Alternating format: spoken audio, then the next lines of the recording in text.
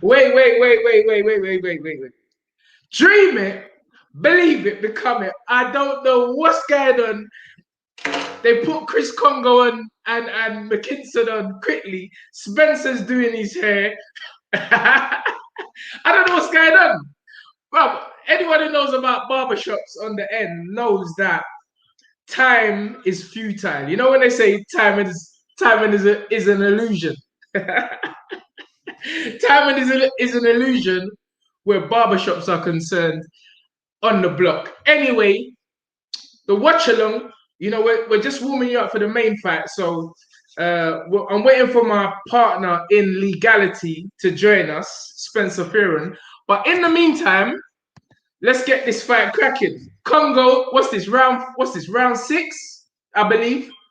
Kongo against Mckinson. I understand that I've missed a knockdown, but let's get it cracking. Wait for old tight Niall Bishop laughing. Bro, don't watch nothing. All right, let's go. Oish! That's a good left hook by Mckinson. Mckinson is full of confidence from what I can see. And I'm just joining it. Both of them are centering. Kongo's pouring out the jab. Oish, good lead right hand by Chris Kongo. Chris Kongo's on a move. Where is Spencer? I don't know where he is. But don't watch that. We're boxing fans. Old tight, everyone who's online. Old tight, test for Paris. I see you, bro. Right up from the southpaw stance by Mckinson. Both of them. You could tell this is a tactical chess match right now. Jab by Mckinson. Another jab. A lot of feinting going in there. So, right now we've got two thinkers in the ring. And no one wants to make a mistake. That's a good jab by Mckinson. Mckinson, being the smaller and shorter man, seems to be more mentally assertive of the two.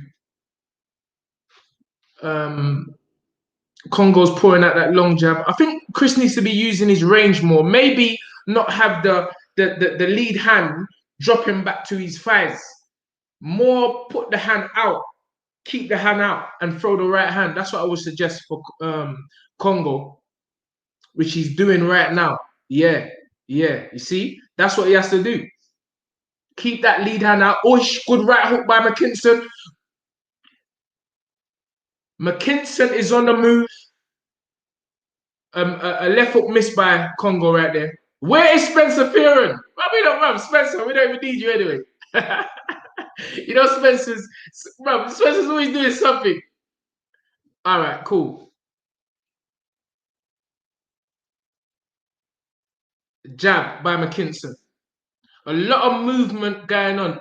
1-2 by Mckinson. Lead right hand, left hook by Kongo. Miss. Mckinson seems to have a really good movement. That's another good movement. Oish! They're tangled up. All right, cool. Old tight late show 42. Come on, Spencer, let me down. Lead right hand, left hook. But Kongo is throwing the right shots, but he seems to be missing. There's a stare down by both fighters as they both go back to the corner. I'm not too versed on who's in the lead, but from what I can see right now, it's 1-0 to Mckinson. Old tight Steve Bailey, sorry. Asino, L5. Old tight Eddie Hearn. I know it's not the real Eddie Hearn, but I see you the same way. Hold tight, Andrew. More strength to you, sir. Bobby Wright in the building. Come on. The show must go on. Where is Spencer Fearon? Anyone who knows Spencer's phone number, his personal phone number, get him online. But don't worry. We're seeing a little clip of Dillian there speaking about the upcoming fight. And I'm really, really anticipating this fight. Dillian's fight. Fingers crossed. Everything's crossed for Dillian this evening. All right. Round 7, I believe. Yes, sir. Round 7. Jab to the body by Kongo. Kongo's doing a lot of feinting. Mckinson's more flat-footed at this point. Jab. This is what I'm saying. Kongo's got to throw the jab from that position. Having his left hand low, it is really inviting the right hook by Mckinson. I'm actually quite surprised how Mckinson seems to be mentally on top in this fight. I thought Chris would have been more assertive, but Mckinson seems to be the one with a lot of mental fortitude right now, and he's literally kind of walking Kongo down. But Kongo's boxing well with that jab, definitely. Left hand by Mckinson.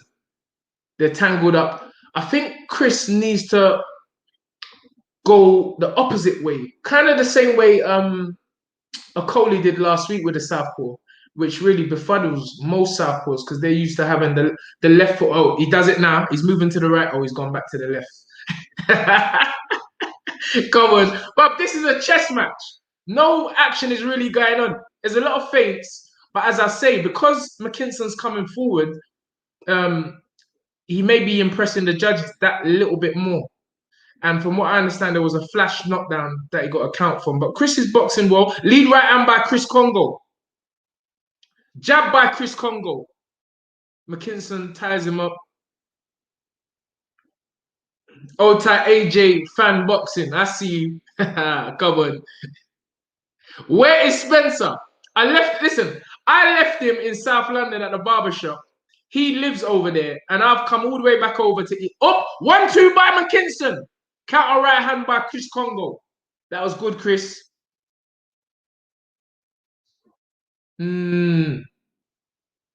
Jab by Mckinson. Jab by Mckinson. Lead right hand by Kongo, followed by the left hook. Good body shot by Mckinson. Jesus. 1-2 by Mckinson. Chris is keeping his movement. Keep your hands up good, Chris. That's what I would suggest. Keep the movement, keep the jab out. Don't let the short man come near to you. But as I say, this is a dominant mental performance by Mckinson. Double jab by Mckinson. On the march still. Chris is moving. Chris got his hands up high. The left hook, right hook. Kongo comes forward. Lead right hand. There you go again. Oh, these rounds are very, very close. That's what I would say. Come on. Come back. Whoop Oscar De La Hoya for his comeback on July the 3rd. But you know that. I'll brock up Oscar. Nick Webb looking powerful tonight. Good test for Alan Babic. Okay. I see you. Hold tight, Rachel. Chigozi. You know, I don't know what Spencer's up to. Spencer's just taking his time. He's gonna be. It's gonna be a long night. I don't know what's up. I really don't know what's up with Spencer. We were supposed to be using his connection. He's still not here. Can somebody contact Spencer via Twitter, Facebook, or or his mobile phone? But don't worry. Here we see Alexander Povetkin. No, that's Campbell Hatton doing stretches in the changing room. I believe he's up next. But here we go. Round 8. Come on. You can tell these are thinkers. Both of these guys are thinkers. Oh, yeah! Right hook by Mckinson! Chris Kongo, it looked like he touched there, or at least he wobbled. Mckinson is looking powerful. Left hand by Mckinson, followed by a counter jab by Chris. Chris is on the movement. Chris, if I was Chris, I would just walk this guy down because Chris is letting him mentally beat him right now. And I don't know if the judges are going to be fair to him because even though he's moving, Mckinson's the one throwing more punches. Chris got to be careful with that low left hand. Left foot by Mckinson. Jab. Chris is walking forward. Right and left foot by Chris Kongo. The referee has warned Mckinson for something. I don't know. Chris is back coming forward. Oh, yeah! Lead left hand by Mckinson. Chris looks like he's done a... All right, he's back on the jab. Oh, type Bobby Wright. $4.99. Come on. Steadying the ship for Spencer Fearon because he's messing about. But you know it's all excitement when I'm on this thing. Tunde, you idiot. Come on, no, but you're there when the fight's nearly over. Listen to me, yeah? Don't listen nothing. I don't want to hear no excuses. I don't want to hear no excuses. Anyway. Oish! Left foot by Mckinson and Chris's legs doing a little wobble. Oh my goodness. What the fight is going on? Right hand by Chris Kongo. And a double jab on Chris Kongo. Oh my god. See, I think we're running a different connection now. We're good, Tim. We're good. Jab by Kongo. Lead left hand. Oi! Combination. Right to the body, left hook to the body by Kongo. Kongo just has to stop dropping his left hand after he punches. Yeah, because it gets caught by the right hand counter. Absolutely. And Mckinson's actually coming with lead left hands as well. There you go. Jab by Mckinson. It's just turned 8:30 locally in Gibraltar. AP says Mckinson's going to win this. Eddie Hearn says, where are you watching? Because round 8 got a minute left. Okay. Spencer, you just missed a group call. Oish! Now, Tun. Yes. You know the drill. Left hand! Left hand. Hold on, what? So who's running slow here? Me or you? You are, but watch this. Oi! Left foot, right hook. Left hand by Mckinson. Oh my goodness. Done. Just tell me when the round stops. And if the round stops, we're going. The round's finished. All right. Yeah, finish. Jump on my one. Yeah, let me jump on your one. All right, Spence. All right, let me just done that sound for you. Yeah, turn down the volume as well. Yeah. All right, cool. Yeah, you know that J Brown Prince stopped Oscar with the same body shot that you stopped that I dropped Spencer with. You know this. Come on, Spence, sort out the connection. I can't see nothing. Bring it, zoom it closer, Spence. Can you zoom it closer?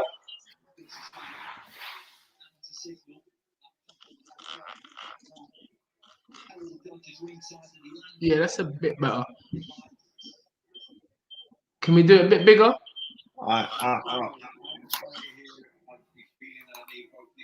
As I've been saying, that Mckinson is mentally seems to be dominating in the mental, definitely in the mental department, because he seems to be the one who's being more assertive mentally. But the thing about this, because Mckinson's not really outwardly. Left hook!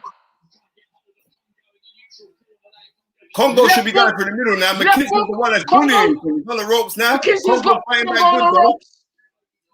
Oh my goodness, they're tied up. They're tied up. They're tied up. Mckinson. Good 1-2 from Chris. Good 1-2 by Kongo. Kongo's keeping him. Mckinson right now should be looking to do a pull counter with his left hand power shot, you know. Well, he's been doing the lead right. He's been doing the lead left hand, which has been quite effective. But I just feel that Kongo, I don't know if he's gonna get a decision like this. No, because he's not aggressing. And the one who's aggressing is actually Mckinson. I've said this. And I just don't like the way Kongo's hand is too low after he throws his jab. He needs to fire the jab from an up position. What I don't understand is this. Kongo's the taller man. Why he go straight 1-2 down the middle? Well, we've said this. And that's what he should be, Frank. Again, it's a thinking match. I don't like this for Kongo. I don't like it when it's a thinking match, because I think it favors Mckinson more so. How are you scoring this so far, Tim? Well, I'll be honest with you. From I've been watching, good hard right hand, left hand shot from Mckinson. From I've been watching, I can't really see a standout round for Chris. I might be watching something different, but I came in around. Go with that, because you haven't seen it. Stay with that. Don't get fooled in emotional entanglements. So therefore, I'm going with that. Just by that analogy alone, because I know that you got dropped early, but because you were stuck in a tunnel, that's why I didn't bother. I wait for you to get. I didn't think you were gonna get through. So can we bring it a bit closer, Spence? You can't. Can we zoom in a bit? All right, but can't you do it on your thing? Oh yeah, that's it. Let me try that. You can do it on your thing. No, I can't. No, I can't.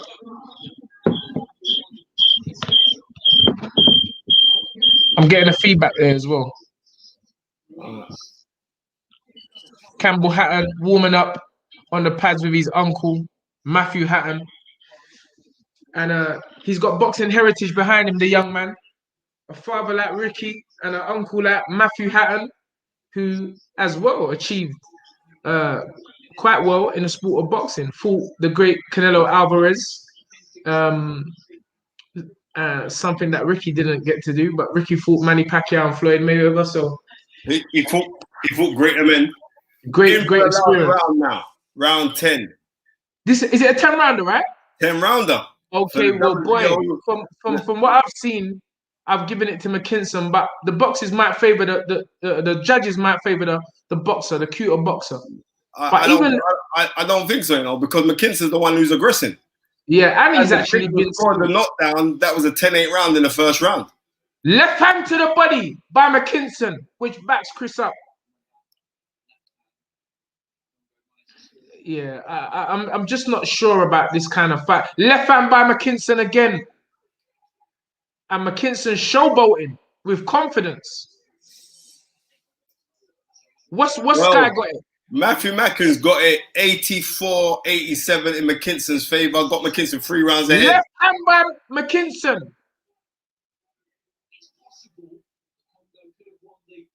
This is a fight where I feel lead right hand by Kongo from the outside. 1-2 by Chris Kongo. Jab.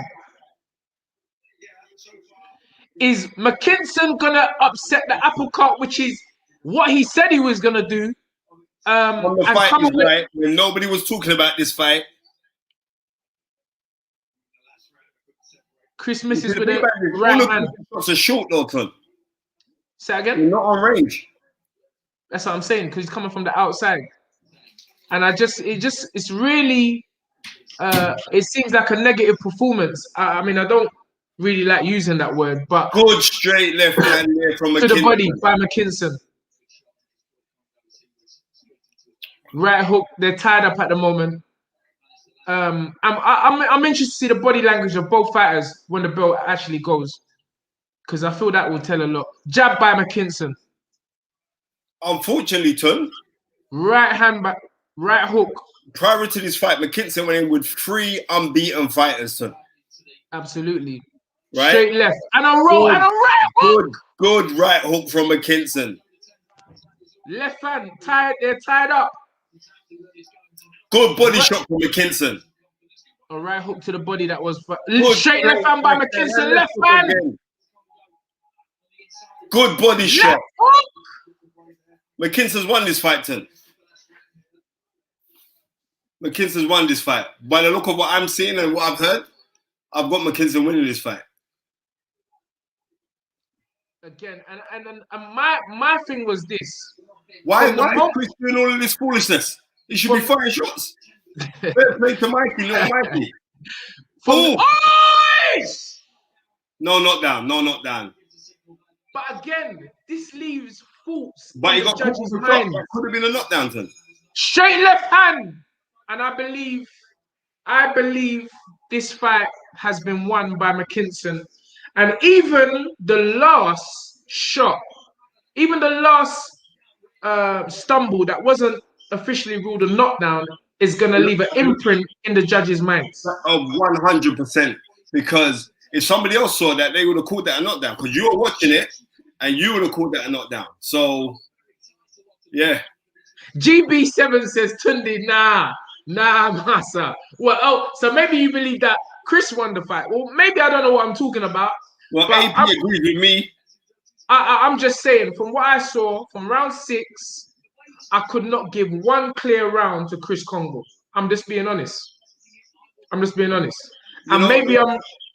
maybe I'm wrong, but we're about to find out.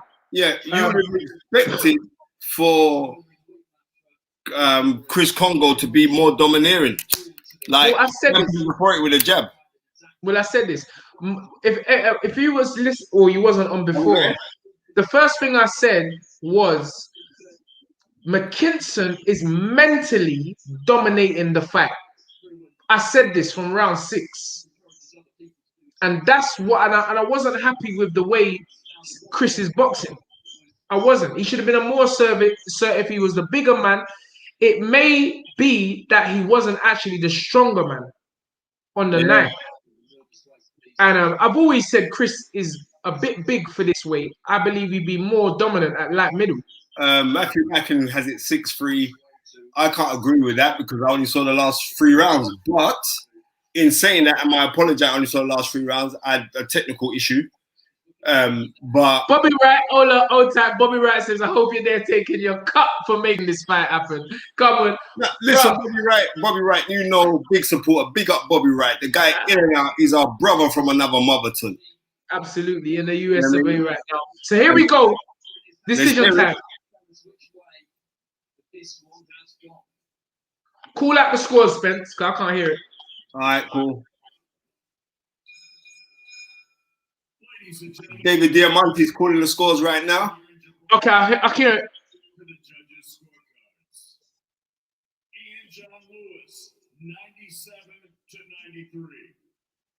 97-93. 96-90 what? 4. Mckinson. Let's see.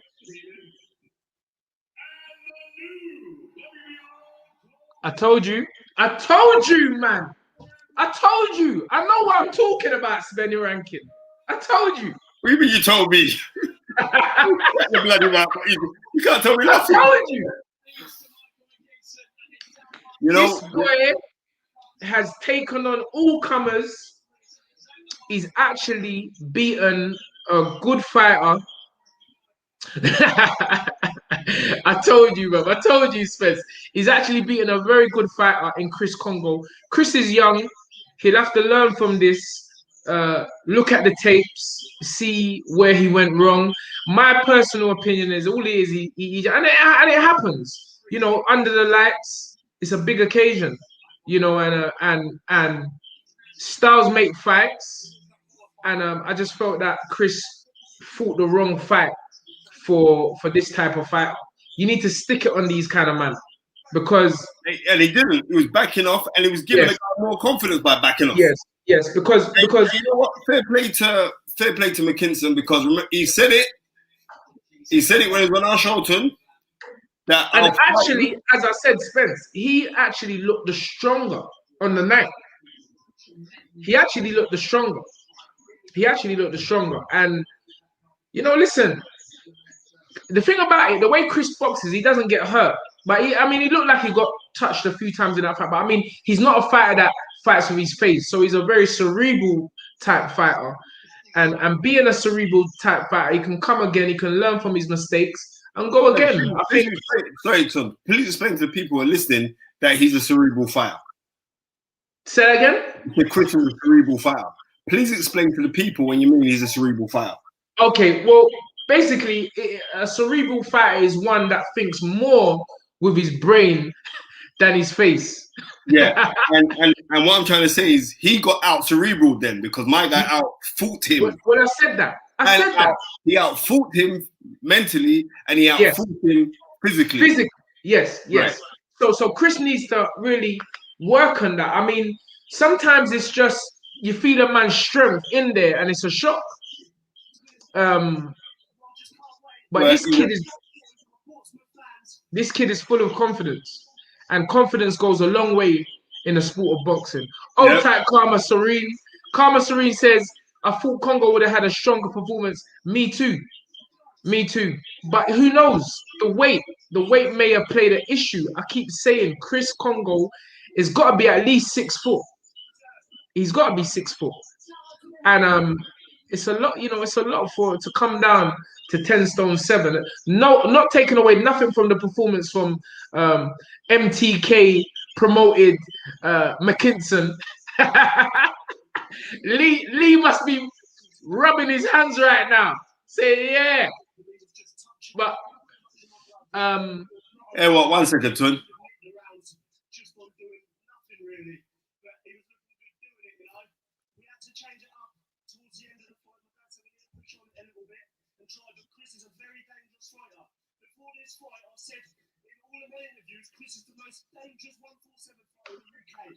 Every round was dangerous. So I had to be switched on the whole time. But I'm experienced. This is my 7th year as a professional.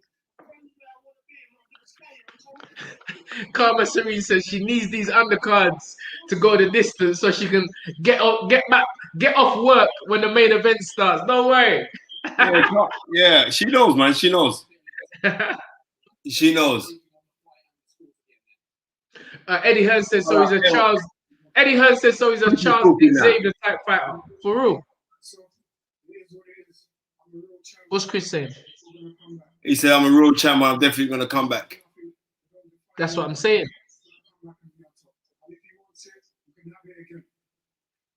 They're not going to have it again, though. He said, if he wants it, we can have it again. They're not going to have it again. And that's that because... Unless there was a rematch. Unless there was a rematch. They're not going to have it again because Chris didn't stamp his authority. If he stamped his authority and we thought, oh, we've got to see that again, nobody's not calling to see that fight again. Yes. And that's the truth. And unless there was a rematch clause in that fight, I know there weren't a rematch clause in it. Okay. Rachel Chigozia, brethren, she says, what's your predictions for the main event, Spence? I'm gonna see that there. Gary's not with it, so he's not putting it up on the screen, but don't worry about it. We're gonna be jumping off now. We're gonna be back at 10, right? Yeah. Well, we're gonna be just before the main event. Yeah. So we're gonna be back on just before the main event. We said we're gonna publish fight. My apologies because when the fight started, Tunde was in the tunnel. I thought I'm gonna say prayers with my kids, and then I went to go buy the fight, and Sky won't even come on my TV to. Yeah, but what you really should have done is bought the fight before. No, I never do that. I never do that. I gotta save money. You know what I mean? We're in a pandemic right now. Bro, all this budget thing no work, bro. It does work. But yeah, so what you're trying to say is that you're holding out your predictions until we come back on the television. You know what? I see some weird. I can actually see this fight going very early for Dillian Whyte. Or I've got Dillian Whyte on points. That's how I see the fight. I can see him going very early for Dillian Whyte, but Dillian Whyte cannot and should not want to fight up close with this guy because I've been watching a lot of Povetkin, and Povetkin's left hand is very serious. Most of his knockouts that he's scored against premier fighters has been with his left hook or his left uppercut. You know what I mean? So, I could see. I just hope that Dillian goes into the fight when he leaves the change room into the fight that he's got a sweat on him. Last time he was very dry, and he made 2 knockdowns when he was dry. I hope that he comes out and he's not dry. Oh, you know what? It's Callum next. We might as well stay for Campbell Hatton. Okay, all right, that's a big fight. Yeah, let's give him that. I mean, the son of a legend. Yeah, let's stay for the Campbell fight then. Yeah, let's stay for that. And then I need to have my food. I haven't eaten. But yeah, and then after this fight, we'll be back at 10. Yeah, definitely. So yeah, I mean, I'll be honest with you. I've watched Alms Knows Boxing says, what's your prediction for the Cheeseman fight, Spence? Not that we're covering that. We won't be covering that fight, but obviously Ted is another local boy, someone that I got Ted in round 9 stoppage. Okay. Well, Ted is my guy. Watched him grow as a young kid in the Fisher Athletic Boxing Club. We used to be down there sparring to him, the good old days.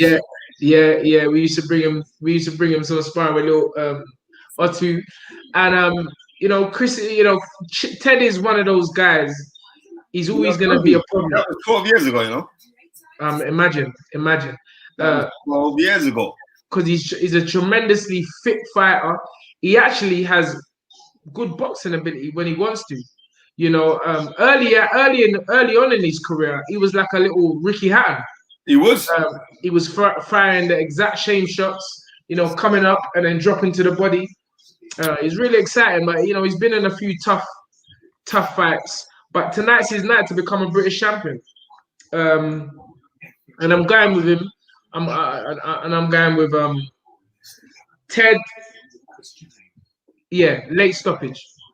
But do not underestimate Metcalfe because he's a kid that wants it as well. But I think stylistically and genetically, the way they're built, Ted has to keep this fight long and work to the body well. So we're going with Ted late stoppage.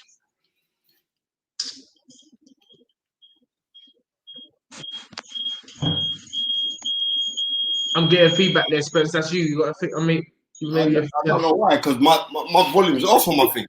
Is it off? Yeah. Okay.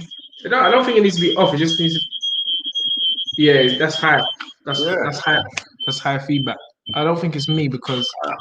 Let me get a chance. No, it's not me. It's gone now, isn't it? Yeah.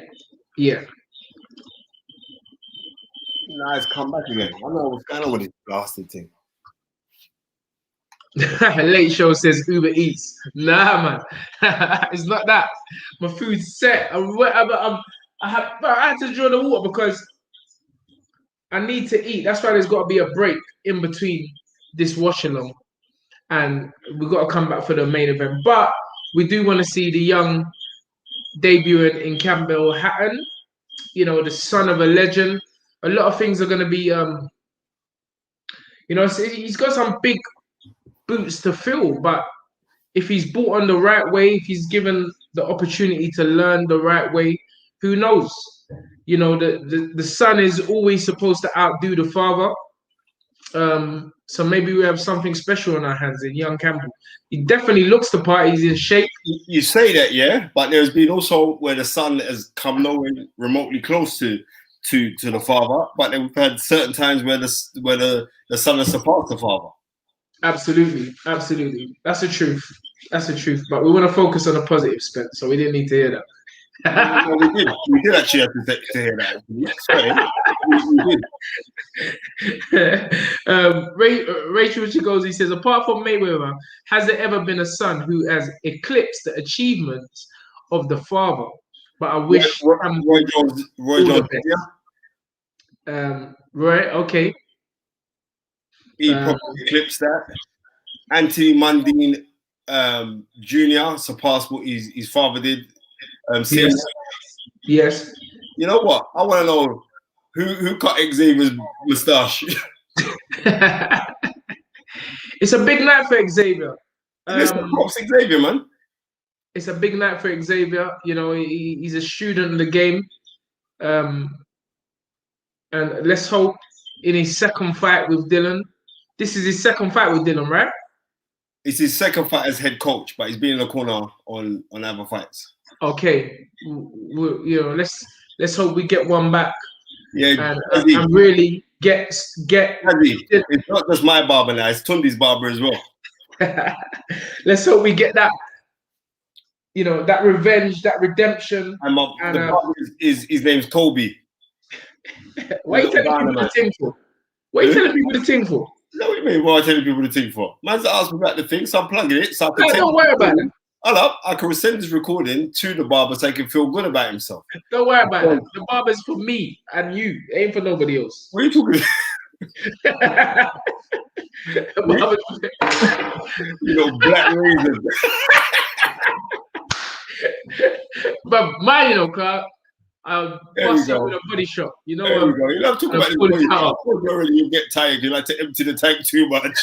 I said, Tunde, I saw Tunde at the barber shop. Tunde dropped me home. He said he ran out of petrol. Bro, your old man jokes. Old time Bobby Wright. Sort your mate out. He's coming with some old primary school jokes. Don't worry about that, man. He used to be funny at one time. Also, James Buster Douglas and his father, William Douglas. That's true. Yep. And I'll tell you the next thing. His father, William Douglas, yes. he was the first super middleweight world champion Okay. in But 1978. you really can't surpass beating the great Iron Mike Tyson. AJ Fan Boxing says, watch Campbell Hatton get outboxed by boxers several times during his amateur career. Hopefully, Magic has improved his fundamentals. Come on, AJ, give the kid a break. He's a young kid. He's the amateurs. And I think, Spencer, one question. What do you think about this choice of opponent, this Mexican? He is what he is, man. What, a road sweeper? Is he one of them? I can't even say he's a road sweeper. I think he would have failed the test to be a road sweeper. He's that bad. Okay, so you don't see any hiccups. Don't be silly. Don't be silly. It's end of the day is this: the kid, he's having his first professional fight.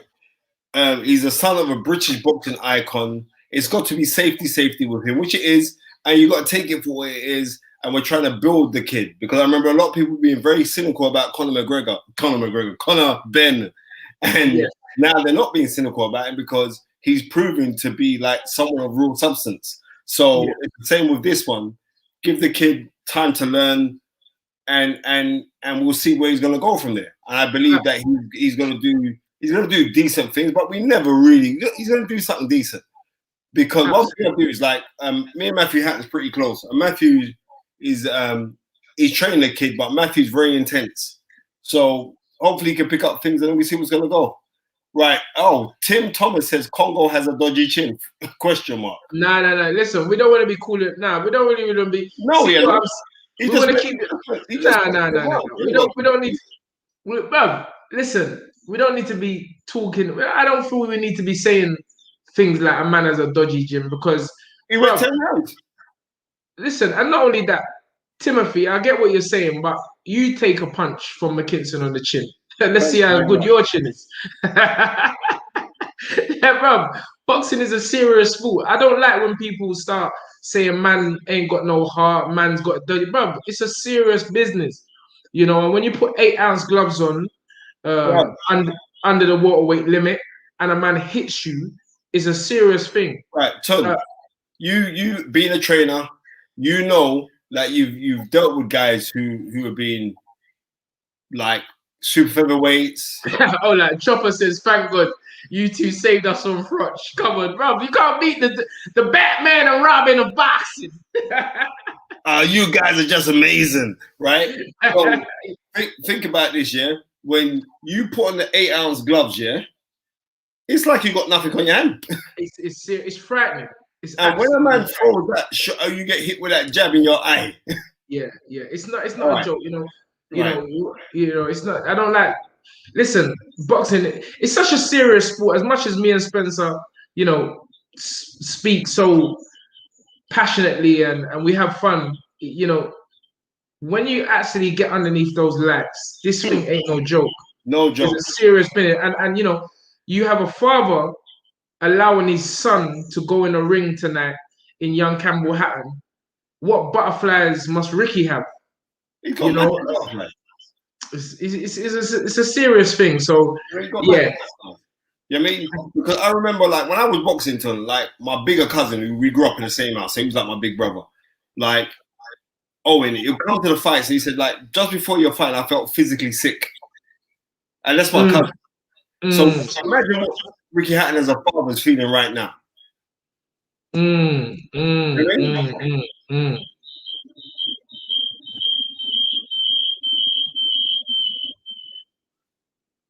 What's Chopper saying? Chopper saying, I ain't heard either of you talk about yourselves yet. Are you even commentators? Well, what are you talking about? What? But me and Spencer don't talk about ourselves. We talk about the boxing. Well, he's being announced right now. David Diamante doing his thing. All right, yeah. Well, they're taking long with this thing, because I could have had my chicken from now. What are you talking about? Don't eat it, bro. Nah. It's you that made. Listen, you're the one who said, let's watch Campbell. The fight along said, Kongo. Okay, let's just watch him anyway, because it could be something. It's still got a historic element to it because of who his dad is. Look, Look at this. The man couldn't even get into the ring properly. So what are you saying? What are you saying? He They couldn't really even bought get him. it. Cha. They really bought him from the gutter. Nah, don't disrespect. I hope this man's got proper boxing shoes, because you know them when they bring in some man and they ain't got proper boxing shoes and they're sliding all over the canvas. Listen to me, yeah? The man couldn't get into the ring, Ton.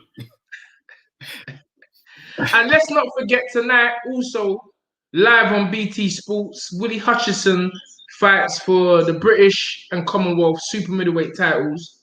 There's a lot of buzz going on around Willie Hutchison right now.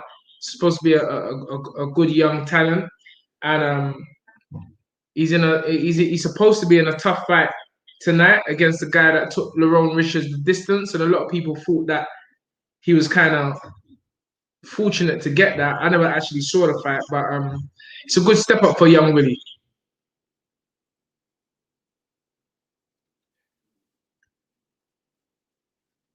My mum.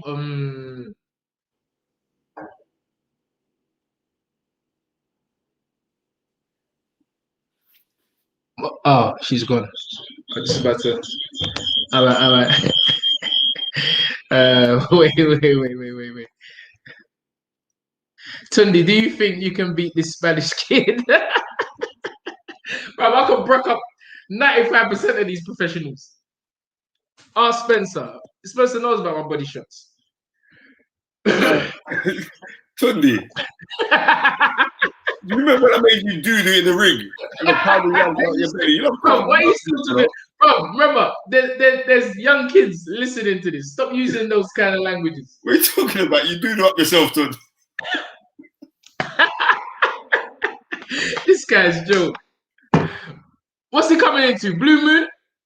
I believe so. But did Ricky start off with that as his anthem?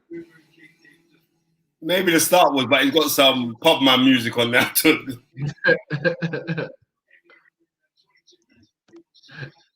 Chopper Adam Smith screwing in Blue Moon. Match. Hold tight, Sammy Ali. You know the set, bro. We are in the pandemic. The bus drivers are essential workers now. Did you see that Estrada fight where she knocked out the mum in 7 seconds? Wow, Shara, I didn't see that. No, I didn't see the fight. Sorry, sis. Right. Eddie Hearn. Pop man music. Hold tight, Dalton. Come on. Blue Moon Part 2. Let's see what's going on. I haven't seen a young man box. I really haven't even seen him on the pads. I've seen him box 3 times in the amateurs. Okay. Did he win anything as a young amateur? No, but he's aggressive based. Yeah, I mean, very similar to his dad. He throws the body shots. Yeah, I mean, he's not a bad kid. I wish him all the best because I've got a lot of time for Ricky Hatton. Ricky Hatton always shows me a lot of love. So, and especially Matthew Hatton as well. I've got a lot of time for Matthew.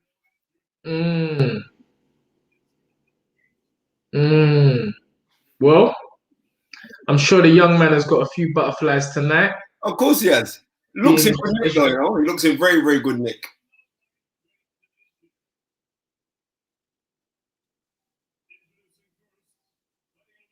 This fight ain't going 1 round, Tunde. He's supposed to, but this is TV. It's entertainment. Look, but Tunde, this man looks like a proper Billy man. Bro, Billy man. Bro, I love that word, you know. Proper Billy man. This is a proper Billy man. This fight ain't going. This fight, and you know what? He's gonna stop him with a body shot as well, you know. Is he Big up Luke Beresford. One of the two. I look at the man's face, son. Spence, stop talking when I'm talking, man. Turn your hearing aid down, man.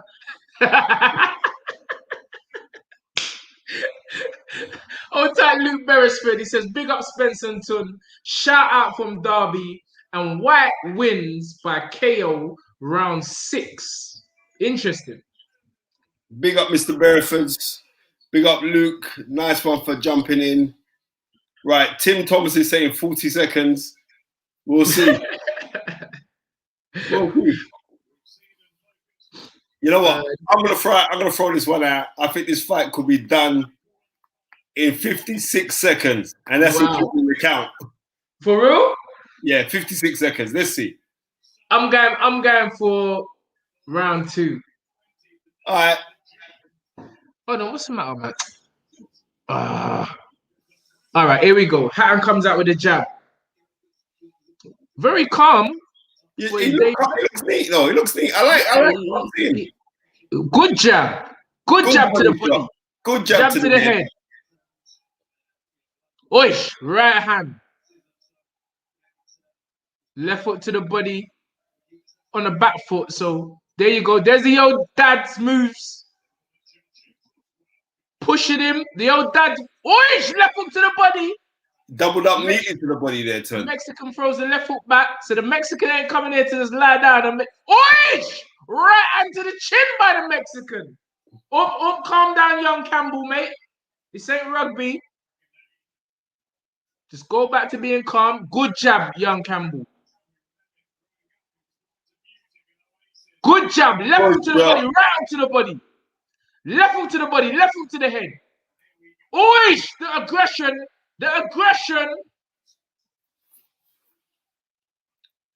I see he's trying that little screw shot. Yeah. Oish! He's got to be careful with there, Spence. He's got to be very careful. He's running into a few shots. The adrenaline's high. He just needs to calm down, take his time. Right two by the Mexican. Good body left hook. Left hook to the body. Right hand over the top by Hatton.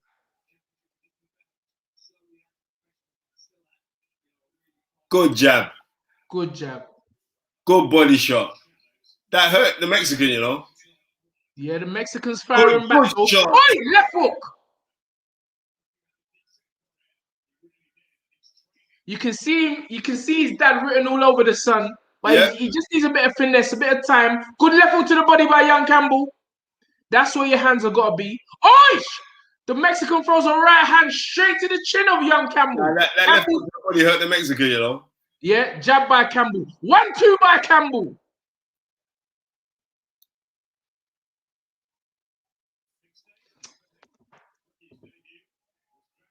Jab. Hands up high by young Campbell. I like that. Jab from there. Good jab. Left hook. Jab. Right hook to the body. They're tied up. Young Campbell's backs to the rope now. Good turn. Just like your dad. Yep. Just like your dad. Right uppercut. Left hook to the body. Uppercut. Right uppercut. Left hook to the body. Right hand. Left hook to the body. Left hook to the head. Right hook. The Mexican's on one knee. He was kind of bludgeoned down to the ground, though. Yep, it looks like your prediction is going to be right, Tunde. Round 2. Don't mess about my predictions, Hold tight. Come on. Eddie heard you was wrong, mate. It ain't 21 seconds. It's round 2, just like Tunde said. Matt Caulfield says, Twos, Ben, now Hatton, all of them around the same weight, be fights for the future. Yes, sir. Red Nose on Hatton. GB7 said, Tunde Watchalong like 2002 Smarts. Come on. Bare emotion. Come on, brother. You got to be emotional about something you love. And we love boxing. Come on, man. Lee T says, Spencer, have I seen Nazir Sanders? I have seen this, the Fresh Prince, Hamid. Yeah, he's a very good boxer, man. Good left hook to the body. Left hook to the head by young Campbell. The slow motions getting played there. Again, good left hook to the body by young Campbell. And I believe, I'm telling you, Chopper, you got to retire from predictions. You got to come to me for predictions. Because the fight done this round. Trust me. Watch. All right, cool. Round 2. Jab by young Campbell. Good movement by young Campbell. Double jab by young Campbell. Left hook to the head. Left hook to the body. Good left hook to the body there. Right hand. You know what? Nice I time back this year, I'd like to see Campbell just double his jab, though. No. He ain't that kind of fighter. Good right hand by young Campbell. Right hand left hook by Campbell. Oh, the Mexican caught with a hard jab, Yeah. Oh, hard Oh, right that's hand right on out the by the Mexican. Mexican. Yep, jab right hook to the body, left hook to the head. Okay, they say Jesus Ruiz hasn't been stopped since 2017 in his first professional fight. Okay, left hook to the body. He's about to get stopped here, Spence. Left hook, right hand, left hook, right hook. Right uppercut, left hook. Come on, young Campbell. Left hook to the body. He should go through the middle now with the uppercut. No. He's going to stop him with a body shot. I'm telling you, Spence. It's coming. Good movement by young. Oh, it's right out by young Yeah, the Campbell. Mexican's tired now. Jab by young Campbell. Jab. Good right shot. up to the body. Right up to the head. Left hook to the body. Right uppercut by young Campbell. Tie him up. Push him up. Left hook to the body by young Campbell. Right up to the body by young Campbell. Right uppercut. Left hook to the body. Oi, I like the way he's throwing the shots in those Spence. Like he's done. You know, he just swing. There you go, young Campbell. Left hook. Right hook. Left hook. Left uppercut. Right uppercut. Left hook to the head. Come on, young Campbell. He's overcrowding his work. And this Mexican is ready to go. You can look in his face. He wants to go. By young Campbell. Don't watch nothing. Just take time. Overhand right by young Campbell. There you go. Jab. Left hook. Left hook to the body Good by body young shot. Campbell. That body Right shot. hook to the body by young Campbell. Right hand to the head. Good movement. Right hook. Left hook. That body shot really, the right hand hook to the body really took the life out of the Mexican. Come on, He's still here. Get your hands free, young Campbell. Punch and get out like your dad used to do. Jab. Right hook to the body. Counter left hook by the Mexican. Left foot right and left foot by the Mexican. Body shot by young Campbell. Wow. What a debut. Right uppercut. This is a swinger. You know what? Fair play to the Mexican. He's coming back with shots himself. Body shot by young Campbell. Right uppercut. Left hook to the body. Lead right hand. There you go. I told you it was coming. I know boxing. Right uppercut by young Campbell. What a... There you go. Hey. I thought you said round 2, Tunde. I thought you said round 2. Don't worry about that. I don't worry about that. I have to worry about it with your shiny face. I don't mind about that. That round was exciting. Look at Povetkin. He's in shape, you know. But let me tell you something. I'm going to tell you what I really think about this fight at 10 o'clock when we switch on. M. Bliss says 100% round 3.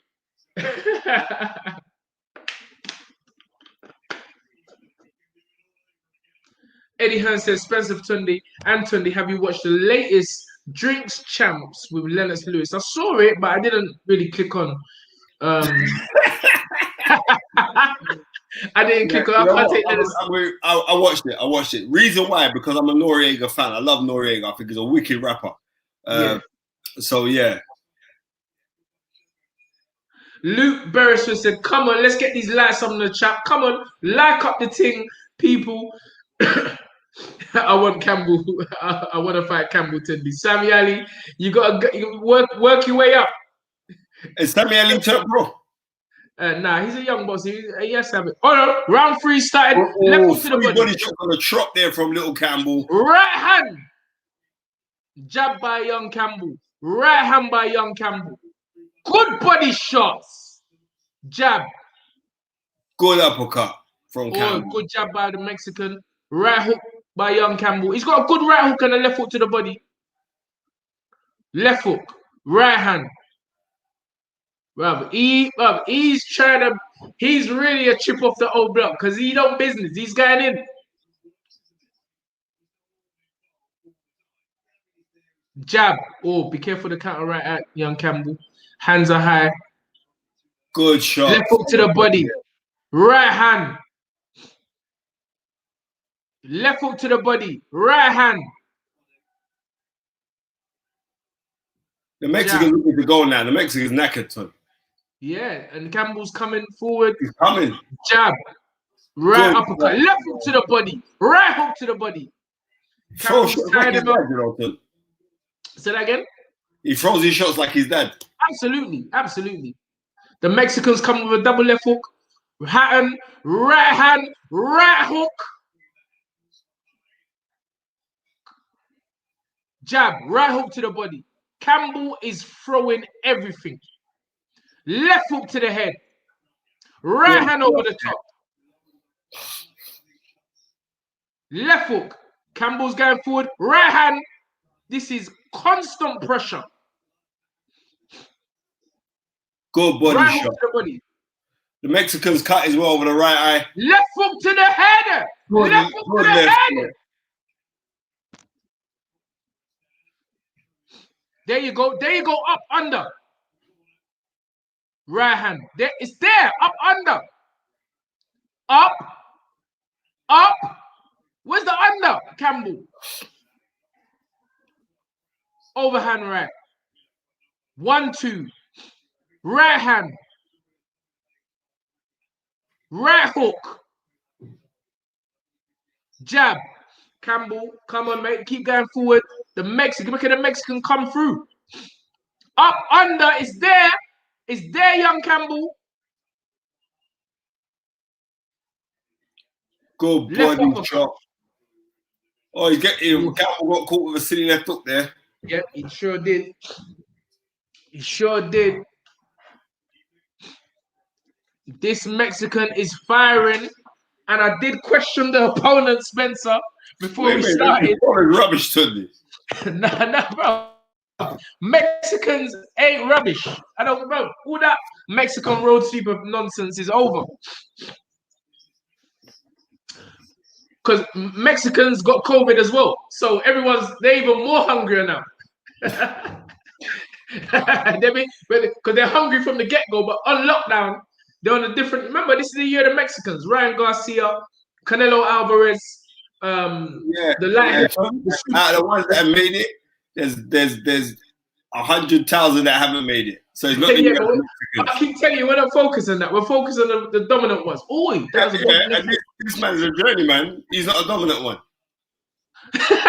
But he's giving a good go. He's taking a lot of punishment. He's giving a good account of himself. And you know, young Campbell must have burnt out a lot of negative energy. This fight could go the distance. It looks so. I'm surprised that he's going to go the distance. But you know what? It's the best thing for him. Good education. Very good education. Jab. Because he can go home and work on things. It'd be even better if he gets a stoppage now. I hope that he doesn't stop this guy in this round, but we shall see, because he's looking like the wear and tear is on him as well. Yeah, left hook to the body by Campbell. 1, 2 by Campbell. Oh, you know what? The Mexicans throw some good combinations. I told you this. There it goes.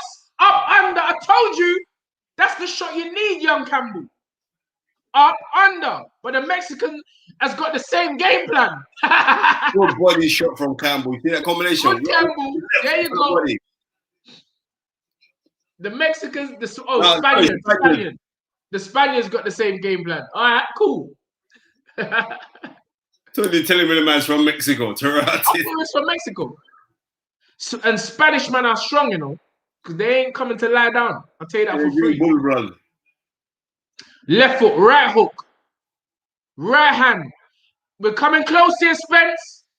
Oh, the Spaniard has tied him up.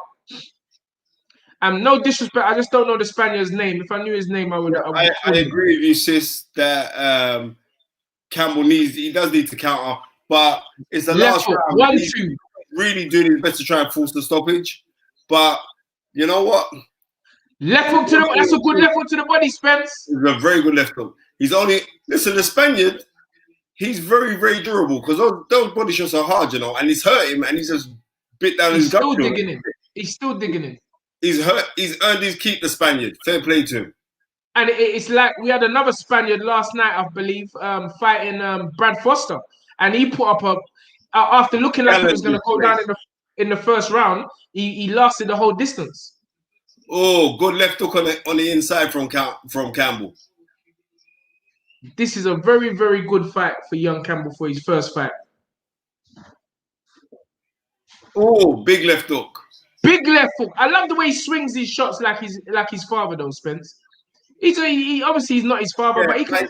I know, but he's got a different body type to his dad. Oh, he left hook to the body that hurt him, Spence. That hurt him. Yep. Campbell's on the fight on the ground. Right hand. Left hook.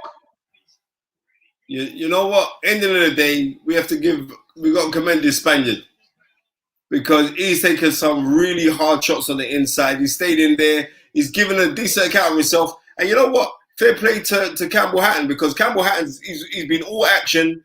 And you know what? He's about learning. He's gonna learn. He's gonna learn from going these 4 rounds. And he's took shots as well. So you know, he's absolutely not afraid to take one in the whisker. Good professional debut. That's a fact. That's a fact. You just said the same thing that Adam Smith said. Huh? You said good. You said it at the same time. You said good professional debut, and Adam Smith said exactly the same thing. Because like he must be tuning into our watch along, bro. Come on. Come on. Chopper says 13, not a gimme. No, even though the guy's record is atrocious, but you know, he's only last time he was stopped was 4 years ago in his pro debut. So fair play to Hatton Campbell. Yes. Wait there, Sammy Ali. No, Sammy, I disagree with you on that one. I'm sorry about Campbell. No, don't disrespect Sammy. He never. He's a young Spain creating Mexico, same thing. Exactly, brother. Thank you for the geography lesson, Mr. Jordan Gooden. Well, they did. That's why they speak Spanish over there. I did. Yes, sir. But that was a good professional day. You see how he swung the shots like shot. Sickening.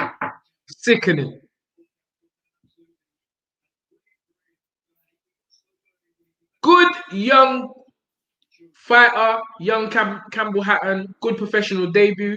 And on to the next one. Rachel says Campbell will learn a lot from this. He was looking for the knockout.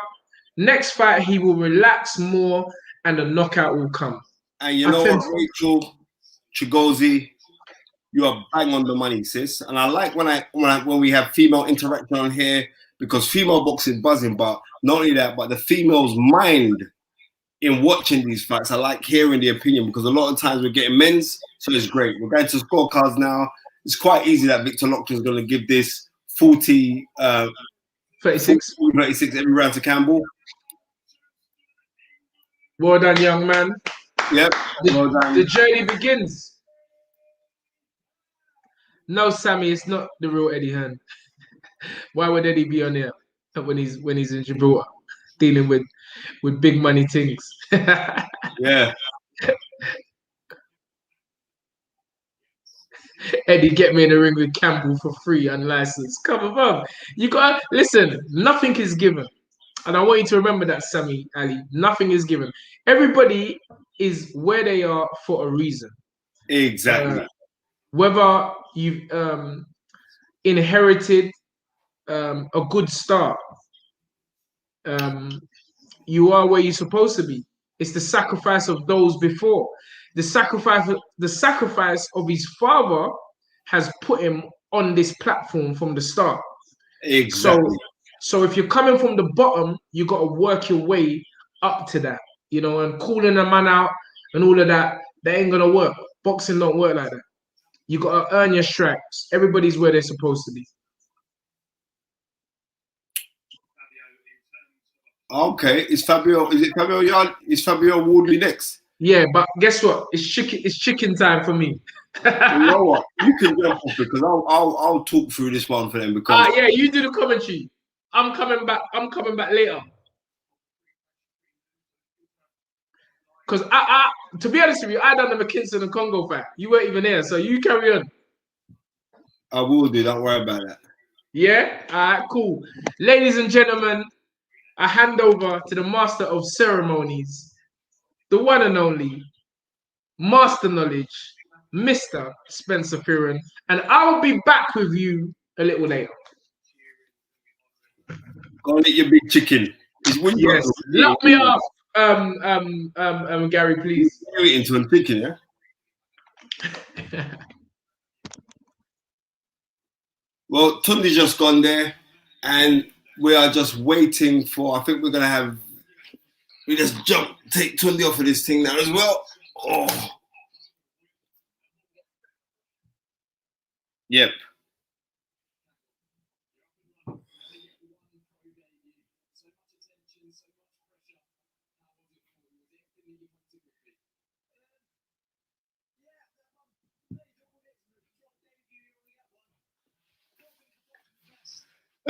Just an interview right now with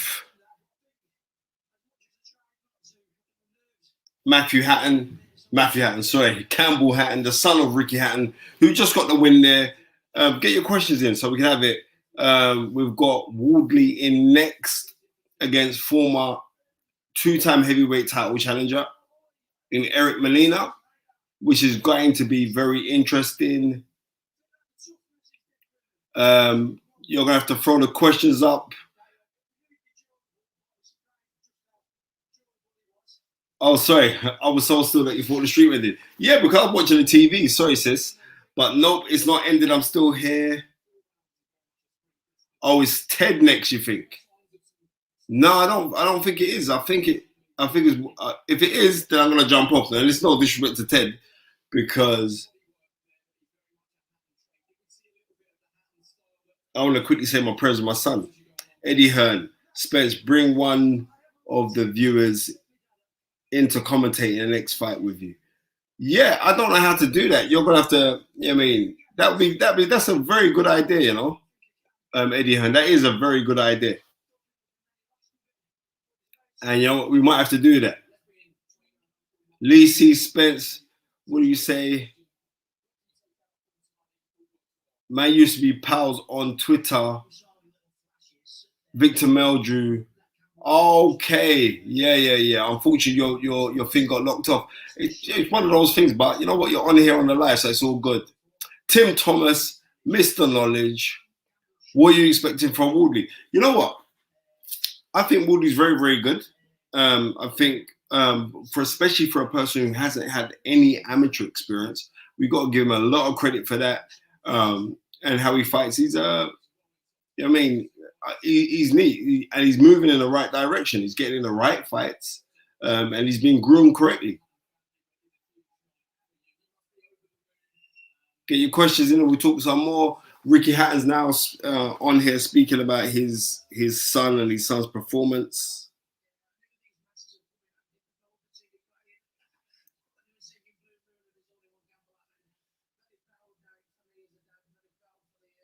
And my phone's popping right now. What else is there on air? So we've got Ricky Hatton there just saying how thrilled he was about his son's performance. And he said that he was lucky that we're wearing these masks because nobody could see him crying. Because he did. He started crying. Eddie Hearn saying get a female perspective in it. Yeah. Maybe at 10 o'clock. Or maybe, Gary, you could send out a invite to someone who wants to jump on it. So if you want to jump on this fight along with us,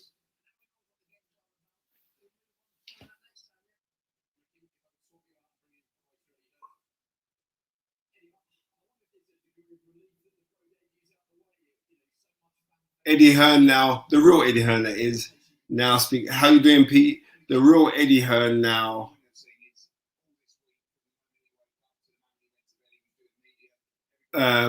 Talking about the pressure and responsibility on the head of young Campbell Hatton.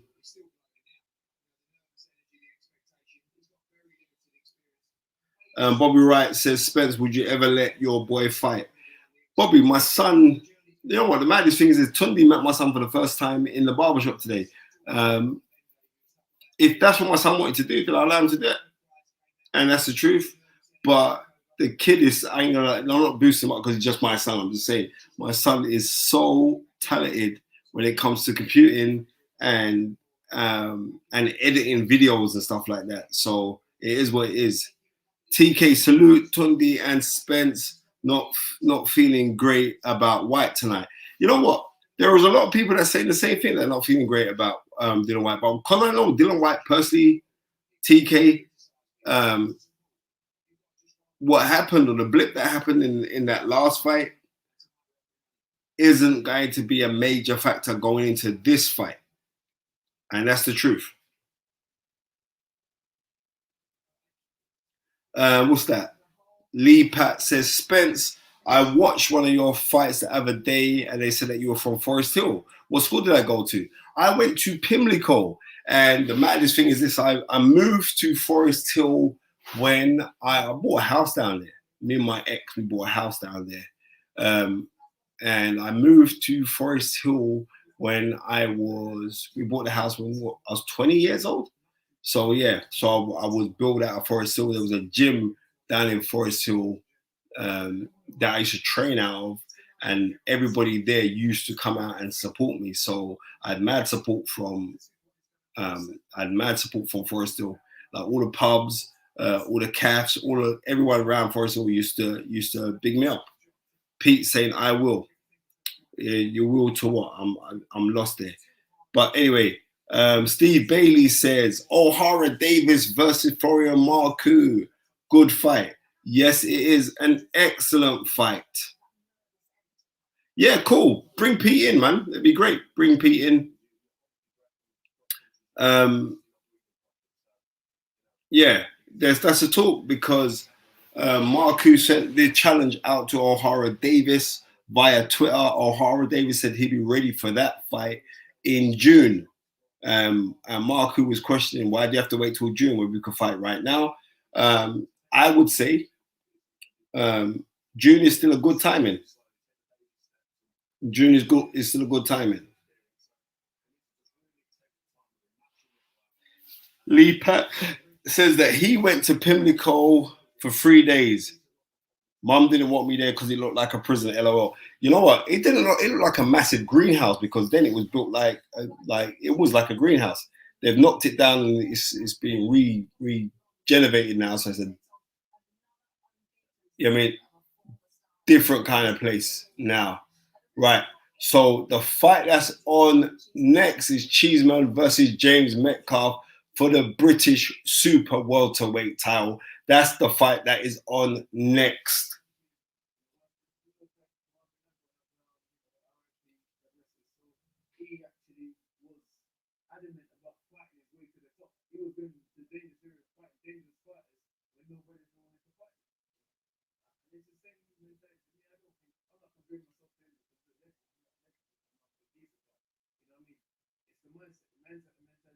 So who are we going to get on there? You know, Bobby Wright would have loved to have had you up on the show, my friend. Don't worry about it. So where's Pete? He's meant to be jumping in. Pete, jump in. It'd be good to have this chat along with you while you're doing a fight along. That would be good.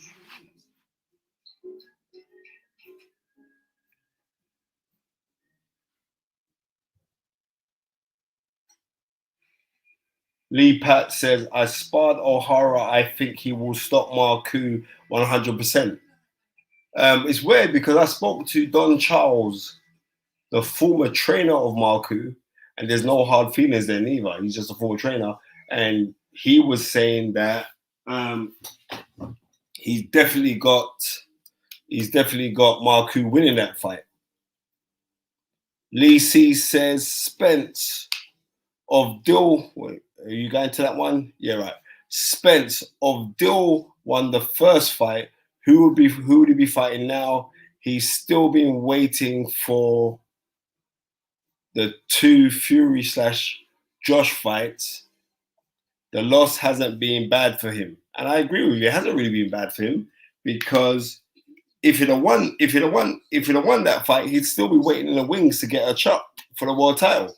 So you know what? Maybe the him coming second best in the last fight against Povetkin was a blessing in disguise, especially if he can come out and be victorious in this fight. Maybe it was a blessing in disguise. We shall see.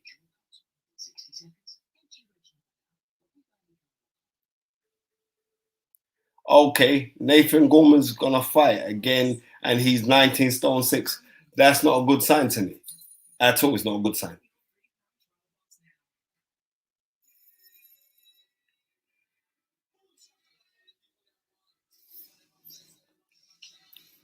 Sammy Ali, I'm sorry, but O'Hara Davis is on a different level to Marku currently. Yeah, I agree, but I would like to see that fight.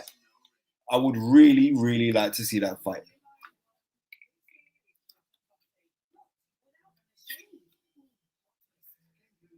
Sammy Ali, people found Marku's performance against Charlton great, though it was okay, and O'Hara wouldn't be as susceptible to those sneaky shots. And I agree, but I don't think the shots were that sneaky, to tell you the truth. I think sometimes they're telegraphed because he relies on power. But you know what? I was impressed with how Marku throws his jab, Sammy. He has got a very, very good jab. And he doubles up on the jab very good. It's a very forceful jab. I mean, very, very sharp for a short man. How he throws his jab, I'm quite impressed with it.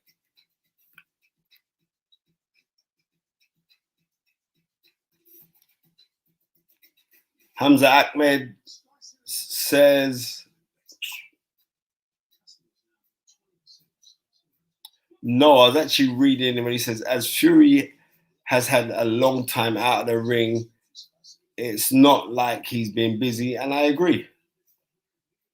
Happy People says, Spencer, big up yourself.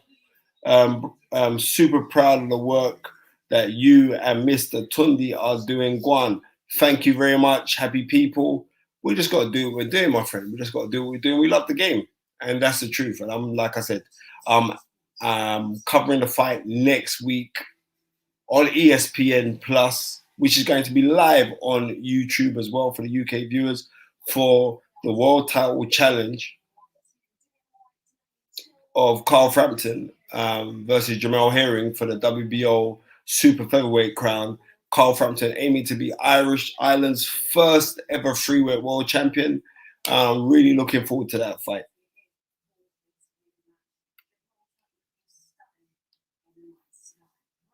Sammy Ali, if Whyte wins, these idiots best not mess him around again. Unfortunately, will, because people have more of a desire to see Ajayi versus Fury, and rightfully so. That's no disrespect but he'll be the guy up next. He'll be the guy up next. Or maybe once there is an undisputed champion, right? Your undisputed champion, then they could give up one of the belts and Dillian could fight for a vacant crown, become world champion, and then end up getting a bigger fight against even the winner of AJ versus Fury. And we'll see what's going on from there.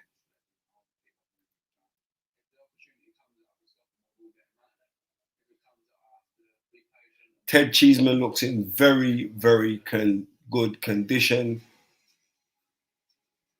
And so does James Metcalfe. And I'm really looking forward to this.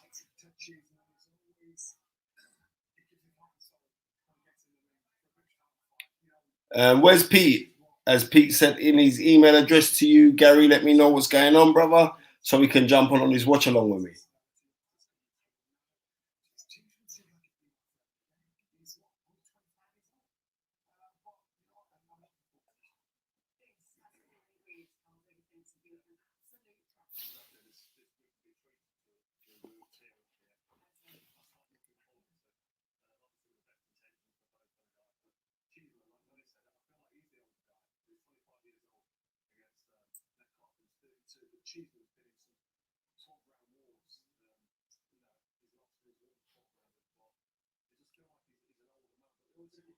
Steve Bailey, do you think Carl wins and Whyte stroke Wilder next?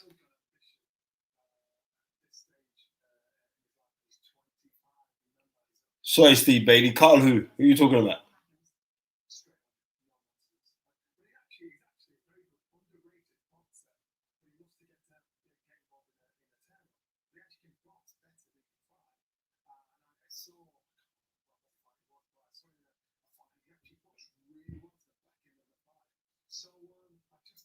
PUBG Gamer says AJ beats Fury and then Whyte beats AJ. You know what? This is the game, and anything can happen in this game. And when I mean anything can happen, I mean exactly that. Anything can happen in this game. I mean, this is boxing. Oh, Carl Frampton. Yeah, not easy fight though. It's not an easy fight, but as long as he's prepared right. And what I don't like is the fact that Hearing's just leaving America today, and he's flying out to Dubai. And I know that flight. What is that? That's like a 12-hour flight. It's a long distance flight. They say for you to hydrate properly from the jet lag, you need a day for every hour that you're flying. So I don't think I don't think that's very good of Hearing leaving so late. If I was here, I would have left like 2 weeks ago. So I would be acclimatized, and also I would have rehydrated properly. As we're seeing right now, Metcalfe is just getting ready to enter the ring. He's called the Shamrock Kid. As he's getting ready, he's all black. Looks pretty neat. Lee Pat says, Whyte is from Tulsa Hill. Like me, really hope that he gets the job done tonight, but Povetkin is no joke. And my brother, that's what I've been saying all week. Povetkin is no joke. Povetkin is a very, very dangerous man. A very dangerous man.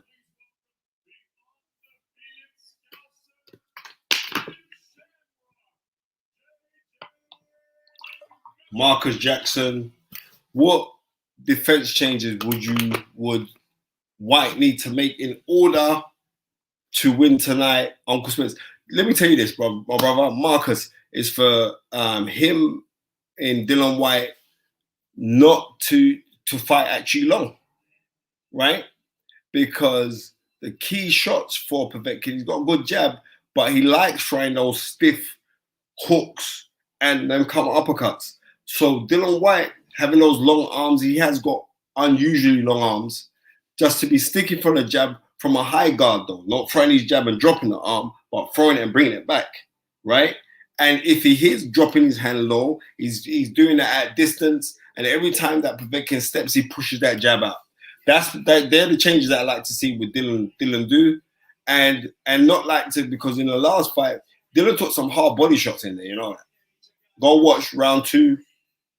Dillian took some hard body shots, and not to be so static. And I'd also like to see the change of Dillian Whyte coming into the ring with a sweat on. I think he's going to have that this time. I think that could make the difference. And I think Dillian Whyte could box more.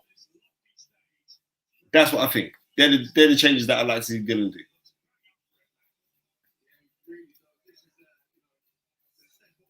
Balfour, come on, Ted Cheeseman.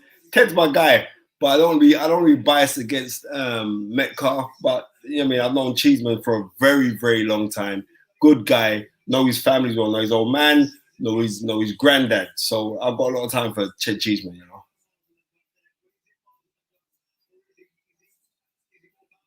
Sammy Ali, also, can we expect a Lennox Lewis, Mike Tyson-like performance? You know what? For a young man, Sammy, that's a very good analogy. Maybe we could. Lee Pat, I feel modern heavyweights need to study 40s and 50s fighters, heavyweights to elevate their game. My friend, you're talking to the converted. That's all I watch.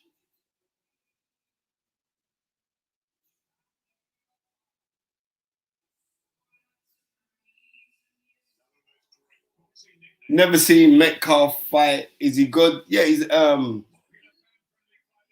Yeah, he's a decent fighter. Gerald Gray, your greatest boxer of all time. I haven't got one. And that's the truth. I'm a fan of boxing.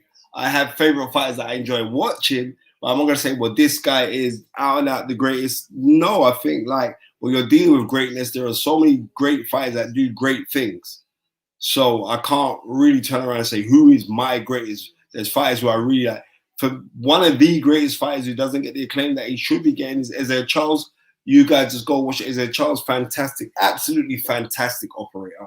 And the certain names on his record who he beat as a light heavyweight, then moving up to heavyweight. Fabulous fighter. What's that? Steve Bailey. Would you want Dillian to put the pressure on early on with Povetkin being of his age to test his stamina? Not necessarily. I'd rather him take it long because of his age, and that's when you're going to see it. Because if he started off early, like try and bomb this guy out straight away, you could be falling into Povetkin's traps. And Povetkin is a well-accomplished man, a former world title holder, a former Olympic gold medalist. He's no joke. There we go. PUBG Gamer Geezer. I heard you say something about Dillian Whyte's resistance. Now, ever since the Ajayi fight, he's not been able to absorb much. No, you never heard me. No, you haven't heard me say that. Once, ever. You must have been mistaken. I don't question Dillian Whyte's resistance at all. But what I am saying is, like, sometimes I think Dillian could be more reliant on his boxing skill instead of just trying to be too much fan friendly.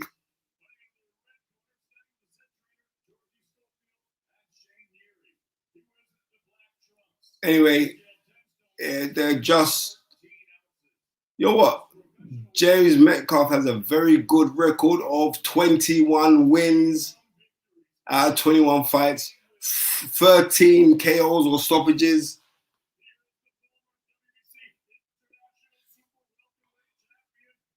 I'm looking forward to this fight. I thought Pete was jumping in on this one. Gary, what's happening?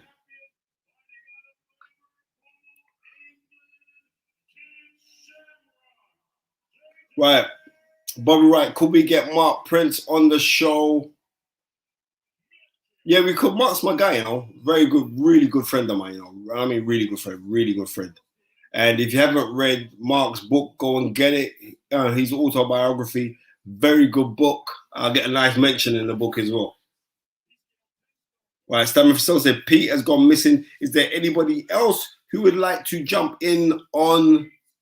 Right, you got it already. Stammer Phil, our guy, the man with the cam, Gary Blake, who's never late, says anyone wants to jump in with Spencer on the watch along, just say so on here and we'll bring you in on it until Tunde finishes eating his whatever he's eating right now.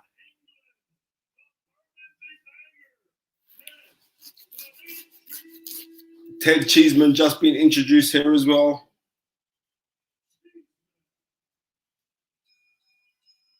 Rapstar boxing knowledge. Big fight night. Let's go. Big up Rapstar. How you doing, man? How you doing? Pray everything's good your end.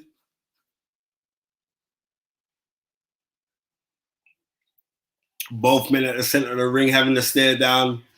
Metcalfe looks very up for this. Cheeseman is always up. Cheeseman is a very intensive human being. I can tell you that now, friend. He goes anything. He could sing happy birthday to his kids and be intense. He's just that kind of guy. But if we look at Metcalfe, Metcalfe is very, very thick set. And let's go. They're both out to the center of the ring. Good jab out by Ted Cheeseman. Jab down to the body there from Ted Cheeseman. Metcalfe tight. Good block there from the right hand from Metcalfe and a block to the body. Oh, Metcalfe really loading up with these shots as well. If you look at Metcalfe's stature, he actually looks like a 50s fighter. Good 1-2. This is going to be a very good fight. I can tell you this now for nothing. Good jab downstairs from Metcalfe and a right hand. Ted Cheeseman coming out for a 1-2 right hand. And now Ted's back on his jab. Good head move from Ted Cheeseman. Just move for the left hook from Cheeseman. Metcalfe now bouncing back, moving left to right. Double jab, then a left hook from Metcalfe. Good 1-2 downstairs from Metcalfe. Started off on the right, pivoted over to his left. They're up close now. Now when they're up close like this, they should throw the uppercut. And I said that Metcalfe just threw it. Double jab there from Metcalfe. Waiting. Good right uppercut from Metcalfe. Landed bang on the jaw of Ted Cheeseman. Ted Cheeseman's face is reddened already. We're only in the first round. Jab from Cheeseman. Cheeseman covering up tight as well. Cheeseman should be looking. Thank you very much, Alexander Wilson. Love to Spence. Was listening to Fernando Vargas's brother talk about the Trinidad fight. Fascinating details. It was an excellent fight. But bro, right now I'm just breaking down this fight. This is a good first round. Both men are on top of each other. Good right hook there from Ted Cheeseman. Coming up with a jab, but he just fell short. Metcalfe has backed up on the ropes now.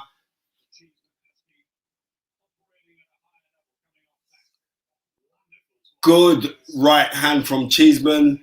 And now Metcalfe has now kind of settled in his position, doing little side-to-side movements and throwing out the jab. He's catching Ted Cheeseman with a jab, but there's nothing on it. So Ted Cheeseman's just bowling forward. Good left hook from Ted Cheeseman there.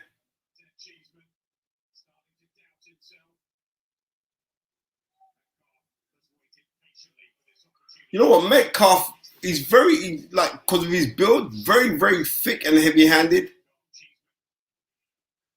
Good 1-2 right hand there from Metcalfe. Double jab back from Ted Cheeseman as he's looking. Really good head movement from Ted Cheeseman, you know. Really good head movement from Ted Cheeseman here. Good straight right hand to the body from Cheeseman.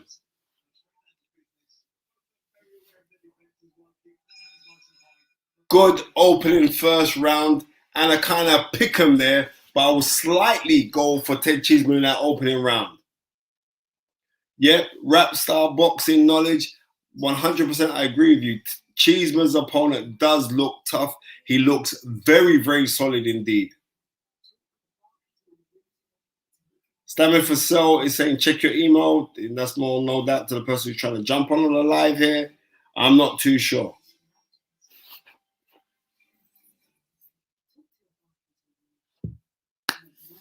Good opening round. Very, very good opening round.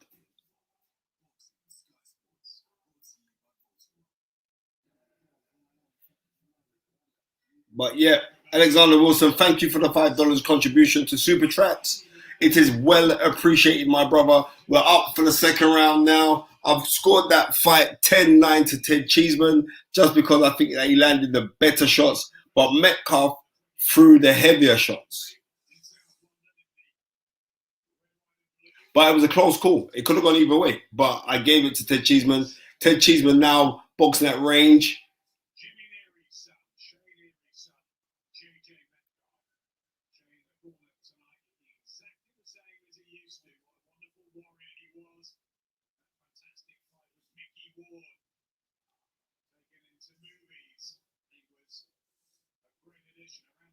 Good shots there from Metcalfe. 1, 2, 3. And he's got a very... It's like he's doing martial arts. Like he'll change from southpaw to orthodox and back to orthodox and then throw shots with Metcalfe. He'll come up through the middle. Good 1-2s from Ted Cheeseman. Ted Cheeseman gets caught with a left hook.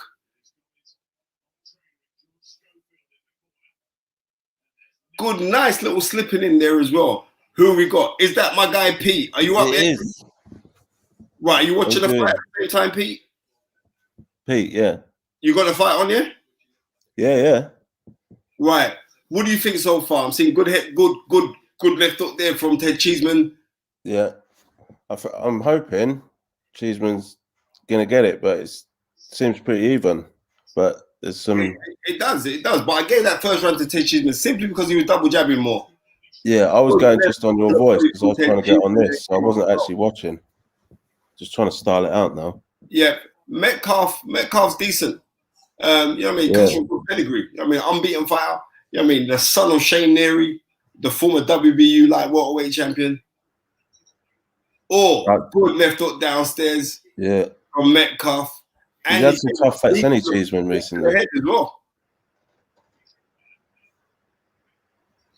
You know what? You see the thing with Metcalfe as well. He's very comfortable in there when he's fighting. You know that. Yeah, he's on the ropes, but he's not on the ropes panicking. He's slipping the shots really well, rolling the shots very well. At a time where a guy goes back to the ropes, you should from that position because Cheeseman's the longer. You should be throwing straight 1-2s down the middle. Good left hook there from Cheeseman and a right hand to the body.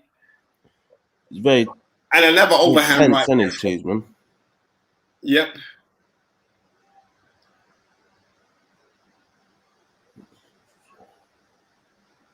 Good head movement for Cheeseman. Nice one there. Yep. Don't phased him at all. Yeah. And you know what? It's like Metcalfe started off throwing hard shots, but it's like in the first round, but it's kind of leveled down. Good shots there from both guys. So I've given that round to Ted Cheeseman. I've just got that one, Pete. I'm going to be honest, mate. I don't know an awful lot about scoring. Tell you? Yeah, I'm here to learn, I think, is the best way to put it. Probably not best for viewers. Yeah, don't worry about that. But who do you think would have won that round, Pete? I had it the other way, but that shows okay. No, you know what? That's cool. I thought his style was just a lot looser. I like that. Whereas Cheeseman's very much, he's learning it in the gym. He's there. He's doing it. He's not robotic. It's like learned, isn't it? It's drilled into him, if that makes sense. Yeah. Luke Beresford, big upset Spence. What? Stephen got knocked out in 2 rounds. Oh my word! That was his first professional fight. Oh my word! Crazy. This guy's a cruiserweight. He's signed to AJ's promotional company, management team, and he just fought on a Frank Warren show and just got knocked out in 2 rounds. No, this is crazy. It is what it is. Crazy. It's that way, isn't it?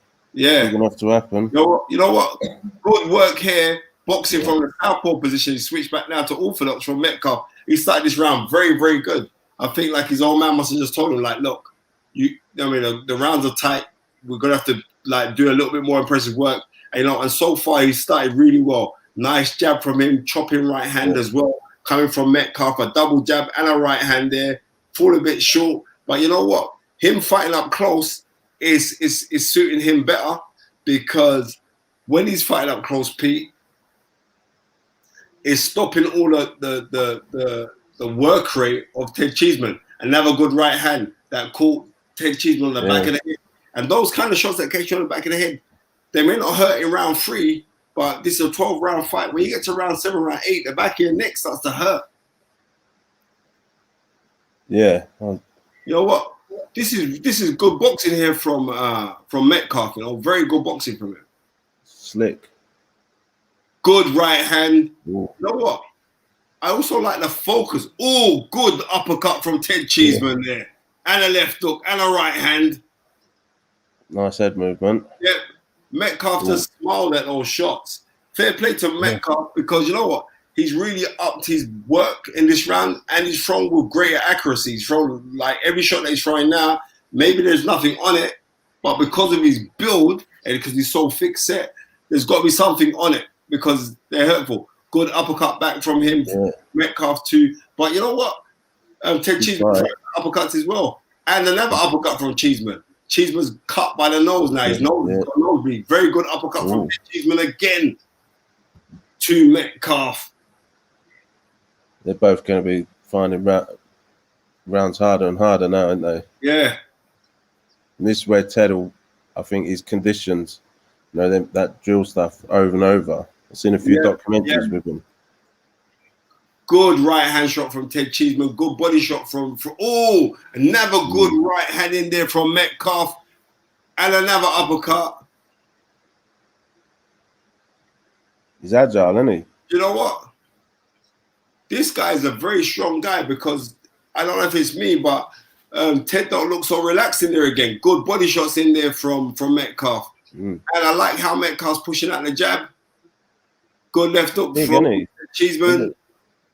This round here, I've given to Metcalfe. Yeah. Very good round. But you know what? Ted Cheeseman looks busted up pretty badly around the nose. And his face looks very reddened there.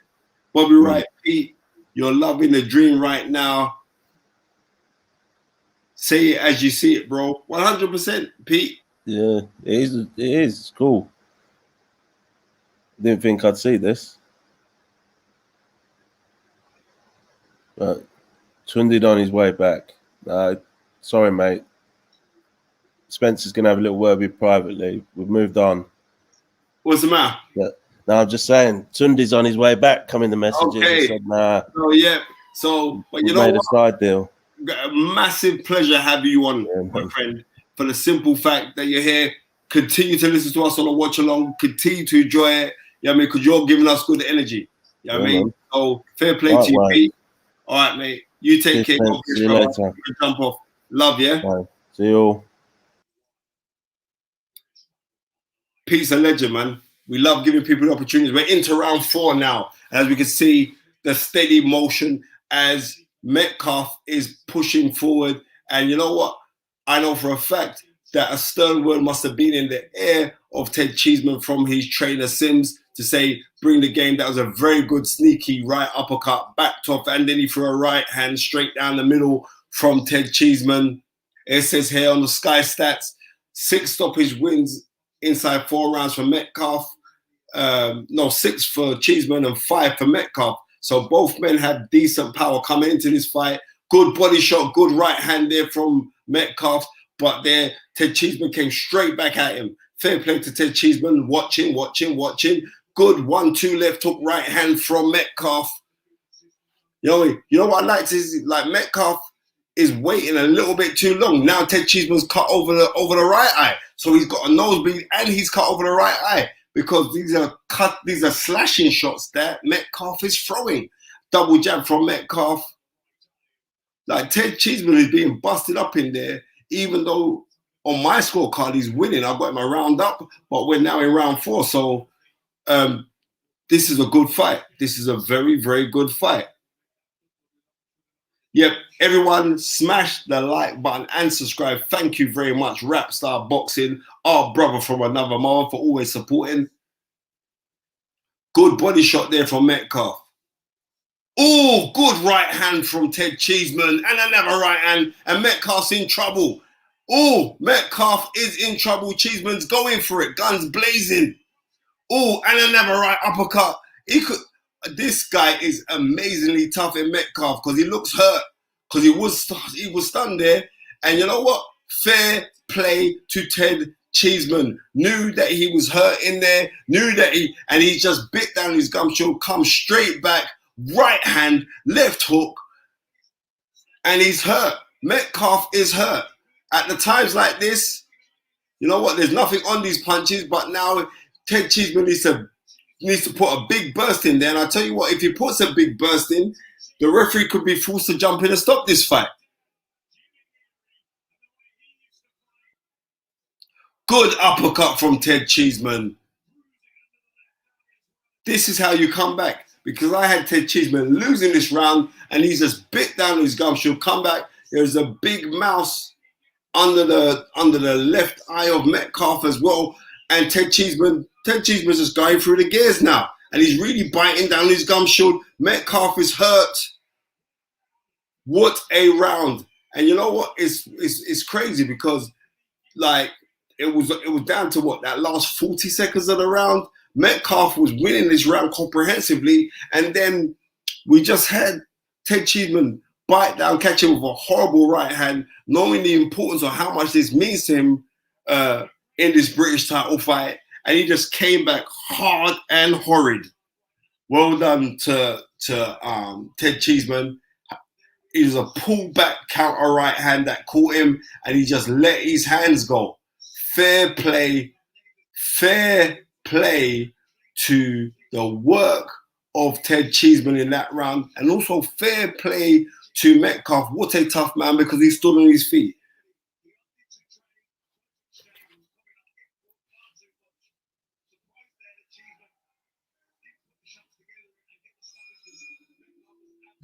Yes.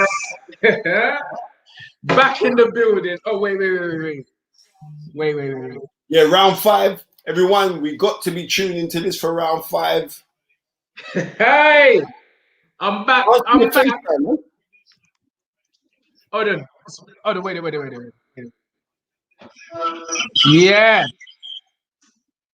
Back in the building. Come on. Good left hook from Metcalfe. Turn your volume down, Spencer.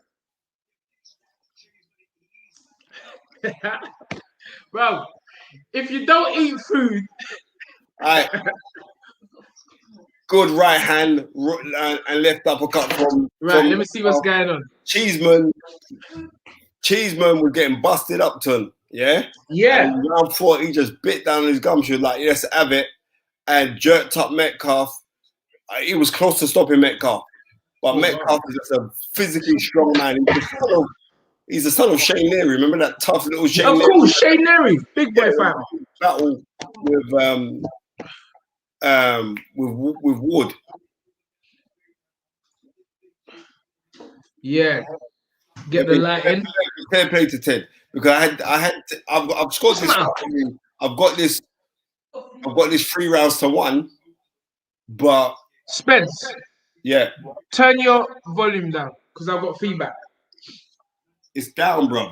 You can't go Yeah? down. Okay, can you hear me? Yeah, I can hear you. Okay. But I'm getting some feedback. Maybe it's from. Let me see. Oh, I know what it's from. It's from my headphones.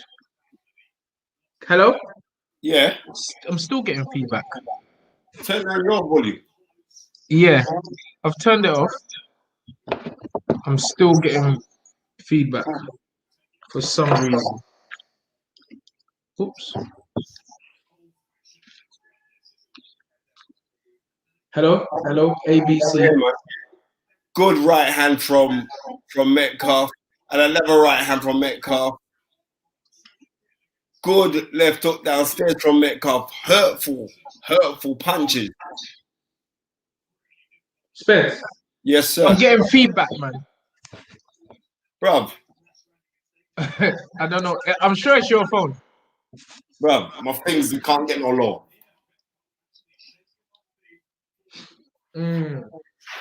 Why are we getting feedback? You still getting feedback? Yeah.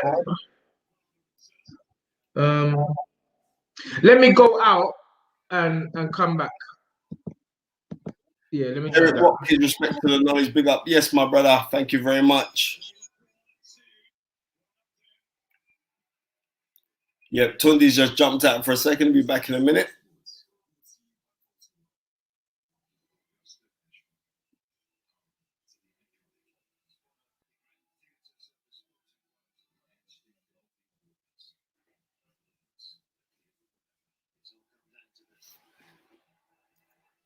Great fight.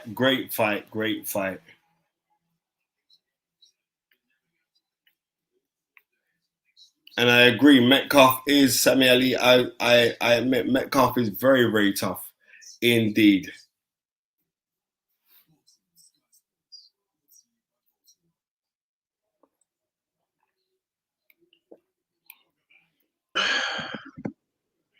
Spence? Yes, sir. Yeah, I can hear you. All right. Yeah, that's much better. Yeah. We are in for round 6. Okay. I've had my food. Let's go. Go jab to down the body by Cheeseman. Jab to the body by Cheeseman. Let's go.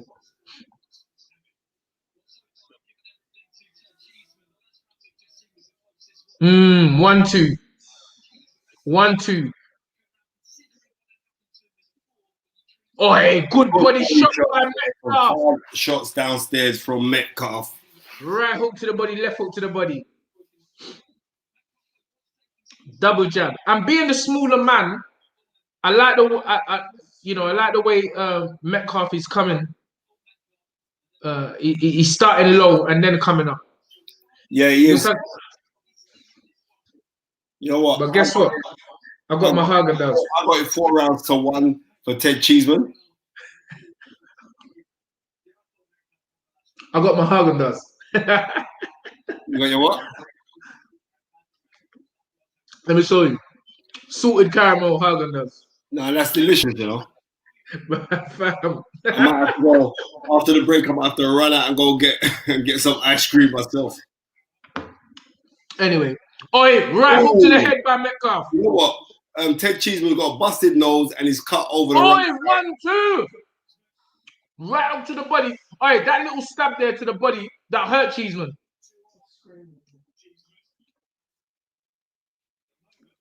This kid is a tough kid, you know, Spence. Listen, the man's unbeaten in 21 fights, son. So he's bringing that confidence in as well. Good.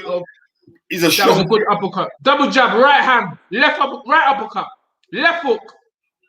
I think he's hurt Ted here. You know, right now Bermondsey are 0-1. You know, it's not looking like a good night for Bermondsey. Left hook to the body, right uppercut by Ted. Good. Left hook to the body, right hand, right hook. Right hook, right uppercut, left hook. Right uppercut, left hook by Metcalfe. Oh, he's dominating here, Spence. Yo, good uppercut by Ted. Ted's busted up pretty bad, you know? Yeah. And the boys walking him down. Yeah, but you know what? The boys still got a lot to do because, like, Ted Cheeseman's up. Okay. He's up. You know what I mean? Good full back right hand counter from Ted Cheeseman. What round is this, Spence? Round 6, ton. Well, there's a long way to go in a fight. Championship fights start from round 6. Yeah, if you didn't know. But if you saw round 4, Ted Cheeseman had him out. Okay. Well, he ain't look. He don't look like he's out to me. You know, that Ted Cheeseman jumped in. You know what? Let me tell you this. When we get to round 9, we're gonna see how Cheeseman stands up to this. You know, because my guy trades on this toughness kind of thing. Ted Cheeseman trades on this toughness thing a bit too much when he could just box. Well, because, you know, Ted boxing problems once, and we're seeing here on the replays. He does it beautifully. He doesn't need to be involved in no war. Yeah, but that's the Bermondsey in him. That's the South London in Ted, and he's always been like that. He actually has good boxing ability. He does, but he gets drawn in. It's easy to draw Ted into a fight, and that's just playing in the hands of Metcalfe. You know, and there you have the coveted, prestigious Lonsdale belt. What a belt to have! Incredible belt to have. So right now is what I've seen 1-0 to Metcalfe. I'm just scoring it from here. Okay. Oh, and he's come straight out the blocks. He set the table and he's looking to eat right this second. Good job by Ted. And you know the crazy thing is this? That's how the fight started. It was Ted Cheeseman that was the aggressor and backing up Metcalfe. Okay. Ted Cheeseman's backing off. Good right hand by Ted. I like that. 1-2 left hook by Ted. Good jab to the body. That's a good jab to the body by Metcalfe. Good left hook to the body, right hand. That hurt him, you know. That hurt him, son. Right hand, left hook. Aish. Come on. Right. The same thing that I just said. Matthew Mack is just saying. The beginning of the fight, it was Cheeseman that was the one that double jab, left hook, uppercut. And it's funny, I haven't really been paying attention to the pre-fight, but one thing I heard Ted say in the pre-fight is, let's see how Metcalfe likes it when it starts getting tough in the later rounds. It seems like Metcalfe is enjoying this because Shane Neary, and as we see, it's like a father and son day today on this show because we just see previously with Ricky Hatton's son, now with Shane Neary's son, this kid trades off of this toughness. How comes his name's not Neary? Huh? How comes his name's not Neary? If it's his son. Maybe he's got his mum's name in it. Okay. I just thought I asked. Good. Ted's coming forward. Double jab, right uppercut, jab, left foot to the right hand. That hurt Ted, you know? That hurt Ted. Right hook, left foot, right uppercut, left foot, right hand, left hook. God almighty. Ted told him to come on. Ted was hurt then, you know, son. Jesus Christ. Ted is one tough son of a gun, you know? You know, I'm like, God almighty. Jab. Double jab. This kid is a tough kid, Spence. Course I'm he is. telling you, he ain't coming like down this to fight, you know. lie. I like this fight. And you know He ain't. what I like about this kid Metcalfe? It's not no flash business. Nah. He's nuts But and he's just bolts. like doing the business, Todd. Get in there and let's have it. And he's actually got a good set of combinations on him as well. Good body That shot. shot, and he comes up with an uppercut after that, and then the left hook. Tunde, I can see a right uppercut coming in there. Watch. I can see a right and the left hook, because that's his combination. There you go, right hook, left hook, right hook to the body, the body, left hook to the head, Spence. Listen, Jesus Christ. Listen, my boy want to be careful now, you know. That's what I'm saying. Come on. And on that note, I'm running to get some more water. Well, my water is Haagen-Dazs ice cream salted caramel today, mate. Tunde, I got 6-pack again, right? Listen, 6 pound can't help you when I'm punching your belly. There we go again about punching the belly. I told you already, I made you do already, but I told you guys to forget that one.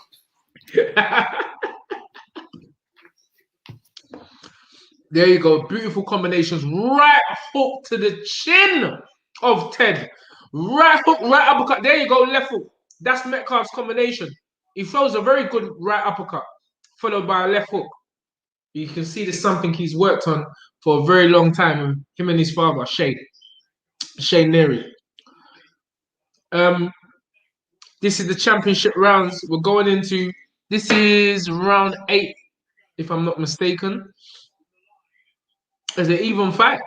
Obviously, the official championship rounds are 10, 11, 12, but real championship fights start from round 6. And from what I've seen thus far, Metcalfe has come forward from round 6. But Ted is there, he's boxing well. You can see the Fisher boxing ability in him because you can see him and Chris Kongo box with the same club. And they got that same outside movement with a jab. But this kid is coming forward very, very aggressively. And I can't see the scorecard on Sky, but the rounds I've watched so far, I've got to go with Metcalfe. Right hook to the head. Jab by Metcalfe. He's inside. And this is where Ted don't want to be. Ted don't want to be inside with this kid. Right hook to the body by Metcalfe. Right hook, back of the head, left hook. And Metcalfe is walking forward uppercuts. I told you, this kid's got good uppercuts inside. Right hook to the body, left hook. Wow. And they're both close. I think the fight favors Metcalfe when they're up close and more favorable to Ted on the outside. But the boy's a machine. He won't stop coming forward. You can see how much this Lonsdale belt means to both fighters. And here we have Metcalfe switching southpaw. Left hook, right uppercut, left uppercut. God almighty, what a fight. We've had some good fights on here tonight. Good fights. And straight back into the line of fire, both of them. Double jab. Metcalfe close. Ted, right uppercut, left hook to the body. Metcalfe, right hook to the body, right uppercut, the same combination. And he's pulling it, he's digging in now. He's going for the gusto. Body, head, right hook. Jesus Christ. Yeah. Excitement guaranteed. And we knew this was going to be a barn burner. I don't know what kind of water Spencer has gone to get. Maybe it's holy water. Oh, what takes so long? He's missing a good fight. That much I can tell you. Right hand by Metcalfe. And he's looking for that same combo. The right hook to the body followed by the right uppercut. Oh, good left hook by Ted. Oh, what an end to a round. Metcalfe finished it with a right hook to the body, a left hook to the body, and a left hook to the head. And it looks like Metcalfe's cut now as well.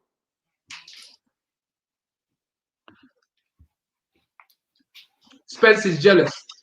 Oh, there you go. What kind of water you got there? Holy water? Nah, this is sorrel. The old Jamaican sorrow, yeah? That's right, mate. Ooh, what a left foot from I'm telling you. Who won that round, Tom? It was a good round. Another left hook. Yeah, but who won it? It was even. I know we don't really get 10 rounds, but I'm just gonna go with Metcalfe for the work rate.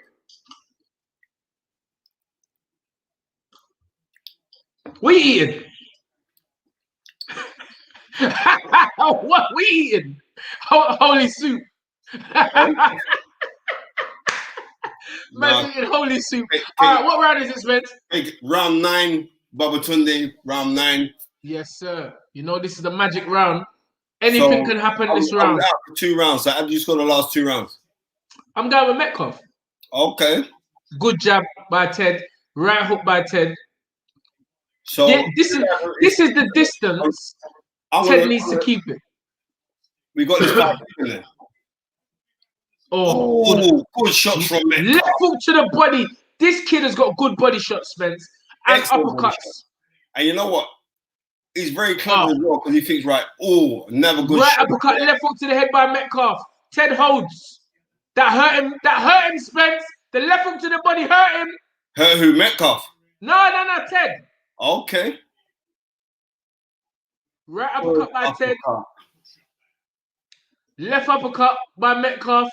Right hook, left hook by Metcalfe. Left hook to the body again by Metcalfe. Good left hook, Ted. Right uppercut by Metcalfe. Left hook by Ted.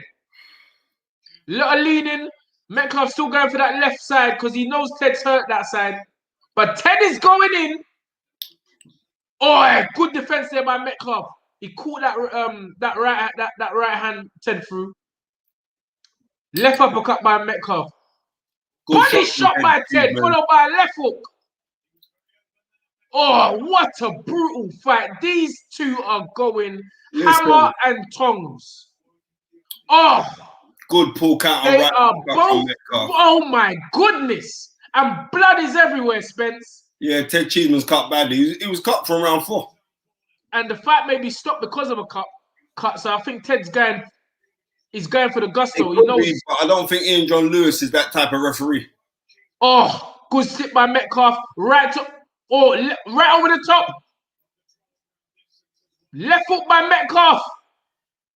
And this is where Ted wanted to bring him. He wanted to see if he had it when it got really tough. And he's showing that he has got it. Left hook to the body again by Metcalfe. Right uppercut by Ted. Right uppercut, left hook by Ted. Left hook by Metcalfe. Right uppercut, left hook, right hook to the body, left hook to the body by Metcalfe. Right hook, left hook by Metcalfe. God almighty, what a showdown. 1-2 left hook by Ted, right uppercut by Ted. And Metcalfe holds. Right. This is the first time where I've seen Metcalfe's eyes.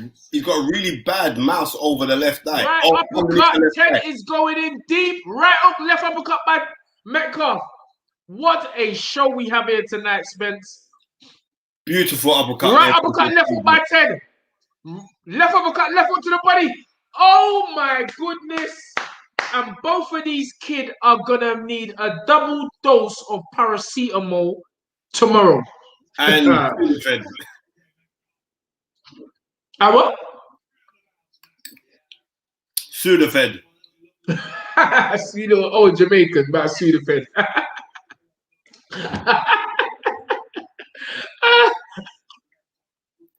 And we see some of the highlights here. There you go, right uppercut, left hook. You can see it's been drilled into them. That combination, especially Ted. Yeah, that was Ted Cheeseman's round.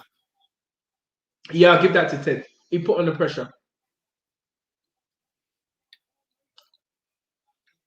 Yeah, rest in peace, Del Foundation man. Them. I see you.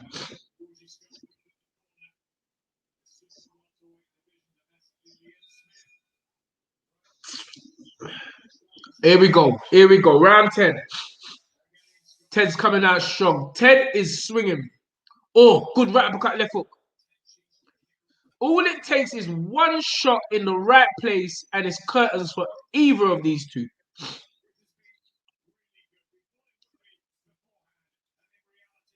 Double right uppercut, left hook back. Oi, Metcalfe, left hook, right hook. He's got Ted. Ted don't want to be here. He don't want to have his back against the rope, but a good right uppercut by Ted. You know what? At this time now, it is a war of attrition, but Metcalfe was trying some good body shots in early, even though he's losing the rounds, but he's putting some good body shots. Ted's still strong, you know. He's walking forward now. Ted's going forward. Ted's going forward. Right hand to the body from Ted Cheeseman. Right, left hook. Wow. Right uppercut, left uppercut, and you know the left hook's coming. There you go. Good left hook to the body by Ted. Left hook to the body by Metcalfe. Oh, this is a grueling fight. And I don't know how many of these you need in your career, Spence. Listen, but they can't be good for you, I'll tell you that.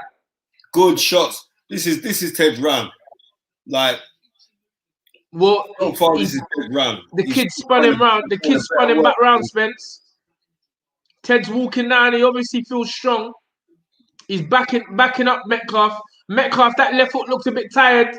Well, Ted's showing us this how much it means to him, because yes, he's trying to walk through these punches and he just keep on going. He's got very, very good mindset. But so is Metcalfe. Because yep. Metcalfe, left hook to the body, left uppercut by Metcalfe. And then left uppercut from Metcalfe. Jesus. Right, Ian John Lewis just warning Metcalfe for holding and dragging down with the arm. Good rattle to the body, rattle to the head by Ted. Bullying him right now. He's bullying him. He's bullying him. Oh, he's back off the ropes. Metcalfe's back on the ascent. Oh, good body shots by Metcalfe. Double jab. Good left hook, right hook. And another left hook. Wow. These guys have earned their keep today, mate. Listen, they earn a pack of paracetamol and Nurofen. And Sudafed. Come on. Left uppercut, left hook by Metcalfe. Ted got his head down and he's banging. He don't business. Boxing time done. We're going for it. And he's pushing. Oh. Good. Oh, right hook. Metcalfe caught that though. He looked like he caught that. You know what? That was Cheeseman's round. Again, I'm giving that to Cheeseman. I'm giving that to Cheesy. The cheese man. Big cheese. Fabio Wardley next.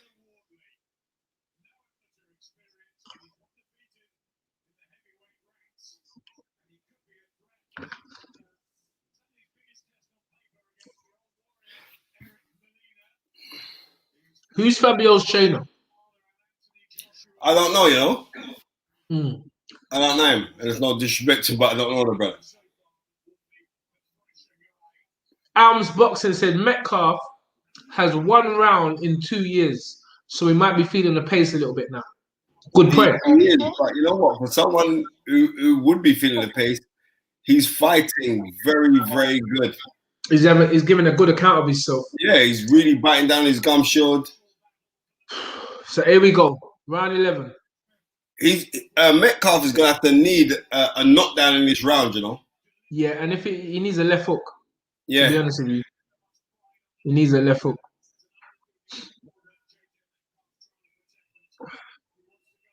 Because Ted is a machine right now. He ain't stopped. Seriously, and you see how Ted's just trying to double jab. He should have started this from earlier. Yeah. Well, we said that, but Ted loves a scrap. That's a good left hook to the body by Ted. Back him straight up. He got caught with a left hook himself and an overhand left. He did. Double jab by Metcalfe. Left hook by Ted.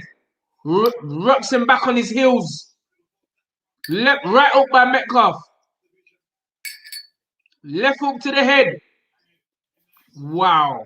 Metcalfe is a tough hombre. And fighting is definitely in his genes.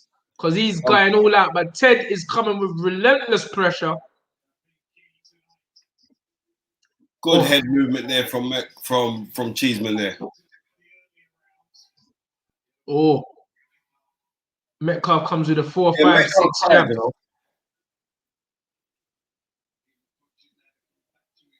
Good Double, right. good counter right hand by Ted, and then left hook to the body. That hurt him. Oh, good right hand by Metcalfe. That was a good right hand, Spence. But Ted straight back on it. Left hook to the head. Oh, Ted is coming. Oh. Bruv, he just wants this. I mean, Ted just wants this. No one is denying Ted this British title. That's No what he's one. saying in his own mind. Left foot to the body. Jay Richardson, good body I shots. think Yard knocks out Callum Johnson out early.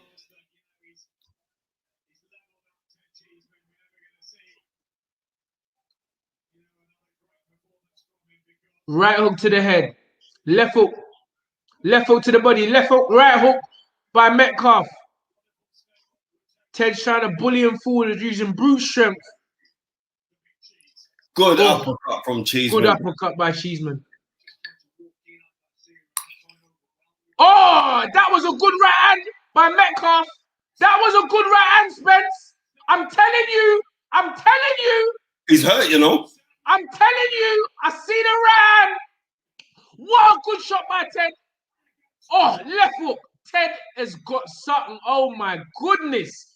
Because he got clipped with that right hand. That right hand should have floored him, you know. Should have. It should have. Any ordinary man with that would have floored. Oh, and he doesn't respond. Left Ted Cheeseman is a gun. Ted Cheeseman has knocked him Cheeseman out. is a don. The fight's done. The fight's done. Good night, nurse. Bermondsey 1-1. Ted Cheeseman's a don, ton. Bermondsey 1-1. Ted weren't getting denied. Ted weren't getting denied tonight. He wanted that British title so much. It meant everything to him. 1-1 Bermondsey.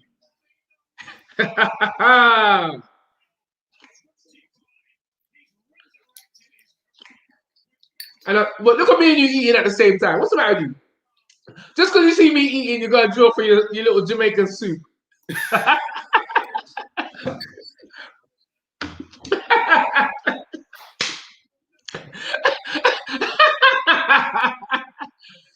Congratulations, Mr. Ted Cheeseman. What a fight.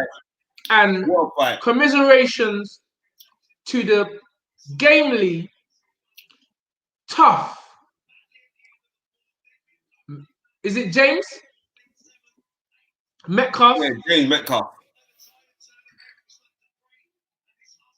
You know, it's so hard when you see a man lying on his back. He put up such a great fight. And he'll come again. It's his first defeat. And as I said, nobody was denying Ted that British title tonight. Come back again. What a fight, as James Douglas is saying. Sammy Ali, growl. Wow, great fight, guys. PJ, what am I saying? AP, beautiful shot. And I did say Ted will stop him late. I did say that, didn't I? Great fight. I did say Ted will stop him late. So boom. So did I, Ton, but no, you never. You said points. No, I didn't. You said points. No, I didn't, Tunde. You said points, Spence. I'm just being honest. Ted Cheeseman late stoppage. Mind that ice cream doesn't choke you, you little boo-boo. He said points, man.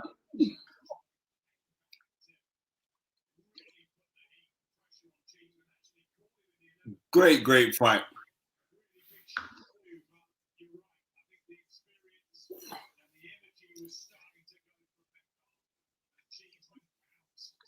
Bobby Wright says hats off to both fighters, and 1 million certainly agree. And Rachel makes a great point where she says Metcalfe did himself proud. He made Ted work hard for that time. Certainly did, Rachel. And like I said, it's a pleasure hearing from you. A couple females on this chat right now, on the live, and I really enjoy hearing from my sisters. Lee Pat, Ted has taken way too many clean punches and is still young. I feel he needs to retire in the next few years. Thank you, James. I know I did. Tunde called it. Stoppage in the late rounds. He did. He did. And Lee Pat, you're absolutely right. I don't know about the retiring because the fighter is usually the last to admit that he needs to retire.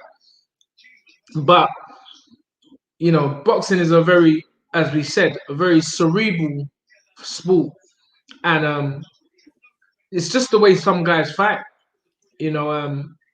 But always remember that the sometimes horrible thing about boxing is that you see the effects of it after your career is over. Yeah. You know, and these are very, very hard shots. You know, Eddie Hearn, is that a goosey? Well, we know it ain't Eddie Hearn because Eddie Hearn won't be talking about a goosey. But you never know. Eddie's a traveling man. We need to put some fights in Nigeria. Samuel Lee, both Tunde and Spencer said it will be a great fight. And it has maybe been the fight of the night. Let's see. And I agree with you. That was a great fight. You're going to have to go some to beat that, mate. Yeah, I'm telling you. That was a great fight. Absolutely. An absolutely great fight.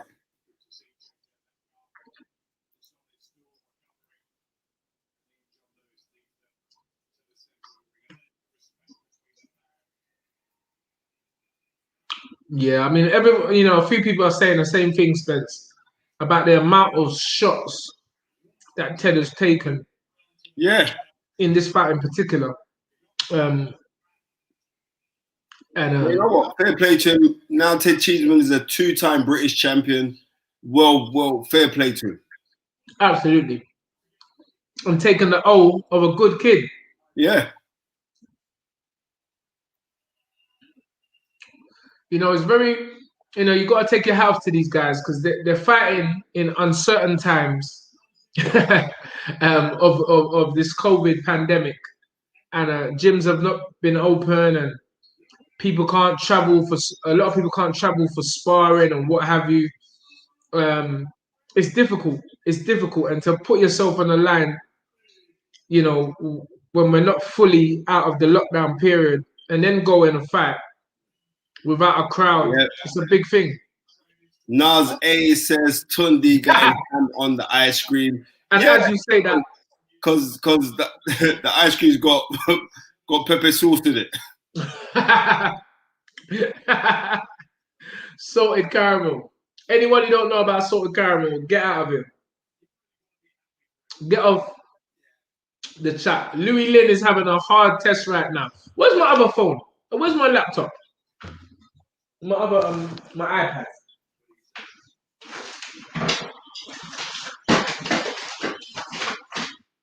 Wait, look at my iPad.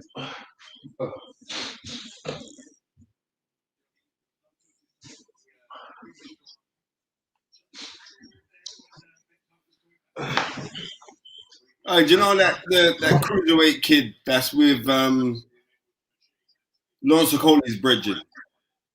He's a pro fight on Frank Shaw. Yeah. He got knocked out in 2 rounds. No way. Yeah. You sure? I'm telling you, some guy just wrote on it. Yeah, he got knocked out in 2 rounds. You sure he never knocked someone out in 2 rounds? No, he got knocked out in 2 rounds, bro.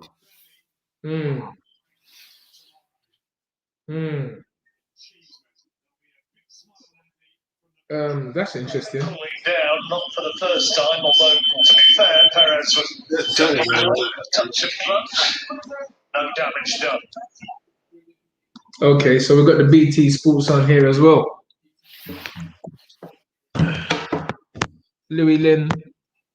What's this? The 9th round of a 10-rounder. Okay.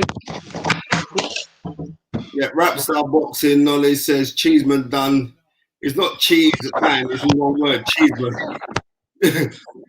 Cheeseman done well, but how long can he keep on taking that kind of punishment? And I totally agree. Mm.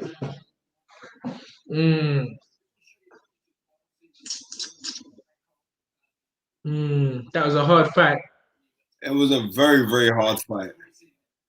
And you know when the old adage of the war of attrition, this fight certainly was. Sammy Ali says Riatpor can beat a Cody right now, in my opinion. Not the guy that I saw last week, he can't. Not right now. I'm keeping it 100.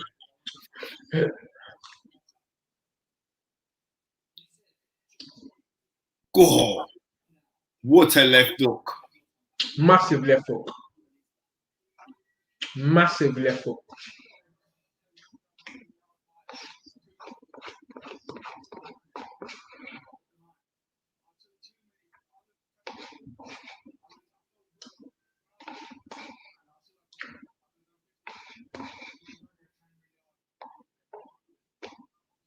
Bobby Wright says, have you heard Oscar Rivas is fighting for the WBC belt in a new weight division?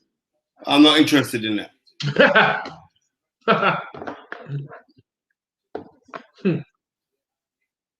I'm just being real. I'm not interested in it. Right, Trill Boxing talk. Yep. Told you. Trill Boxing. Man. Yeah, big up Trill Boxing. They're my people, man. Yeah, Trill always talks about Ted Cheeseman. He loves Ted Cheeseman, He man. loves Ted Cheeseman. You know what? Trill, I'm going to hook up Ted Cheeseman to come on your show because Ted's our brethren, man. I know Ted from being a little kid. Yeah. So I'm going to hook that out for you.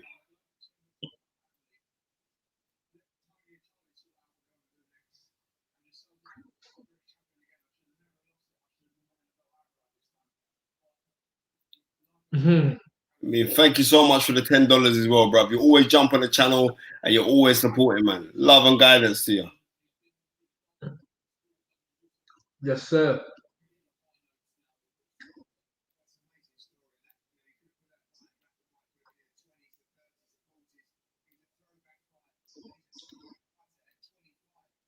Ted Cheeseman is a man that just fights with his heart. Yep.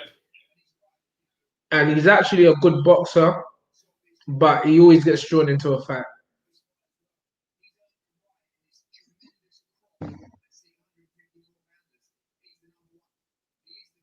Is the Zone showing the fight as well, Ezra? Yes, they are. The Zone is showing the fight, but it's not available in the UK. And it's because it's a Sky box office, but it's going to change soon. As soon as Eddie Hearn's contract done with Sky, which is in a few months' time, all of these fights, I believe, will be on the Zone, except for the pay-per-view fights, the big pay-per-view fights. Then I think Sky will be brought back in, but I think the rest of them will be done on the Zone. That's my honest opinion. And boxing promoter of Ajayi, Frank Warren, Tunde's brethren, he thinks the same thing. Frank's got a documentary coming out. You see it? Nah, you in it? It's called Make It or Die Trying. What is it, 50%? Bro, it's called Frank Cent. It's not 50 Cent. It's Frank Cent. Make It or Die Trying. It's well, you want to got that from me because I ran a joke about the amount of times when he got shot by allegedly a former world champion who was up on trial for it. And I said, okay. Remember at the dinner, at the boxing dinner, when Mitchell got the fight, the young British fighter of the year, who you were training. Yes, sir. And I did the comedy that night. Remember? And I remember. Said, it's Frank Warren, the new 50 Cent of boxing. Oh yeah, I remember that actually. Exactly. And now what's he called his thing? All right. Make It or Die Trying. All right, that's 50 Cent's line. So not or from his movie. So you better know what time of day it is. Ooh, I think Frank's a bit shrewd. He wouldn't do anything that's gonna give him any lawsuits. So yeah, it's not that except I think 50 was Get Rich or Die Trying. Right. Knowledge currency, he's saying, I am the knowledge. Yeah, maybe you are, but not in boxing, you know. No one can't chat to me. True boxing talk donates another $10. He said, I want Ted Cheeseman on True Boxing. I want to talk to Ted Cheeseman, Spencer. Open your black book up. Make it happen, Spenny Rankin. Bro, it's done. That's mine now. I'll get that sorted out for you. Just tell me when you want it. You want Ted on the thing, and I'll sort it out for you. Because Ted's our guy. Ted's our guy.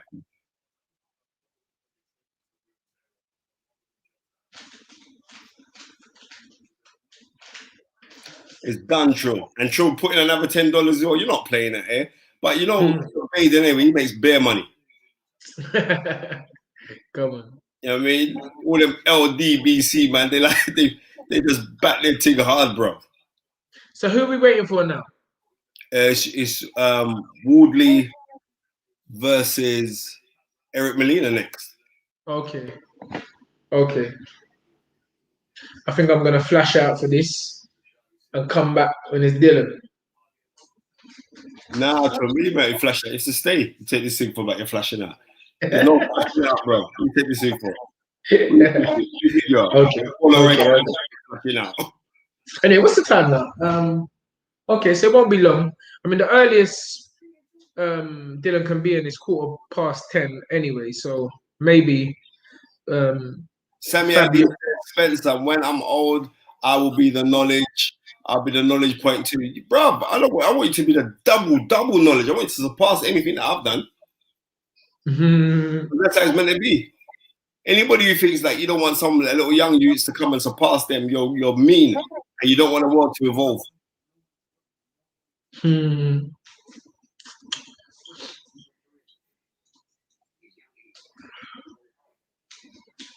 And it's another kid that's really had a meteoric rise.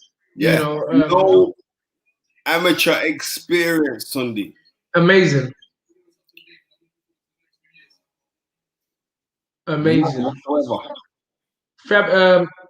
Tunde, don't diss Fabio like that. Chat. What did I do? I didn't say nothing. What? I'm not. It's the first time I mentioned him. What do you mean don't diss him? No, we're just saying that he ain't no amateur experience. Big up my man Ren anyway. Ren 71. What did I say? I didn't say nothing. I mean, big boy Jason Reynolds from back in the day, you know. I said not a word. Yeah, I mean, and he's gonna. Hey, Ren, you're gonna live for long. I was telling man a story. I used to look after me back in the day, you know. Just today, I was talking about you. You're gonna live for long, and now you've come alive. So big up yourself, bro. Anyway, I've never seen Fabio fight. Oh yeah, I see when he knocked out that Ghanaian guy that gave Daniel the bar a good fight. Yeah, but the Ghanaian brother, he only come over if so he could go to Gold Coast. Fam, his ring walk was mad. He done a serious. It's like he come over for the ring walk, and then he got touched up early. Okay. What Reynolds was saying is the fact that you said you're gonna duck out of this fight, so that's the disrespect. Okay. Yeah, that's right. I see you. Yeah, I mean, who's this? What does Matt say? Spence, would you ever go back to training fighters? What's the difference between you and Tunde's training style? Would I go back? No, I enjoy advising fighters. When you sit down and watch as much boxing as me, it's like I would. My thing is more to be I like advising guys in the fight game. That's what I like doing. But Tunde's built for this thing where he can get up every day and make man punch with his arms. You know what I mean? And write down combinations and foolishness. Like I ain't got time for that, man. You're a joker. But now you know what? Certain things are happening right now, so I'll just watch this space.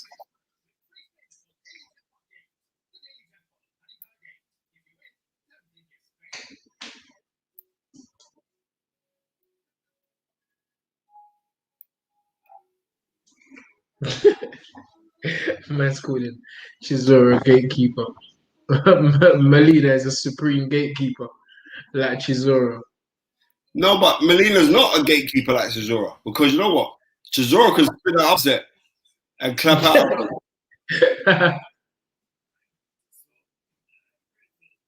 Luke Burser said, Clive Fearon, any relation to you, Spencer? Yeah, we're actually distant cousins. Who's Clive Fearon? Remember, he sunboxed on the Clifton Mitchell show. Oh, yeah. You disowned him once he lost. I told him the rules. Bro. Before the fight, Spencer was saying, yeah, that's my cousin. When he lost, Spencer goes, I don't know him.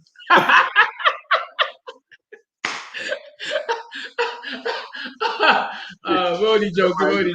Goals, No, yeah. but he looked like you, but he definitely looks like you, Spencer. Yeah, he definitely looks like you. For real. Well, his dad don't look nothing like me. His dad's a little ugly face man. But not everyone can get the good genes, you know how it goes. Trust me. Woo! Bobby Wright says 90 people watching. 97. Let's touch that like button. Yeah, man, smash that button. We're gonna move it up to 100. I can feel it. So get on there. You know what, I'm gonna run and get my other phone because I want to go see what's going on. Say that again. Because Spencer, you got 2 rips in your trousers.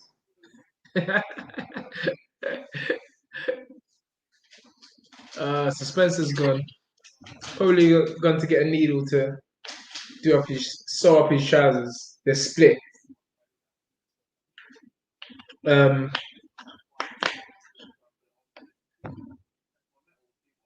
Old tight Lee Pat, you know the set. Come on. Oh, this guy's making me Tunde Spence. Name your top heavyweights of all time. But that's one for Spencer.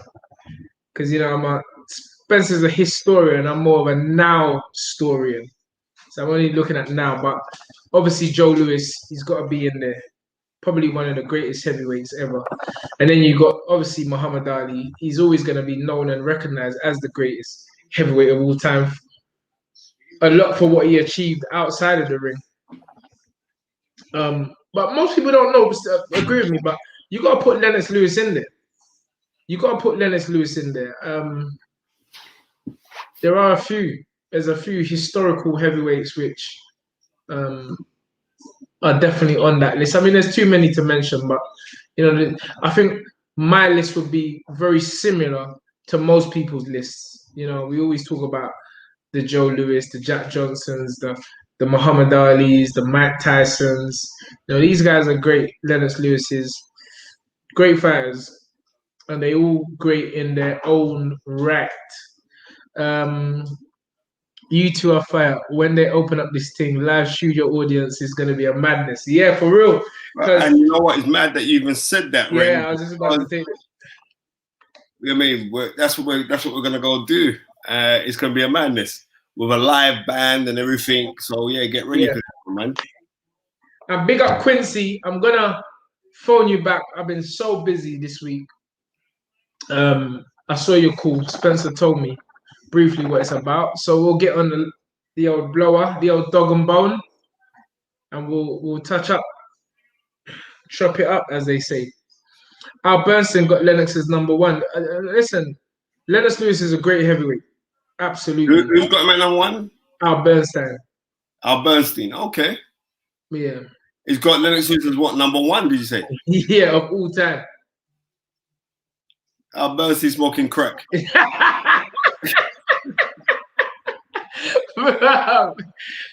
You must want lawsuits to come to the fight is right. You can't be telling man smoking Cuba.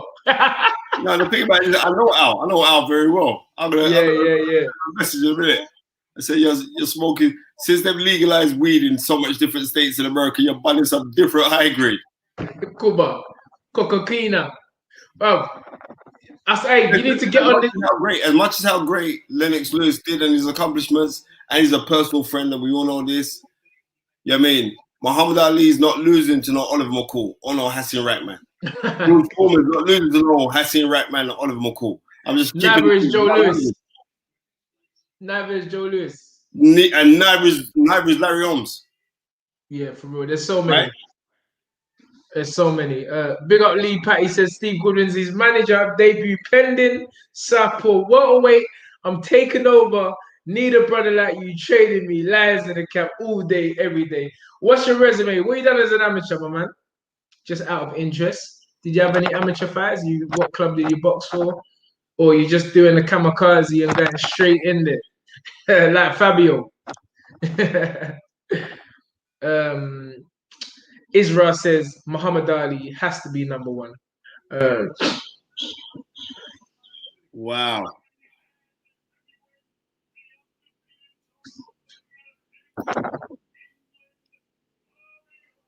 How do you see Dillian's fight going? Who would you say is the best British boxer of the 2000s or since the 2000s? Lennox Lewis. Yeah, but people are always gonna say Lennox is not British because of the Canadian thing. It don't matter. Where was he born? Yeah, we know where he's born. All right, he's a West Ham man. But right.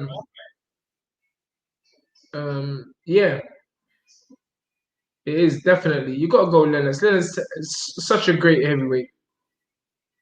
Undisputed. Good fighter, man. Good fighter. And it kept all his faculties inside the ring. Kept his money outside the ring. Just a great ambassador for the sport.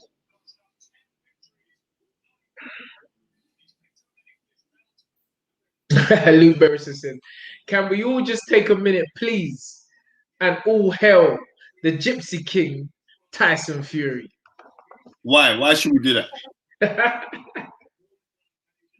I mean, Tyson Fury's a G. Don't get twisted. Yeah, absolutely. Absolutely.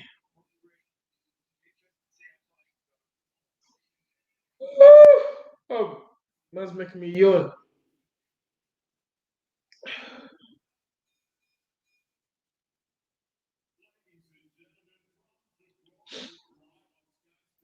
Oh, Ricky Hatton's working in his corner, yeah? In whose corner?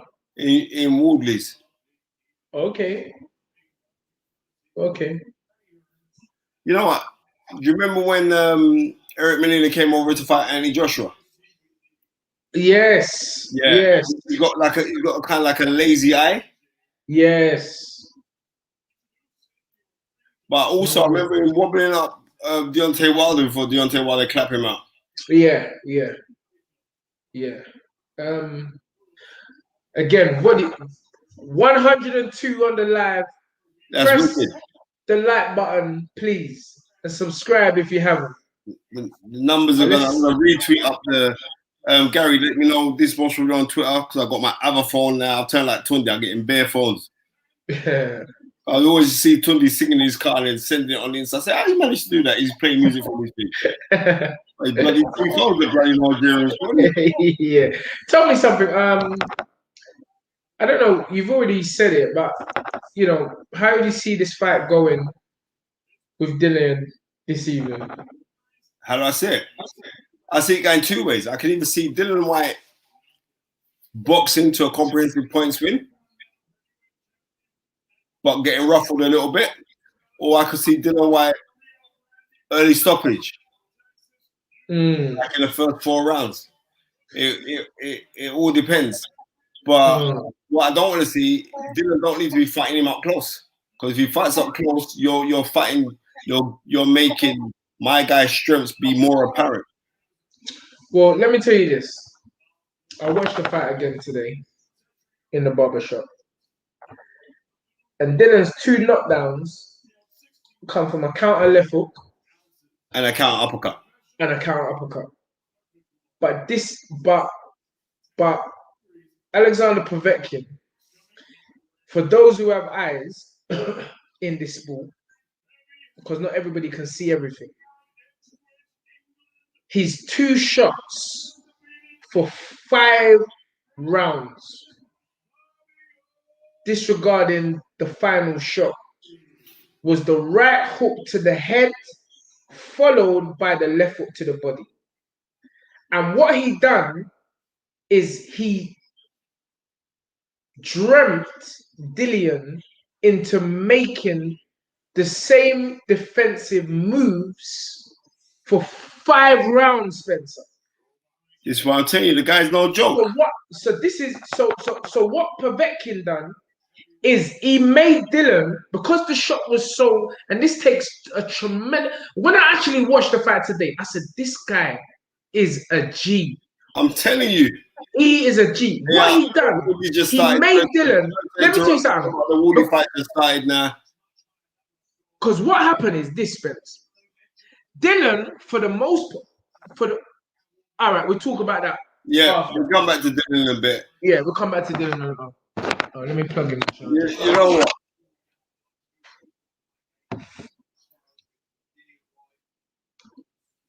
Wardley's got some really fast hands for heavyweight. Okay. Really fast. For a nice fast left jab to the body. And the thing about it is this, with Molina who's to the body, you can't miss it because that's what I've seen on Molina right now.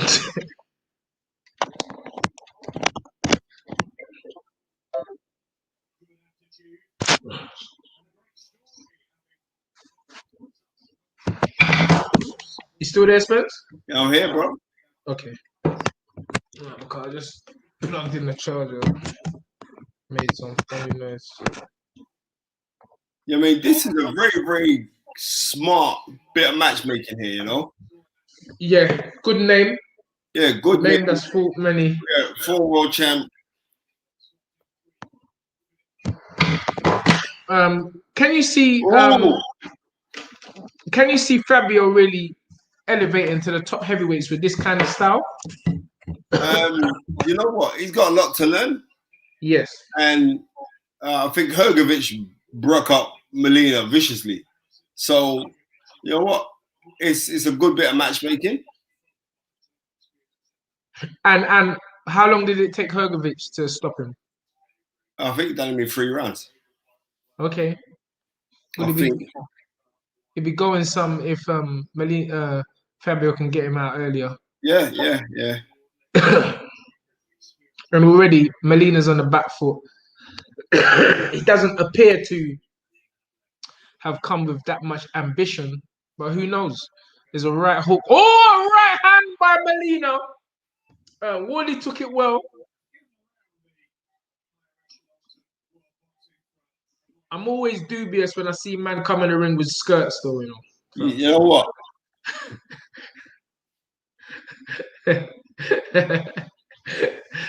It's only Naz can pull off them kind of moves. Yeah, and then Naz stopped wearing them foolishness as well. Start wearing boxing shorts. Yeah. Naz was the man. It's Pele Reid that used to wear some living. Yeah, Pele Reid. Remember Pele Reid?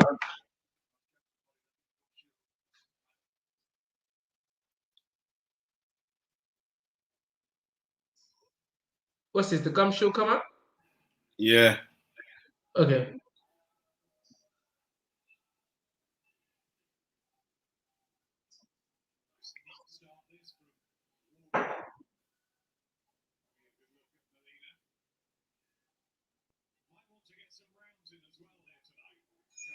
Yeah, Fabio's got to be careful because as I say, this is the big boy division, and you can't be really giving heavyweights a free shot on your chin.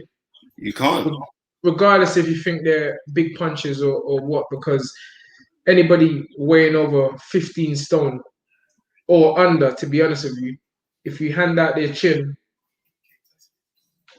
and it connects in the right spot, yeah, you're gone. It's good night, nurse.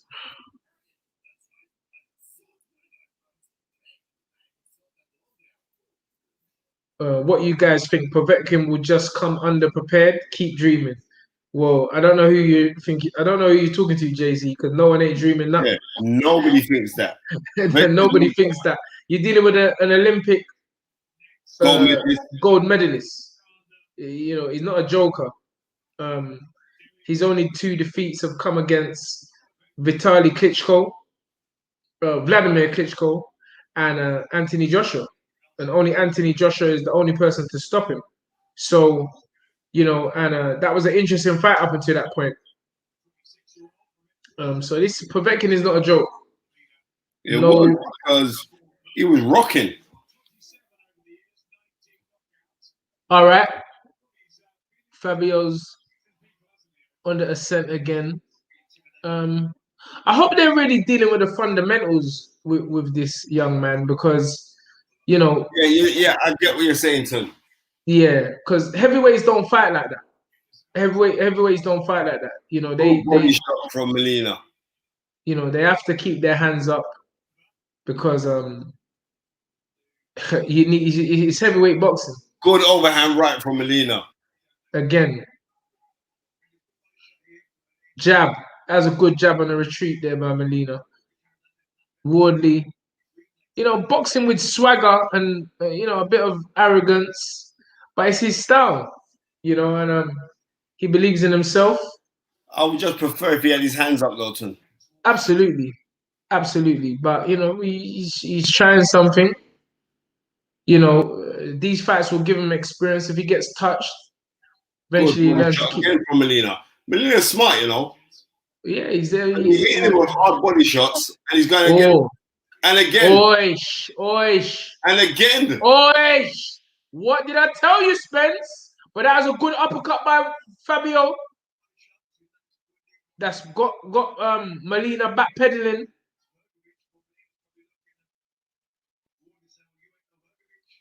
You got him angry.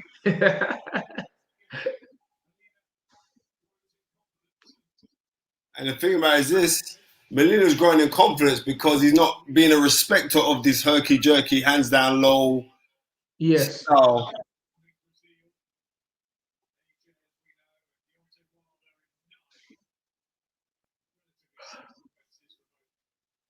And they're tied up. And it'd be interesting to see how the fight goes. Fabio goes a few rounds.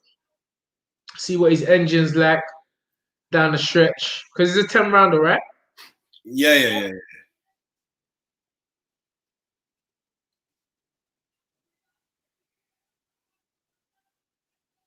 You know, when the heavyweights come, things kind of slow down. But that's a right hook to the Good body right by hand Molina. again. Right hand over the top by Molina. With overhand rights.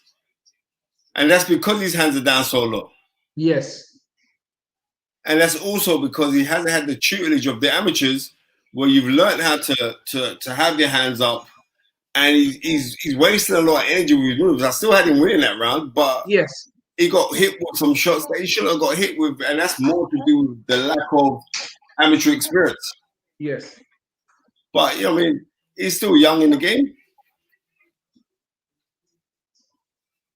Eddie Hearn said, has Nicholas Walton retired? I believe so. We ain't heard or seen from him. He boxed a little while ago, but he might as well retire.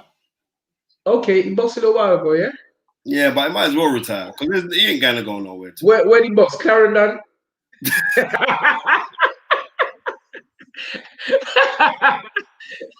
Wait, jump down. He boxed him jump down.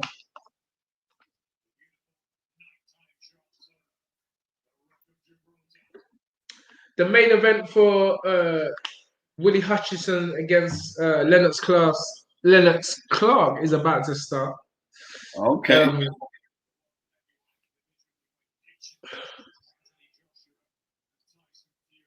Yeah, Dominic Ingle has high praise. Round 3 here. I've given Wardley the first round. I gave the second round to Molina. You've paused it, Spence. I charged my phone's ringing. Yeah, sure. I don't know what people are ringing me for now. Oh, right hand by Molina. Wardley still boxes with that confidence and that swagger. Hands low. You know, depending on his fast reflexes, which thus far in his career hasn't let him down. But he's got to really be careful because you start moving up a level. These guys, they won't be aiming for your head. They'll be busting up your body. I'm glad that you know that one, Tim. It's punching you in your arms and all sorts. You know what? I see when you see how Wardley's fighting, he does a lot of, he wastes a lot of energy by all of this herky jerky business, you know? Oh, absolutely. Absolutely. And it's like I've always said. Hitting with the shots again. Yeah, I've always said if you start with your hands low and When you you get get tired, they're not no, going to and miraculously come up. your hands ain't gonna go up. They're gonna go lower. So, if you're boxing this kind of style, you do have to be extremely fit. But as the rounds go on, it becomes and also a mental struggle. So, Yep.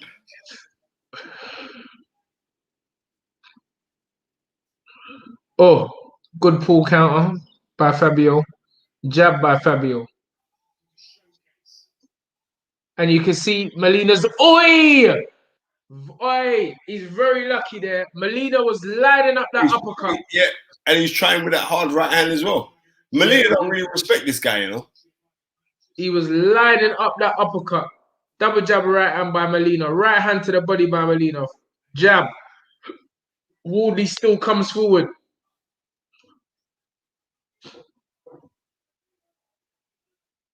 I mean, I would like to see Wardley trying out double jabs. Wardley backing him up. Tossing him to the side. Comes with it? the left hook, right hand, left hook. Referee warns him for hitting behind the back. But Molina's turning away, so I don't know what he's doing there, man. he's still looking for this sneaky 1-2, Molina. And Fabio's got to be careful.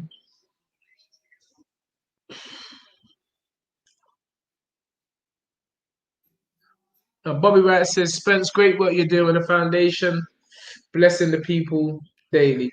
If Dillian wins today, yep, we was at Phoenix Girls School. Yesterday we dropped 6 laptops to them. It's to deal with young ladies with autism and remedial learning disabilities. So yeah, you know how we go. We have to support the team. So it's all love. You couldn't drop me a laptop.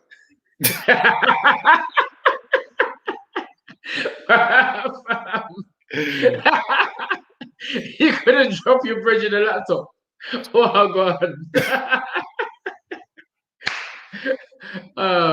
Bro, what's Brando folding the phone for? Yeah, you see what I'm trying to say to him? It's like, I think it was him that was just trying to phone me. I just lock him off. Brando, can't chat right now, Bridget. Brando, he's seen our trims in it, and he's like, "Fam, wait, what you man? Where you man getting the trim from?" Nah, but he's phoning about the fight, innit? Yeah, bro. I ain't got £30 to be paying on a haircut. Hey, don't even start. I haven't got £30. But every weekend, like every Sunday, he'll send out the texts of the times that he's trimming, man. That's 120 a month, Spencer. If you get your haircut every week. Exactly. I love my man that will trim my hair twice a week. Hey, trust me. It's $240 a month. Oh, Wardley's got him now. Oh! Nah, it's not knockdown. It's called no knockdown. Okay.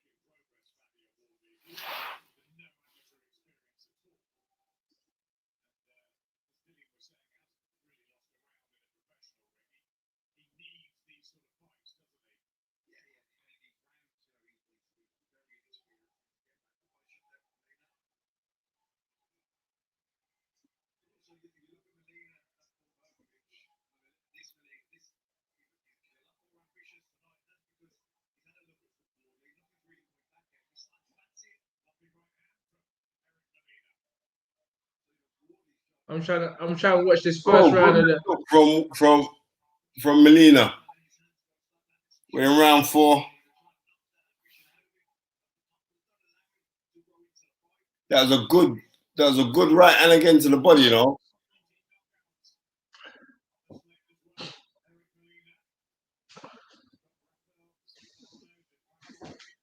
Fabio's still boxing with swagger, but he's actually got Molina's hands down now. So, right hand to the body by Molina.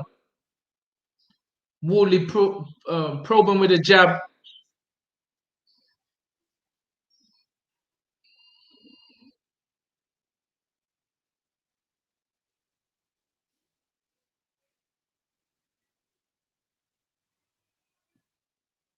Heavyweights is so slow motion, isn't Trust me. it? So the occasion you get a heavyweight that's real. That's why Dillian is an exciting fighter, but when you're moving up in these kind of levels, you can't be reckless. And that's a good right hook to the body to finish the round by Molina. Here we see Dillian warming up. Won't be long now. Won't be long, my friend. That's Jim McDonald's son in the background there. Okay.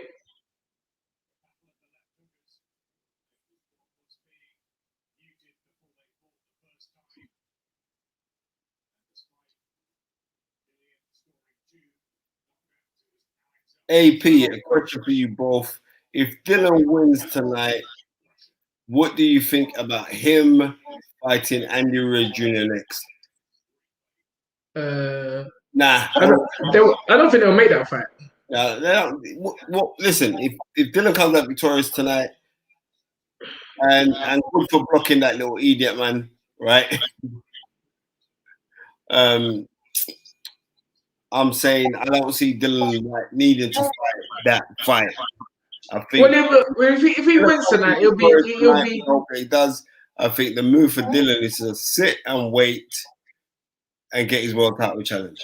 Yeah, he's fought very consistently over the last 5 years. Arrest. But could he end up fighting somebody like? Good right hand by Molina there. Looked like it was shouldered there by Fabio. Fabio's still got the spring. Good right hand. Very good right hand. And he's turned his back. That hurt him. That hurt him. And this is what I'm talking about with this left hand low business. But he's swinging back. And he has delivered the KO punch. Fair play. Well done, Fabio Wardley. Well done. Fair play to him. A man tried to punch with a puncher, and it was good night, nurse. Luke Beresford says, thanks for doing these shows. You really helped me bring a smile when things ain't that rosy in life. And that's the reason why we're here. Because I like to give it to Tunde, he likes to give it to me, but it's all love. We like to give it to you guys who are the fans. We love the game, man. Big up Luke Beresford. All day.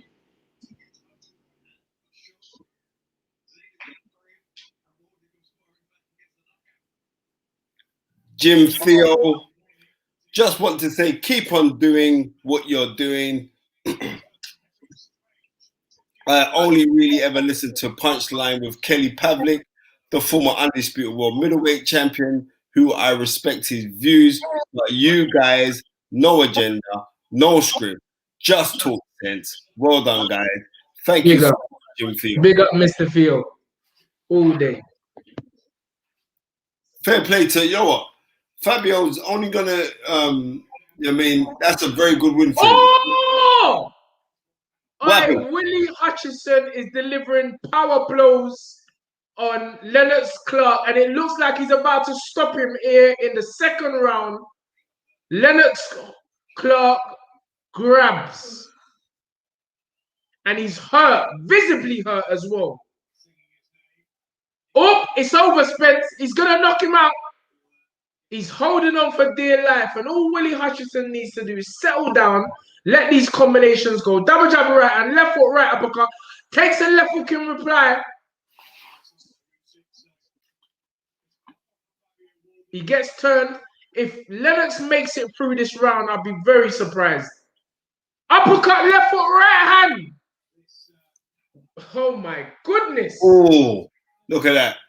My man got caught with a hard right hand, you know. I'm looking at two screens here. Watch, the leg stiffened, and he's like, Oh, all right, uppercut. all right. Lennox holds. Boof, left hook, right hook. Roll. right hand, left hook. Yeah, Come you on. have some of that, you're gone. How Lennox Class has made it out this round is unbeknown to me. But he survived the second round from Willie Hutchinson. Right, Edwin Romain says, clap, clap, better than pain, 1998. For the Sky commentary. I see you, bro. All right, we got to keep on doing our thing, bruv. There's no agenda here. I'm just bigging up boxing. Boxing. Bobby Wright. The Fight is Right family growing. Guys, jump on the Stamina for Soul website and get your merchandise all day. Come on. All day. Old tight Andy Smith lions in the camp. Come on. Well, if he beats Povetkin tonight, there was talk about him fighting Ortiz next. How does that make any sense if he's looking for a world title fight? Well, it makes none at all. If he wins this fight tonight, he's WBC #1, and we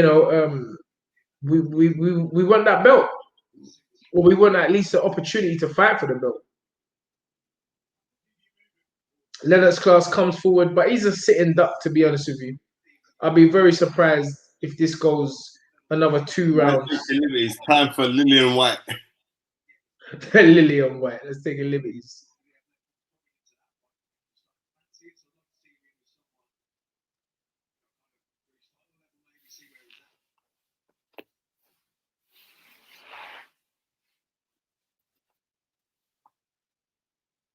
Oh, Lennox is using a bit of the old rough tactics, but Willie's staying composed. Oh! This Willie Hutchinson's got a bit of spite in him, you know. He has got a bit of spite in him. Yeah. Puts his shots together. I just got to ring my cousin, so I'm going to mute the phone. Cool.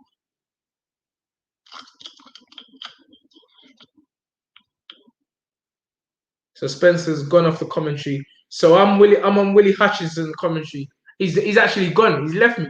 So I haven't even got there. But anyway, when Dillian comes back on, I'm sure Spencer will be back on.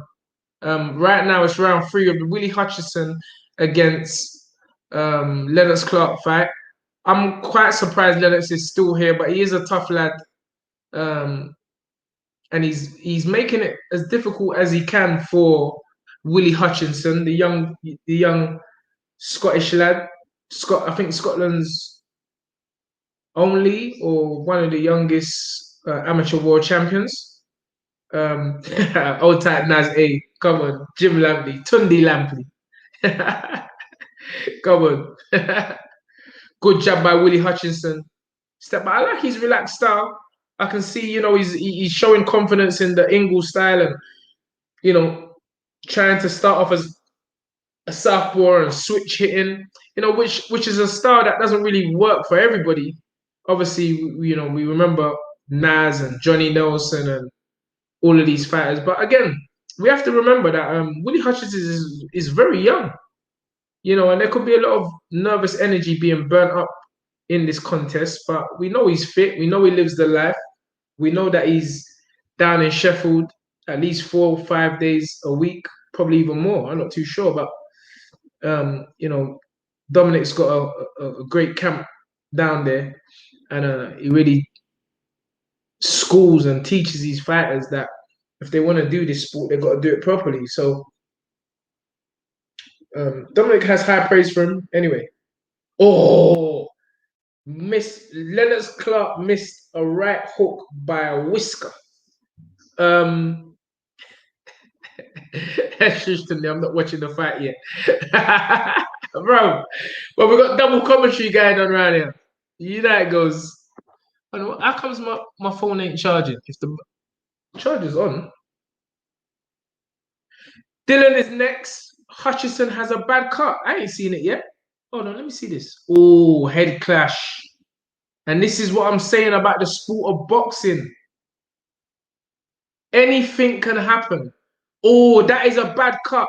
Right on the eye. Wow.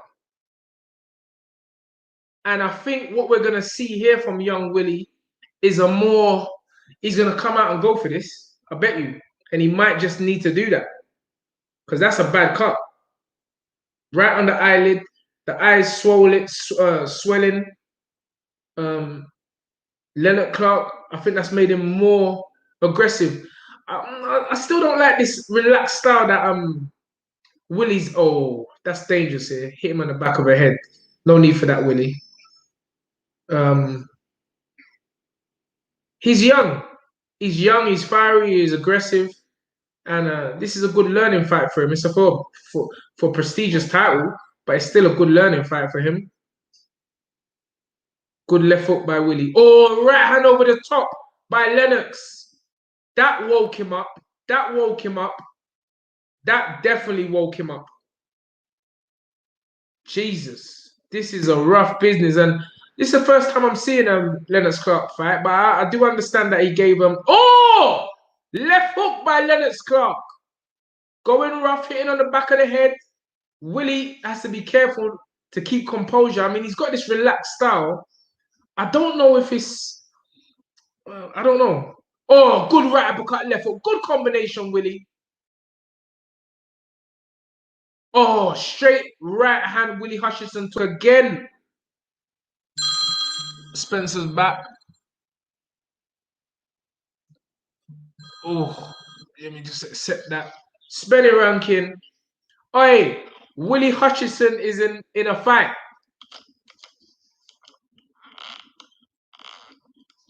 Oh, left hook.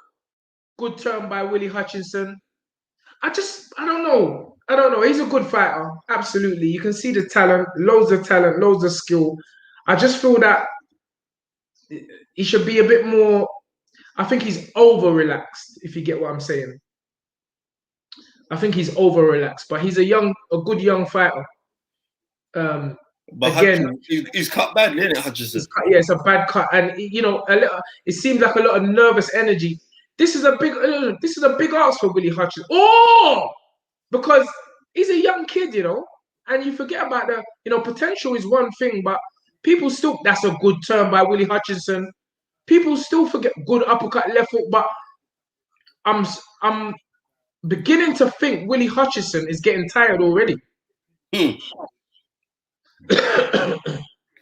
this is the thing, going in deep early, it's always the trainer's always going to get praised if it comes out as a good thing, but he can end up getting blamed if it doesn't go to script. So but this is a real tough fight, and Lennox Clark is going in. Willie Hutchinson just caught him with a good counter. Oh, and he looks tired. And that could be more to do with inexperience. But then, having said that, Lennox Clark is tired because he shipped a lot of good punishment, uppercuts and hooks, and he's breathing. Both hands are on the ring ropes. On the what do you call them things, Spence? When you put your hand on the ropes thing, ring corners, or both hands are on the ropes anyway. Ring post. Huh?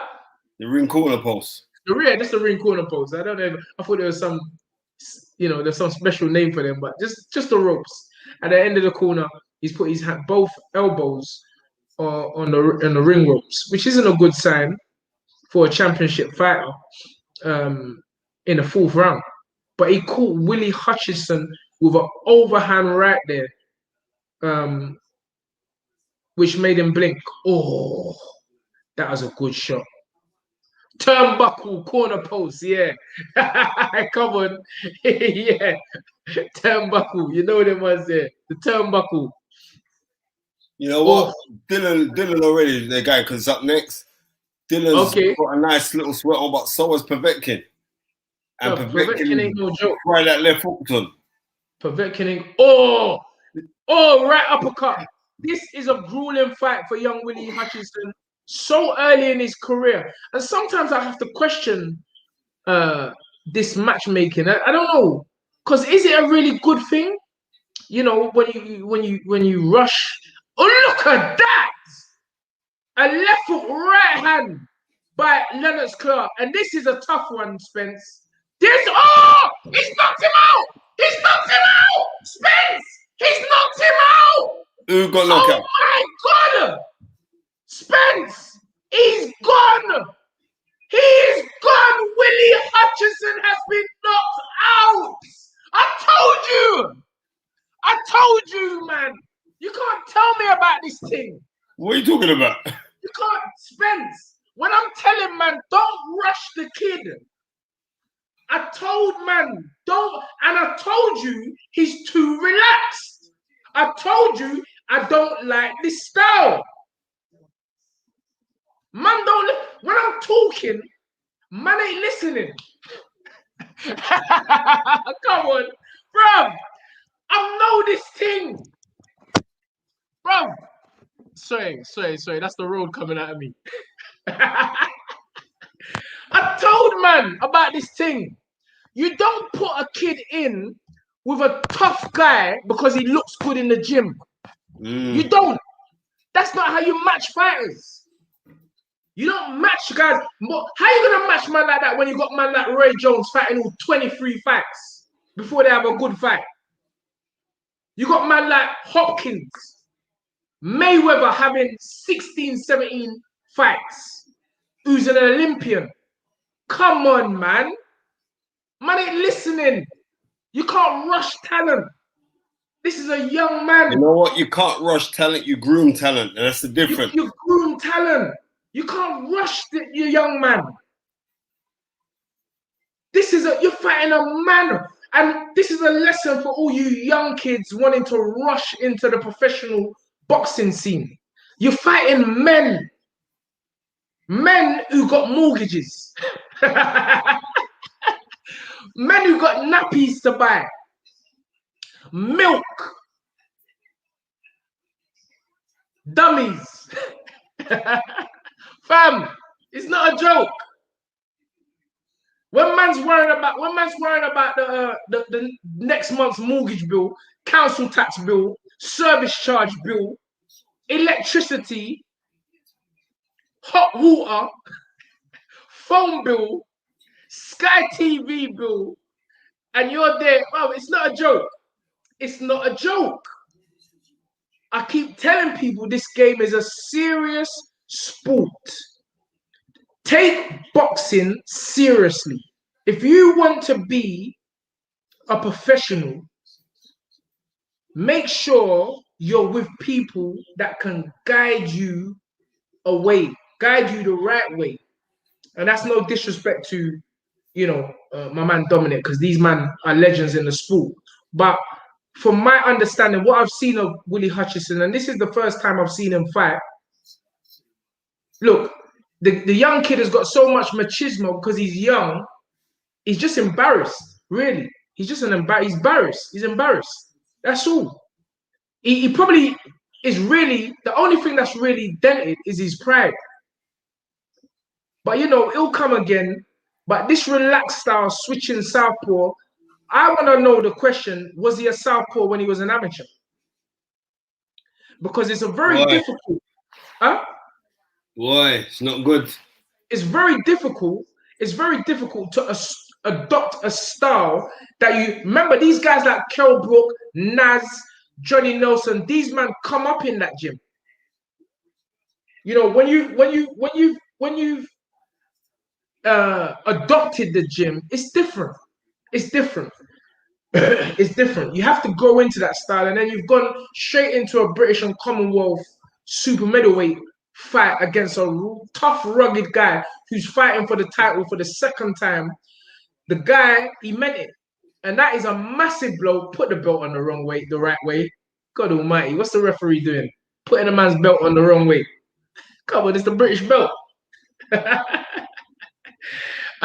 G Che says, time for the main event. Come on, Dillian. Do you think Sat Parker would want the Lennox Clark fight? Absolutely. Absolutely. There's going to be a few super middleweights now chomping at the bit, You'll be rushing for that fight. rushing for that fight now. Rushing for that fight. Lerone Richards gave up those belts to go on to bigger, better things. I don't know what's happening with Lerone right now.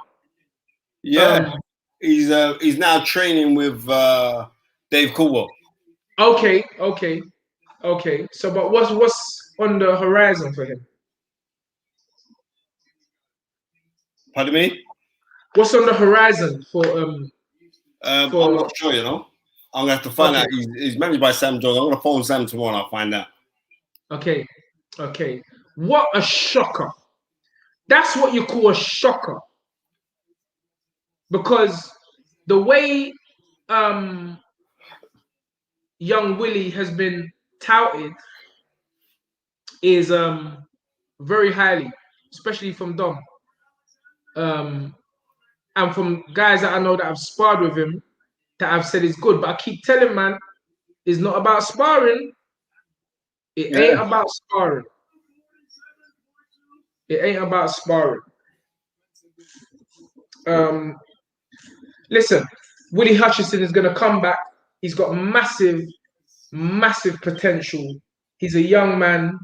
I just hope that the knockout won't dent his confidence too much, because better that it's early in the fight than late, to be honest with you. Because he was almost on the verge of stopping Lennox, I think, in the second round. But, you know, the guy's a man. He's a tough man. and it all went kind of pear-shaped after the headbutt. I just feel that his style was too relaxed. But only, you know, I'm not in the gym with him every day, but he was getting caught with overhand rights. And I think it was the 5th round, he got caught with a left hook that really started the show. And then, it was a left hook. Lennox ball forward, body shot, right uppercut, right hand again, straight to the chin, and a double right hand, and a left hook, and good night, nurse. Jesus! What done.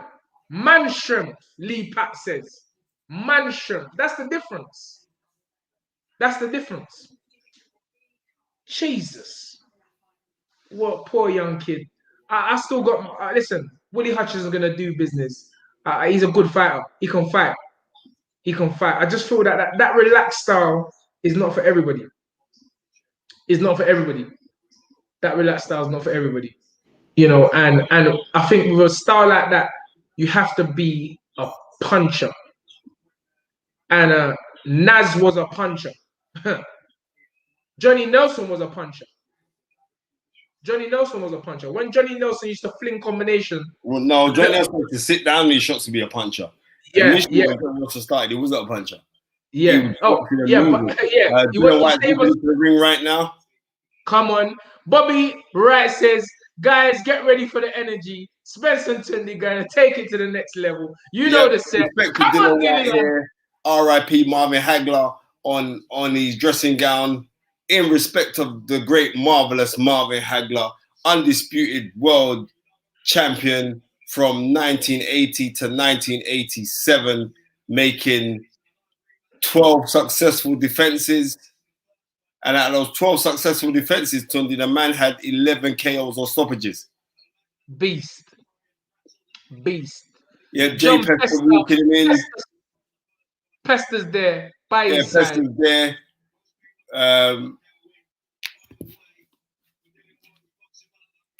Also walking in with Dillian at the back somewhere. You can see gaps at the back. Who that, Dean? Gapo at the back here. Cool. The man's them are out. Yeah. I mean, Dillian's brother at the other side of him. You know what I mean? And I like this. You see, they're listening. Dillian's got a sweat on. And I was saying this constantly. that I didn't like Dillian not coming in the ring without sweating. But in this fight here, Dillian's got a good sweat on him. I like that. I like that a lot. For me, I want to see the programming from Povetkin in the first 2 rounds. And to be honest with you, this fight, in my opinion, should be a fight where Dillian really does a la Anthony Joshua against Ruiz and box, Where they jabbing. Lee Patterson's fake ass guy pester. No, brother. Please don't start the arms ass in this thing here. Where Dillian really employs the Anthony Joshua type Ruiz rematch boxing. Use your jab, keep it long, clap him with the right hand, and just make him walk onto a big one. You know, What's that? Pete says Hearns versus Hagler or Gatti versus Ward as being the best round. And I'm going to tell you this 100. Hearns versus Hagler is the greatest first round fight ever. You know why? Because both were world champions going into that fight. There lies the difference. So the class of these two men, that's why it made it so big. Dillian Whyte in the background now, the Jaws music's playing right now before he comes into AC/DC. You know one thing I like about Dillian? I always like Dillian's dressing gowns when he comes into the ring. You know, they're real thing. Nice dressing gowns.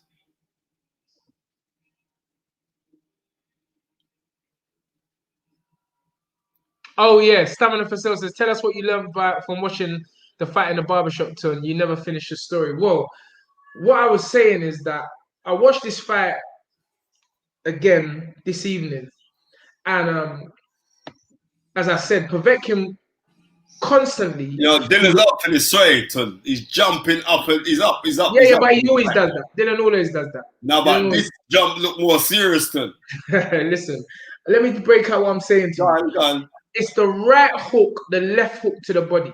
Right hook to the head, left hook to the body. And Povetkin stayed with that same pattern for 5 rounds. And then the final punch, if you watch it, he threw the right, he went to do the same patterning that he done for 5 rounds, which is the left hook to the body. Dillian, having now been programmed, dropped the right to block the left hook to the body, and bam, he came up with an uppercut. And that is professionalism. To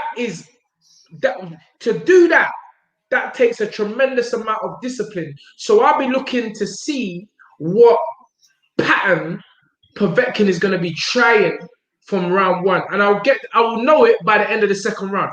Please God, it doesn't last to 2 rounds because Dillian knock him out in round 1 or 2. But just remember, I'm telling you, they might be banking on Dillian hasn't really, you know, if they might be banking on Dillian thinks it, or people around him was telling people some lucky punch. That weren't no lucky punch. Listen, how was that a lucky punch? When if you look at most of Povetkin's knockouts throughout his career, comes from a left uppercut or left hook. Yeah, and he's got a sneaky lead left hook as well. He got a sneaky lead left hook, and he comes double. He does the double. But the thing is, Spence, this computer programming, what he done in the first fight, was so meticulous. And I say that because I watched it. It was so meticulous that he was waiting for Dillian to react to the body shot, because all the body shots landed. He kept on doing it. Right hook, left hook to the body. Right hook, left hook to the body. And the first time Dillian reacted is when the up come through the middle. So boom.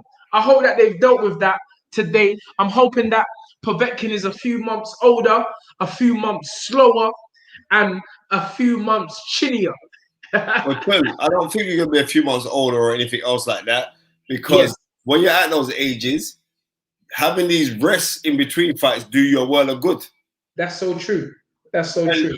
At his age, and remember, he beat Dillian on experience last time out and cunningness. Yeah, that's what I'm trying to say. Right? He landed. You know what? He landed basically every punch that he threw. Exactly. You know, and but we don't want to focus too much on Nah, Povetkin's look, but Dillian,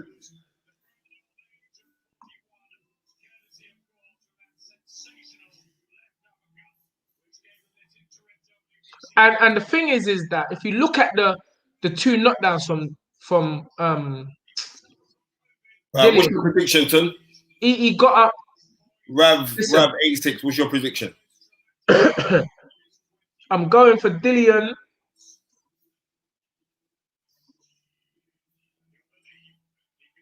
Points. You know what?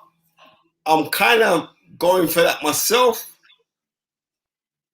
But I'm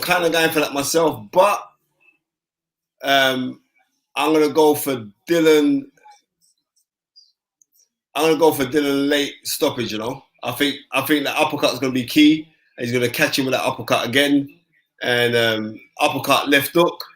And I see Dillian getting a stoppage. Otherwise, I'm sticking with you with Dillian on points. But I think he's gonna box more, but I think when he's got him hurt this time, he's going to look to try and close the show, but do it smartly.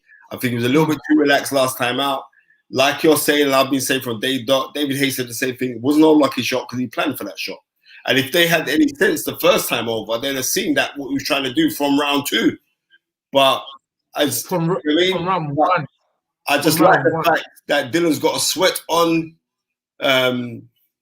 so he's going to be sharp, but it wasn't you watched the first fight, the body shots that Povetkin was throwing, all of them were landing, you know, Tom. Every single one, apart from the knockout, because all of them were landing. He didn't aim for the body, and the last shot, he turned it into an uppercut. But even though I'm saying Dillian points, I'm going to be honest with you, Spence. The first 6 rounds are going to be very dangerous for Dillian. It's going to be pivotal. So the key for me is Dillian throwing a double jab, because when you see when Povetkin jabs, and because he's a shorter man, he rushes in sometimes. So the double jab is going to be key for Dillian. Do you think, I'm going to say this now, do you think that the body shots were hurting Dillian in that fight? Yes, I do.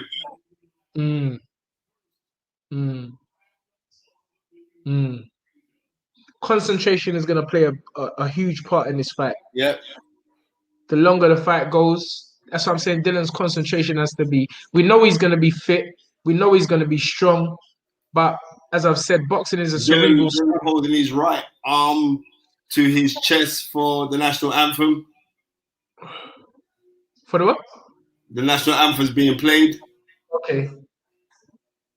Happy and glorious. Please, Spence. We don't want no Jamaican national anthem.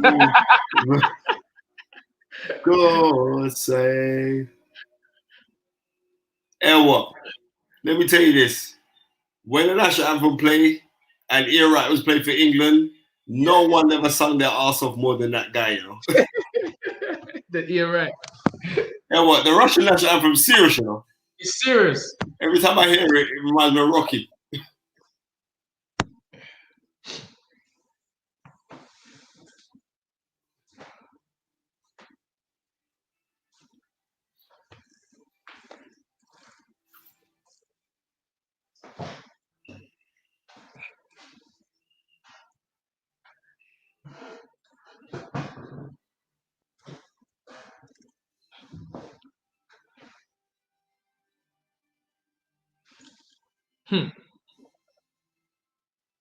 This ain't no joke business going on, you know.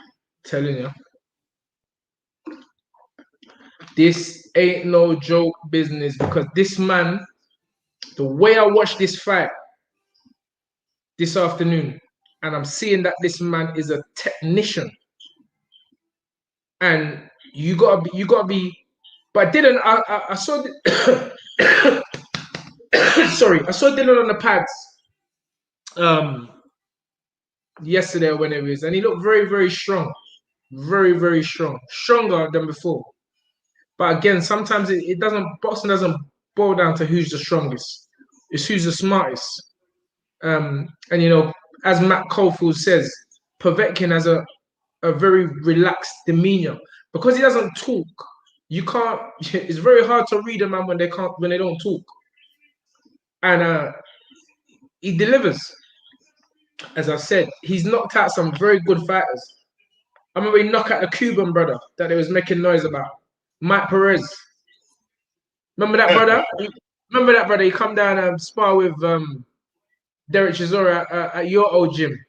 Yeah, Real Fight Club. Real Fight Club, yeah. Was he sparring with? Yeah, I think he sparred with. Did he spar with? No, did he? I remember Tony Salem was sparring with the other Cuban. What happened to him? See, That another guy one. They was was so good. When Yeah. America, yeah, I start Nyam Burger. yeah, and they broke him up. He got broke up.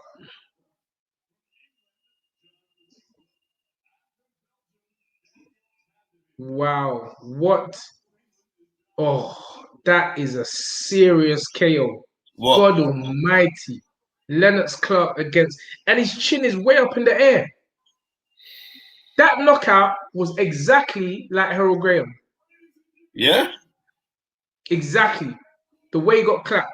The same shot. Not the way Errol went back, but like I think the dimensions where he got clapped and his head went boom. Wow. It never got knocked out like Harold Graham, but it was that similar style in it. The hands low. I'm not really have a basic defense, but anyway. Rachel says, can Dillian box Povetkin at range? The way Povetkin explodes and leaps in, I feel it will be difficult. I feel we can do it. I think we can do that.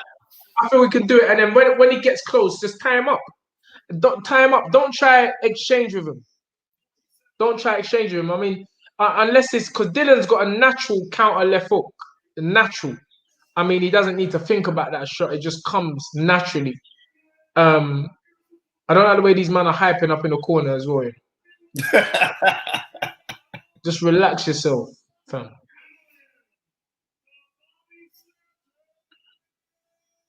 Steve Bailey says, think big addition Harold Knight brings a lot of experience, calm and sparks to Dillian's corner.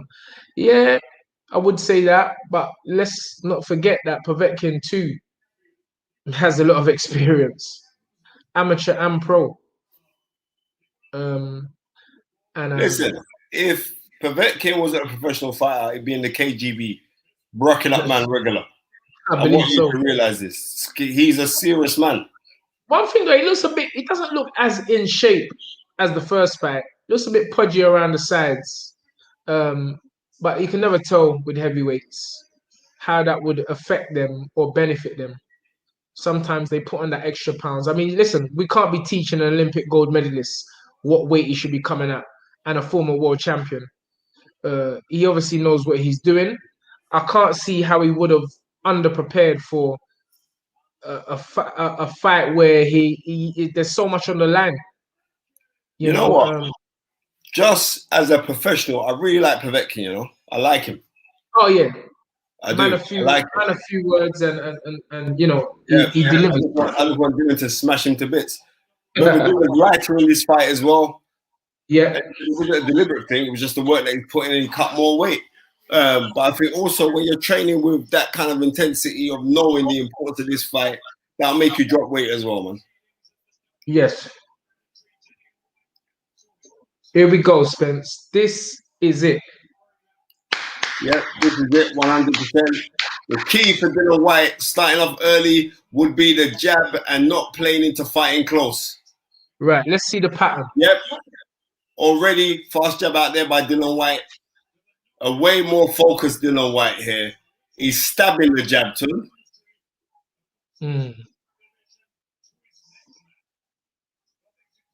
Good jab backfired by Povetkin.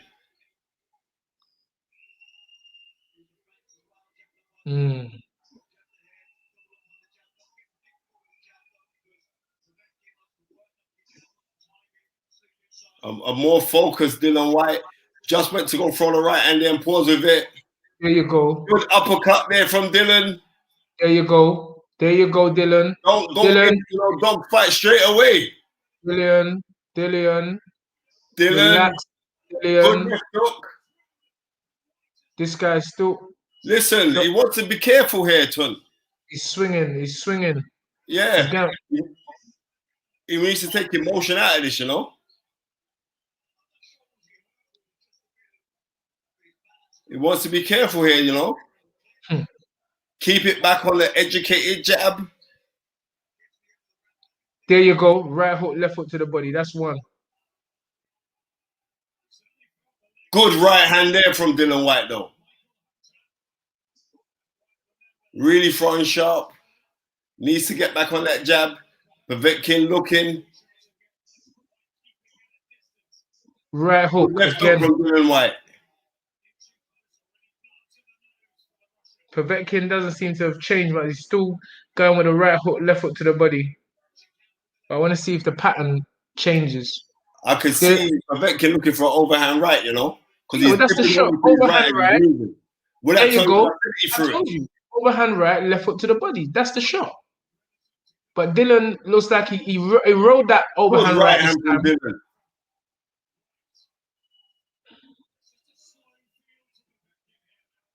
Right hook, left foot to the body. Again. There's one, Spence. That's two now. Yep. Good hook downstairs to the body from Dillian Whyte. Came upstairs with a left hook, but it was a little bit short.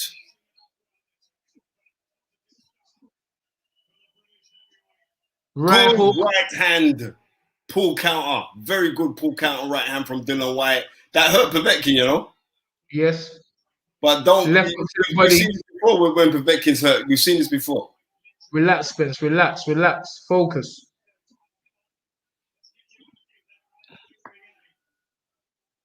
The Olympic gold medalist you're dealing with. Right hook. Again. Left foot to the body. Good body Cap shot on from the Dillian Whyte. overhand right. Hard body shot from Dillian Whyte there. This is the best I've seen Dillian Whyte throw his jab, you know. Very Round good one. round. A round to Dillian Whyte. But still, he's got to be very careful. Spence. Jeez. Yeah.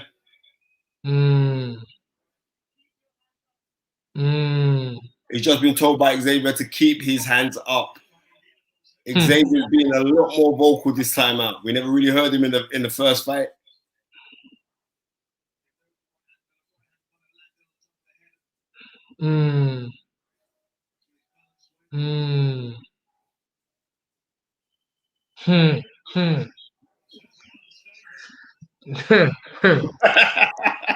Bro, you see me, I'm just keeping quiet because, bro, I'm just watching the plan.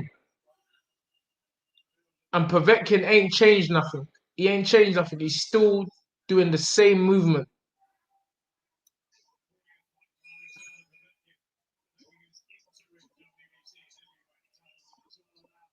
All right, Dillian refused to touch gloves. Back on the jab.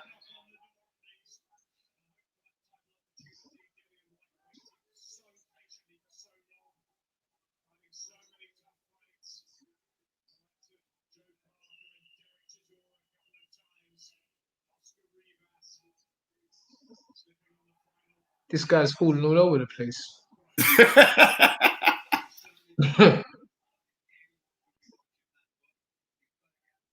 Good jab from Dillian Whyte.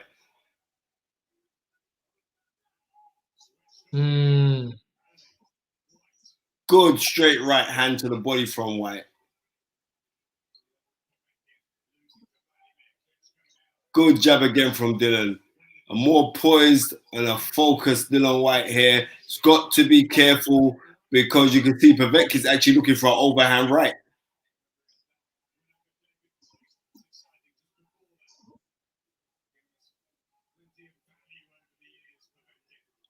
Keep those hands up, Dillian Whyte. Left hook full short. There you go again.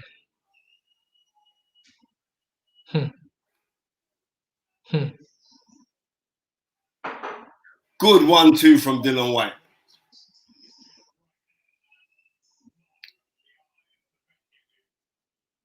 The left hook.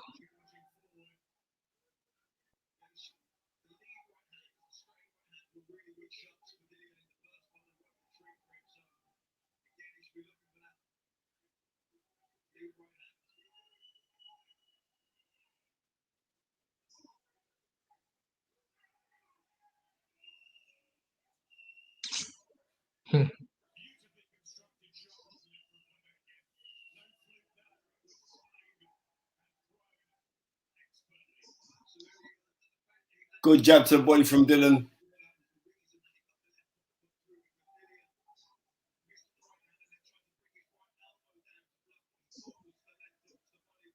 Good left hook back from Dillian. Povetkin's got a mouse under his left eye, Ton. He's got to be careful there. Good left hook counter from Povetkin. Good roll from Dillian Whyte. Spence, to be honest with you, it's obvious what Povetkin is doing. He's doing the same movement, but this time he's going for the right hook, left hook to the chin. Yep. He's trying to mix it. Look, he's trying it. You see that? He just tried it there. He did that little short dummy. He's trying it. He's trying it. I'm telling you. Good movement by Dill. Yeah. No, Dillian, no. Back on your jab. Beautiful jab. Dillian Whyte's round again. Yes, sir. 2-0. Every end of the round, Povetkin tries to touch gloves. Dillian's totally ignoring him. I just read something there, man. Says, has Povetkin been on the vodka in the locker room? Him look pissed.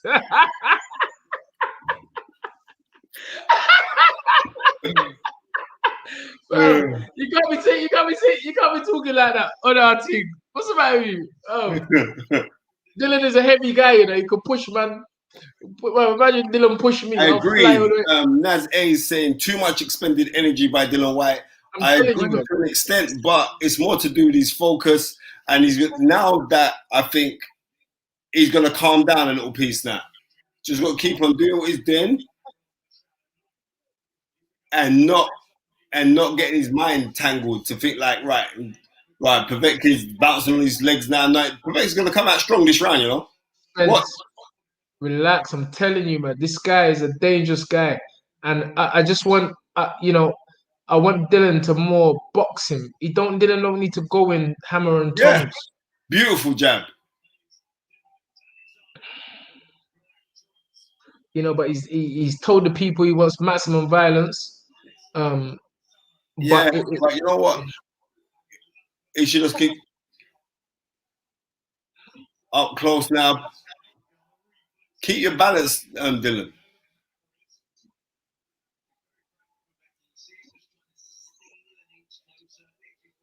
Right.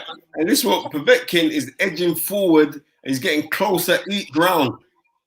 You can see it, look. Now he's going to be looking for the left hook this round, you know, Ton. I'm seeing the position of his feet. You see? He's trying it. I told you. A slip from Dillian Whyte there. I told you. Bruv, you're not listening to what I'm telling you. He's doing the right hook, left hook to the chin this time.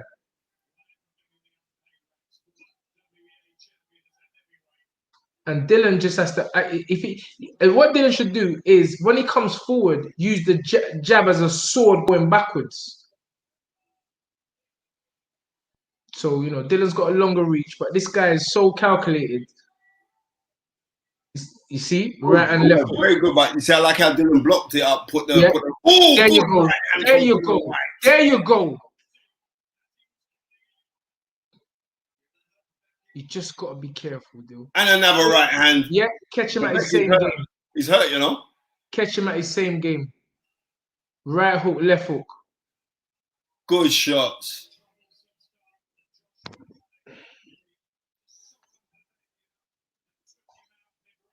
Don't sleep on this brother, though. Telling you. This guy's been doing this. Jab.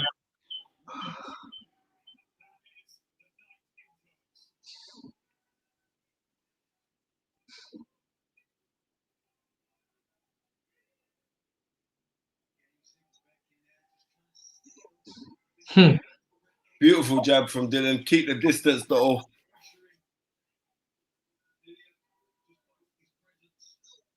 That's it. That's the movement we need. Yep. Stay away from that left hook.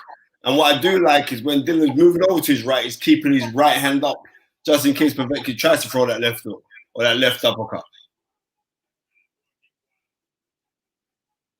Yep. There you go. Uppercut there.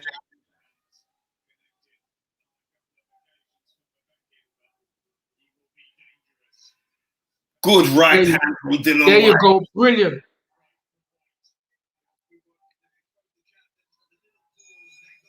Good work. Beautiful round from Dillian Whyte. Good work. Good work. Good work, Dillian. Oh man, Dillian's got me panicking, bro. Because this guy's still being very calculated. And Dillian's hitting with some good shots. That was a really good shot, you know. Yeah, but he took it. Yeah, he did take it.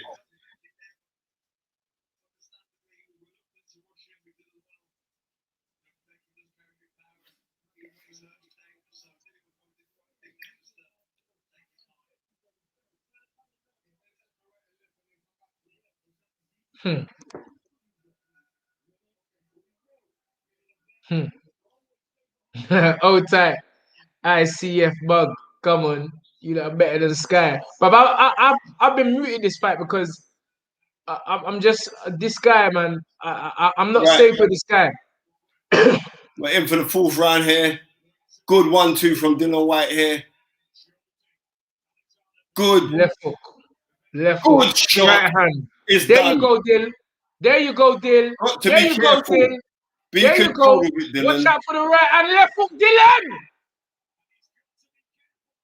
Watch out for the right hand, left hook, man.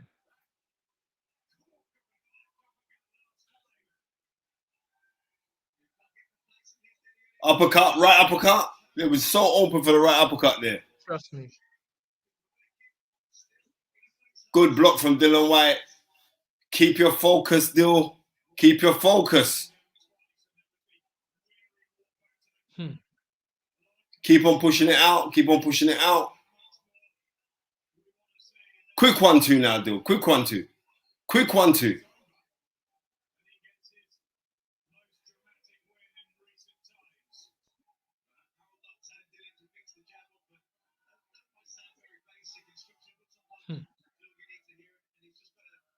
Good jab.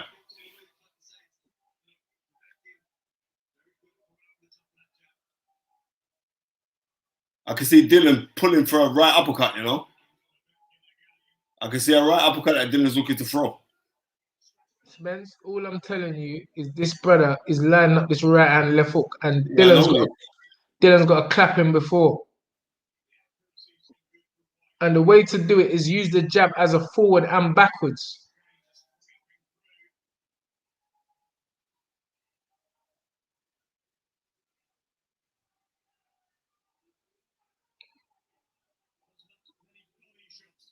Good body shot from Dillian Whyte there.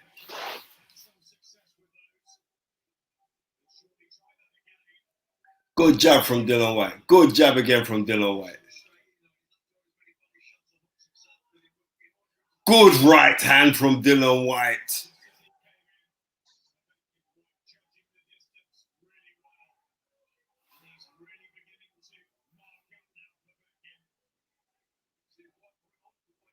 Good There right you go. hand. We can clap him with a 1-2, Dillian. Clap him with a left hook. Yep, and he's down. Yes.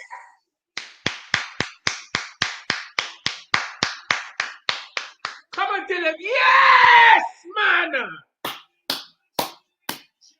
Yes.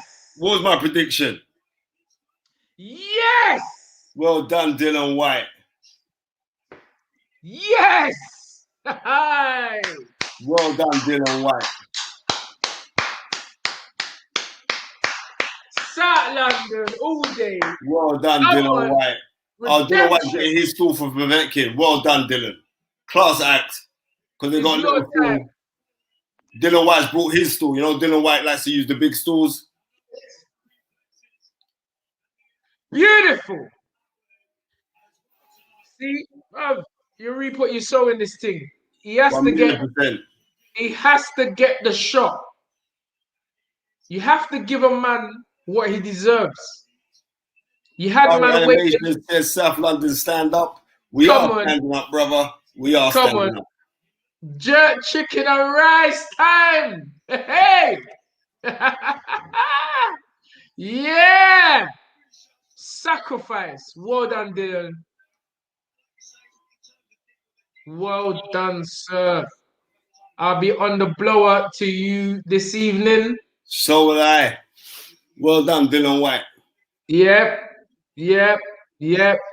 That's why I was quiet for the fight because, fam, I had to give Dillian my whole focus for this fight.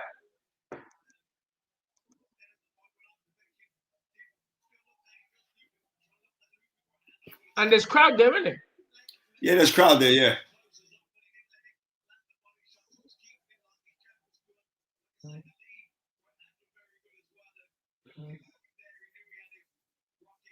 I told you, I like Povetkin. I like Povetkin a lot, man. He's a gentleman, man. True warrior. Yeah, Dillian's got the heart, brother. He's not playing no games. Light work for Dillian. Superb performance. Come on. He put in the work. He put in the hours.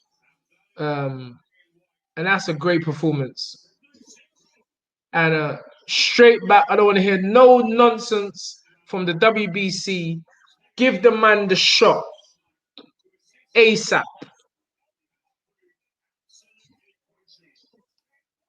He's worked hard. He's taken himself away.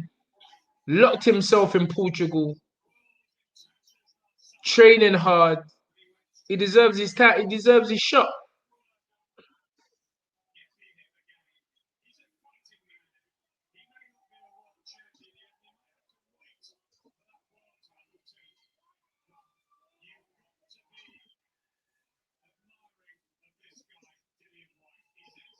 See, the difference was Dillian was lighter, Povetkin was heavier.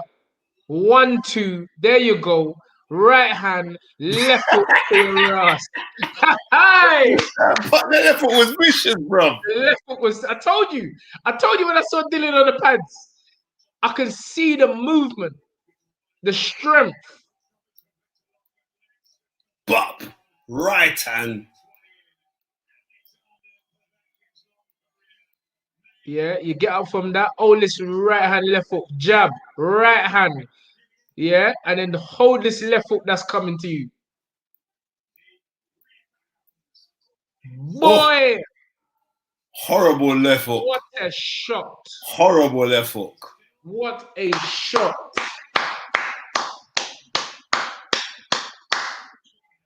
You re-put your soul. Congratulations, Dillian Whyte. Congratulations, Dillian, all right.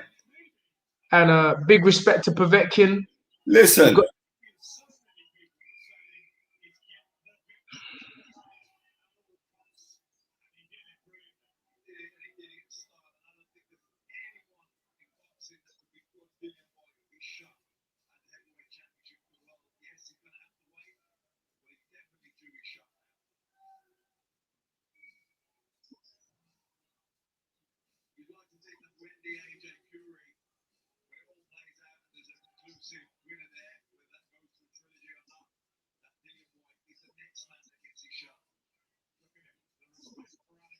Prince Teddy Whyte has really matured.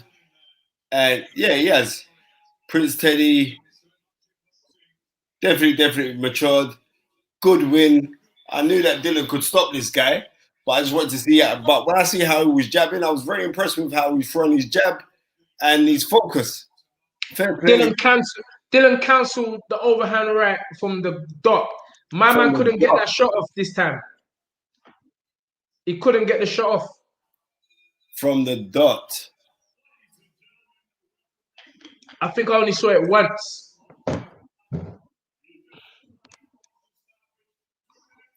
Is there going to be a rubber match? Nah, there don't need to be no rubber match.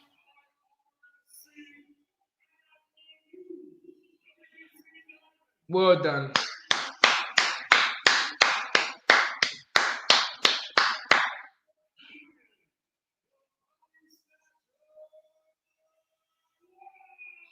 You know what? They've been ducking this youth, and now you might have to give him the shot. Yeah. You may have to give him the shot.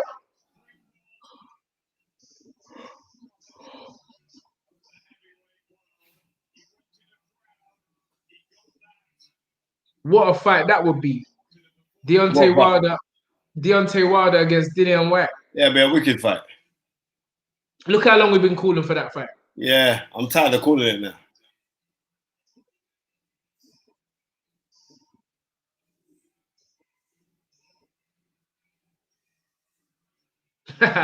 Arinzi says that left hook will knock out any heavyweight.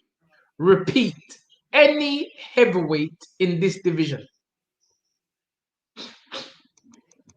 Prime MVM said, congratulations, Dillian. Jamaica to the world. But stay away from Ortiz. Championship fight soon come. He will broke up Ortiz. Dillian will broke up Ortiz. He will broke up Ortiz. I watched Ortiz fight live on the Forget the Ortiz talk, yeah? Yeah. Ortiz, what are them granny? He will broke up Ortiz because I saw Ortiz fight live and I was not impressed, not even half an inch. So I believe that it'll beat Ortiz if they were to fight. There's only Dillian's with the top boys now. It's Anthony Joshua, Tyson Fury, and Dillian Whyte. Yep. And then Wilder. Paul Young, Dylan's best performance, getting better. I totally agree. Not for that is how he was throwing his jabs. There were certain times where he was rushing his work, but you can understand that's the adrenaline and the excitement of the What? Bobby Wright says Ortiz is a coffin dodger. But Bobby, where you get these lyrics from? There was one you used the other day. I forgot the other one you used the other day. Bobby Wright's got the lyrics, mate. Don't worry about that. They're interviewing him now.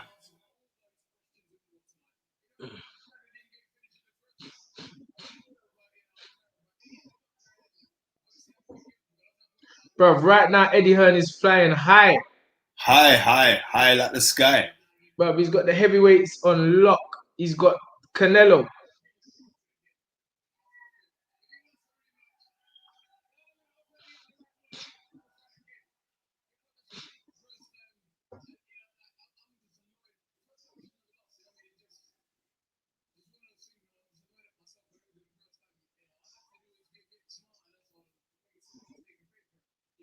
Yeah, Steve Bailey makes a good point. What's he say? He said, I told you Dillian has his yam and sweet potato like Clark did tonight. Don't think he will get his title shot this year, though. AJ Fury have signed a 2-fight deal. Yeah, so, I agree with that, Steve.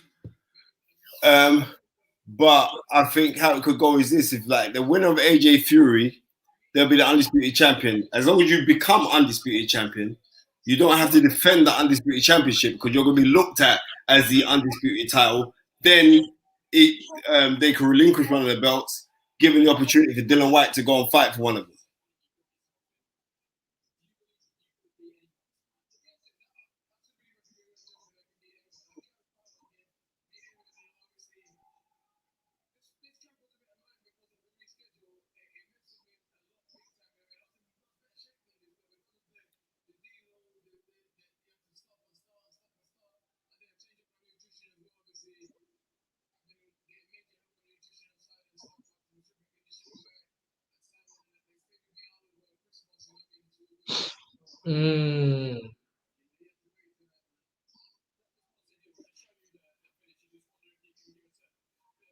Box Watch TV says, I'm so vexed about Chris.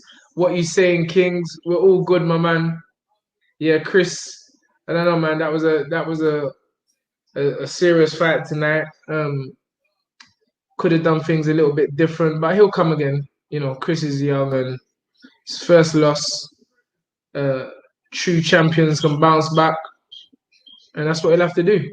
He's gonna have to bounce back, and the game is the game. You know, he's gonna have to bounce back. Look at the power. I told you about the power in these shots, Spence. When I saw Dillian clapping the punch, and that's the same knockout. He's got a highlight reel of them kind of knockouts with the left hooks. Because when he lets it go, he ain't pulling out of that left hook.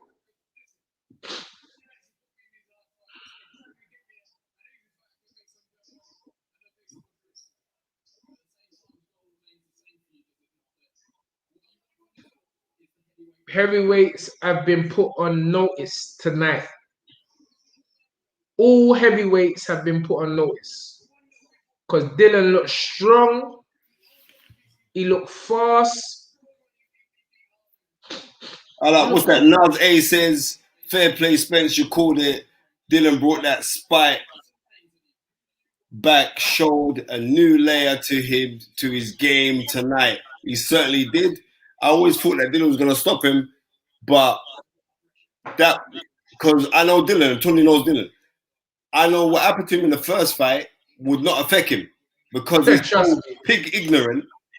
Like, other man would be very, very wary. Now, we have to use it. Anthony Joshua got stopped against Ruiz and he opted just to box him just to say, right, let me just beat you on points. But I know Dillian Whyte's mindset. Dillian was thinking, even after the stoppage, on his way back to the change room, he's thinking, brother, I could rock up this guy. I know Dylan's mind. Yeah.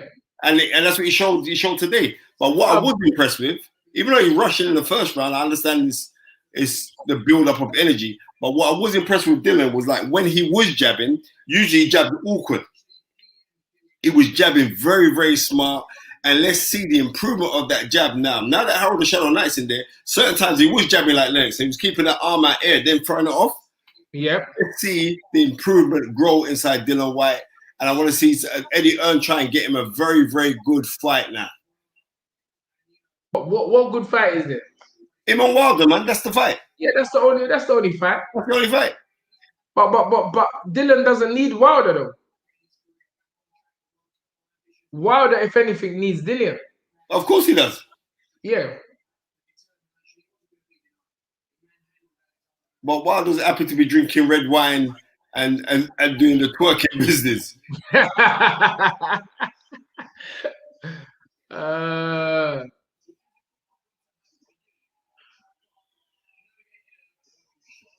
It's the truth. If I was Dillian, I wouldn't give none of these boys no chance. None of them. You don't need to. You don't need to. Because they was happy when he lost. They was all laughing at him. And now he's got back where he was. Yeah, he's back. You know, and now he don't need to give them a shot. He can just wait. If I was Dillian this time, I'll just wait. I won't fight nobody. I'll just wait.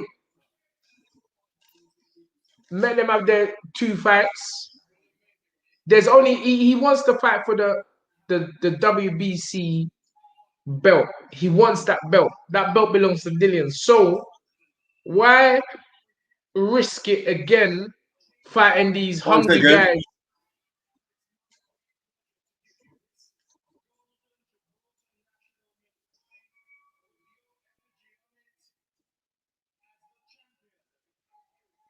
They've given Dillian Whyte a golden coin of Gibraltar with his face on it.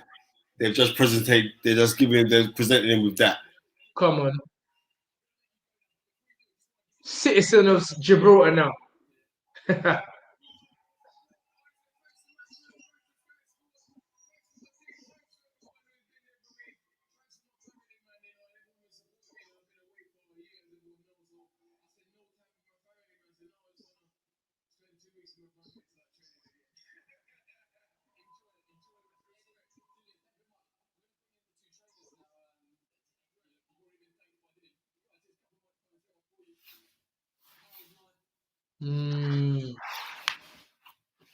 Xavier's in there.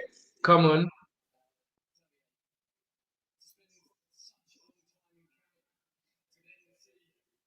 Now I can go home to his. I don't know, but I think his wife's out there with him, innit?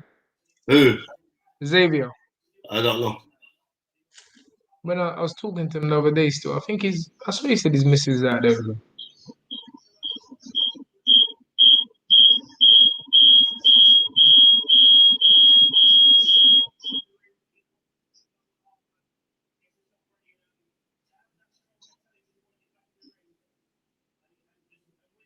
Yeah.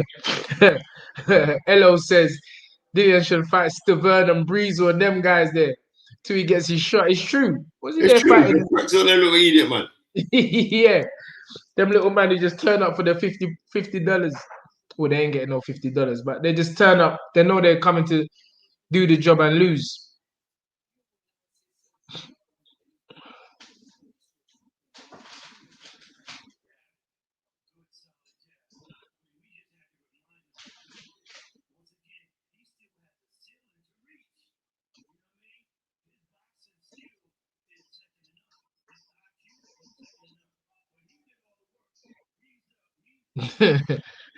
Come on.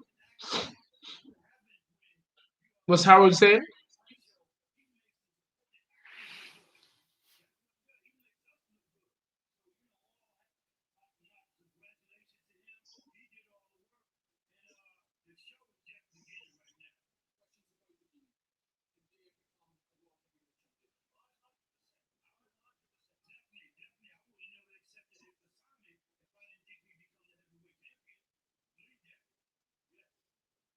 You hear that?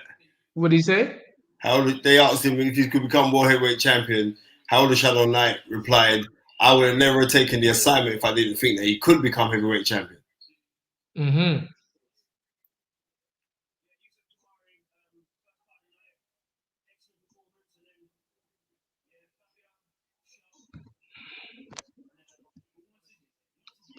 Boxwatch TV says, which champion has official currency with their face on it? Spencer, Huh? you ever see that before? A What? champion that has official currency with their face on it. No.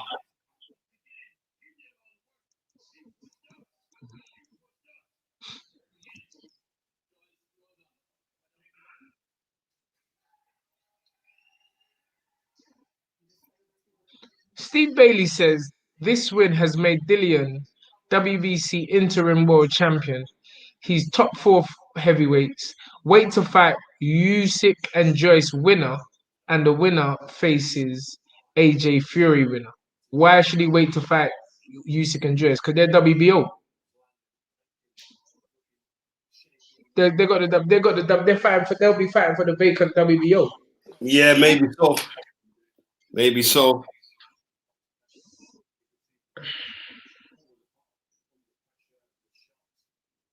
Boy, everyone's blowing up my phone now, man. You say Rob Spence was right? Round 4 knockout? Hey, you hear that? Is that? You say Rob Spence was right? Round 4 knockout? Bear man's making money for my predictions, too. Yeah. Give me somebody money. Lovely, lovely.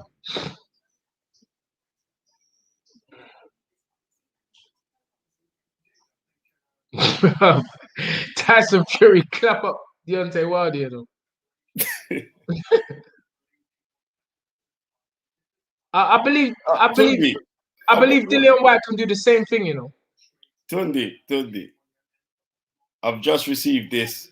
Kirsty Gallagher dating ex-boxing champion Johnny Nelson after meeting at Sky in the Sun newspaper, you know. Oh wow. I remember Kirsty Gallagher was running down at the Bro, don't call my boy's name, man. remember when she was going mad over Anthony? Oh wow. It's in the Sun newspaper. Sun newspaper. So they want to mash up Johnny's marriage. No, he's divorced. Oh, okay.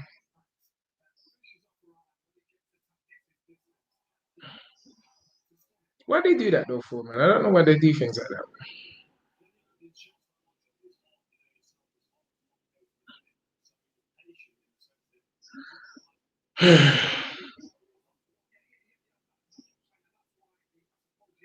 Right, everyone's blowing up my phone, asked me to do post-fight analysis What, on Clubhouse? on every blinking thing. How can I help you? Could you just confirm my bet on the boxing, please? Listen. Dylan Whyte. Oh, sure. Make that man move himself. Well, listen. Dylan Whyte. Yes. Give me a moment there. So you backed Dylan Whyte for 2,000 at 1 to weight. Thank you. You won that. What's that? Listen. How can I help you? Could you just confirm my bet on the boxing, please? Dylan Whyte. Yes. Give me a moment there. So you backed Dylan Whyte for 2,000 at 1 to weight. Thank you. You won that. My man put on $2,000 on Dylan for round 4, you know. One of my pals. He was asking me what round. I said round 4. Wow. Big money that Spence. You deserve a drink for that, mate. Yeah, exactly. But you know what? I don't want no drink. I'm just happy that they're getting their dough. Peter Yeah, said to sell papers. Sad, ain't it? It what? absolutely is. Must be. What paper is it in, Pete? What is? The Johnny Nelson story. It's in the sun. I'll send it to Wow. you now.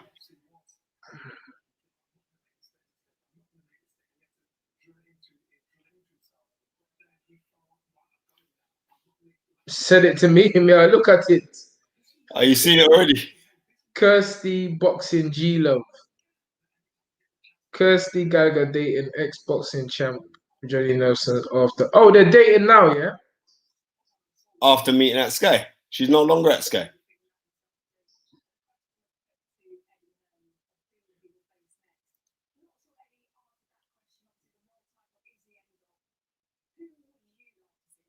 Oh, wow.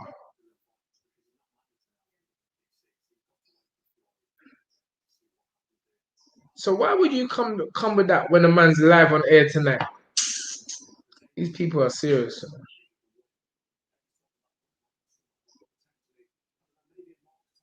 Boy.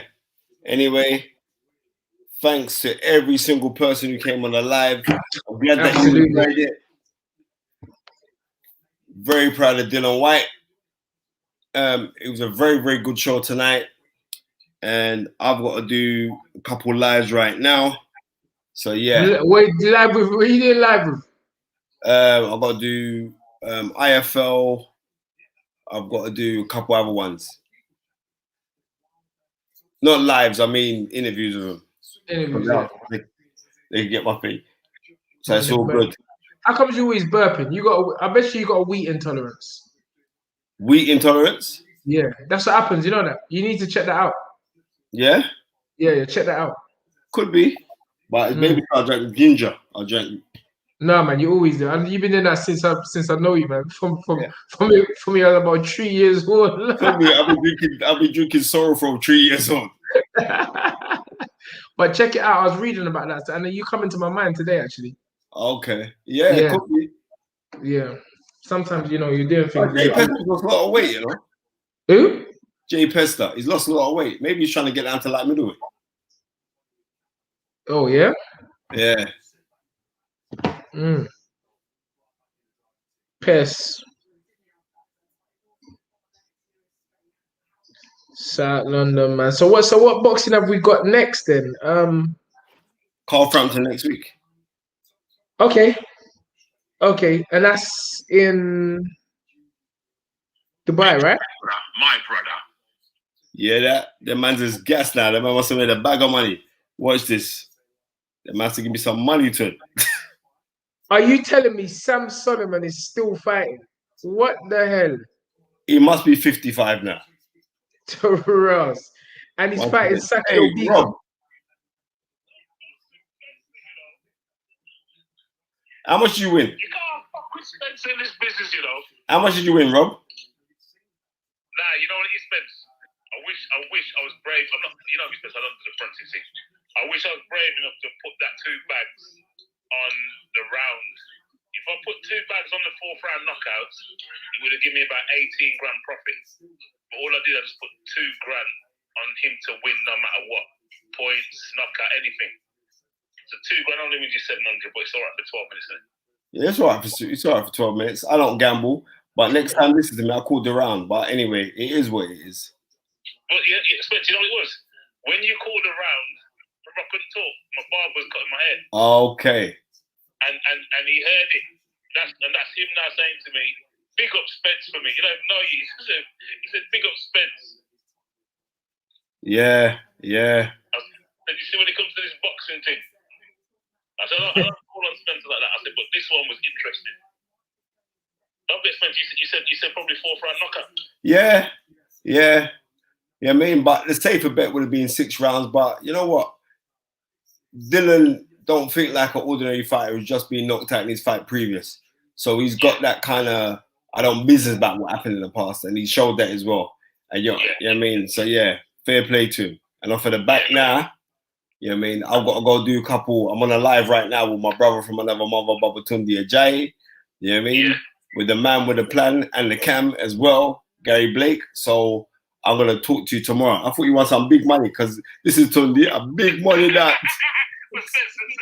Spence, for watching the fight, it's big money, but you shouldn't. Spence, I'm not going to lie to you, I should have put it on the round, but. Now, you know what? I'm glad you didn't. I'm glad you didn't. And, you know what I mean? How I look on things, your success is my success. They're talking the build-up now for Chisora versus Parker, which is up next. You know what I mean? Oh, is that on tonight? No. It's up. It's the next fight, the next big fight coming. Oh, yeah, Yeah, May the 1st. Where's that one against, Spence? I think that's London. London, okay. Yeah, in Eddie Earn's garden again. Again? I think so. But it is what it is. All right then, my brother. Love you. All right, later. Yes, Tunde, my brother. Yes. You give Dillian the energy. Trust me. I was silent for that fight there, Carl. We needed that win. Yeah. Eddie Hearn said that sounded like Curtis Walker. And it did, you know. Yes, Rachel. Peace out, stamina of herself. Thanks for the insight and jokes. Dream it. Believe it. Become over. Listen, we gotta do this thing. Yes, Spence. So the next big fight we have is Carl Frampton v Jamal Herring. The WBO. Which is on ESPN. But are you gonna be at the fight? I'm gonna be at the fight, but I'm still doing the thing though, would you? Rago. How can you do it if you're there? I'm gonna do my laptop and I'm gonna do it. No, but why are you commentating or are you just going out to the fight? No, I'm going out to the fight.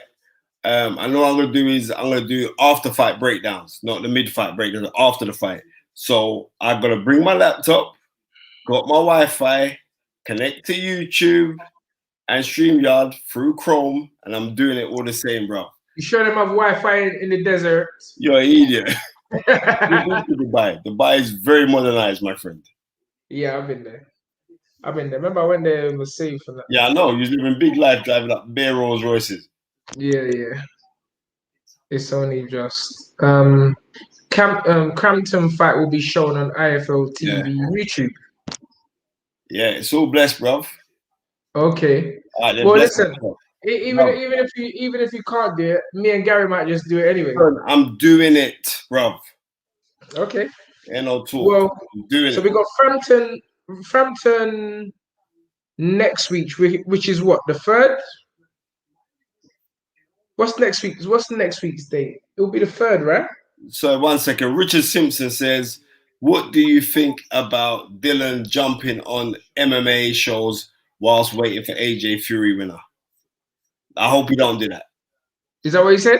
Yeah, Richard Simpson asked that. And I hope he doesn't do that for the simple fact I want Dillian to concentrate on what he's spent the last 10 years in doing as a professional fighter. And his aim is to become world heavyweight champion. That's what I want him to concentrate on. Okay, so next week we got Carl Frampton.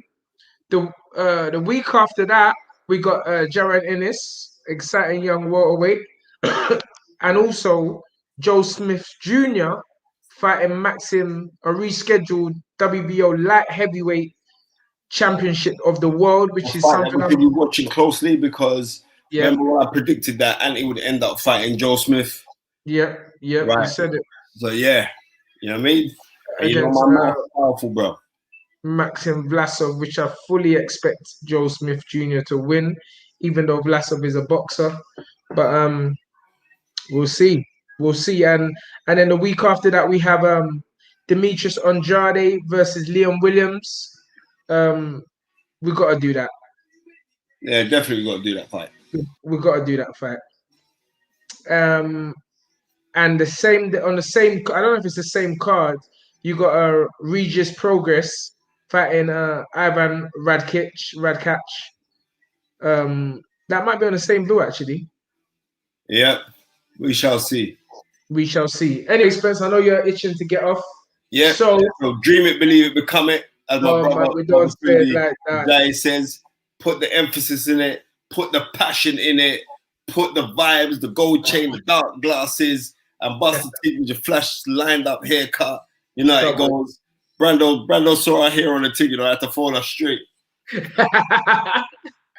So we sign off today being the 27th of March. The fight is right. Dream it, believe it, become it. Come on down. Thank you very much. Catch you lot next week for the big fight for the WBO Super Featherweight Championship of the World. Defending champion Jamel Herring against Carl Frampton. Carl Frampton aiming to be the first Irishman to win world titles at 3 different weights. Let's join in next week. Keep it. The fight is right because the fight is right. Like, comment, and subscribe. Thank you very much.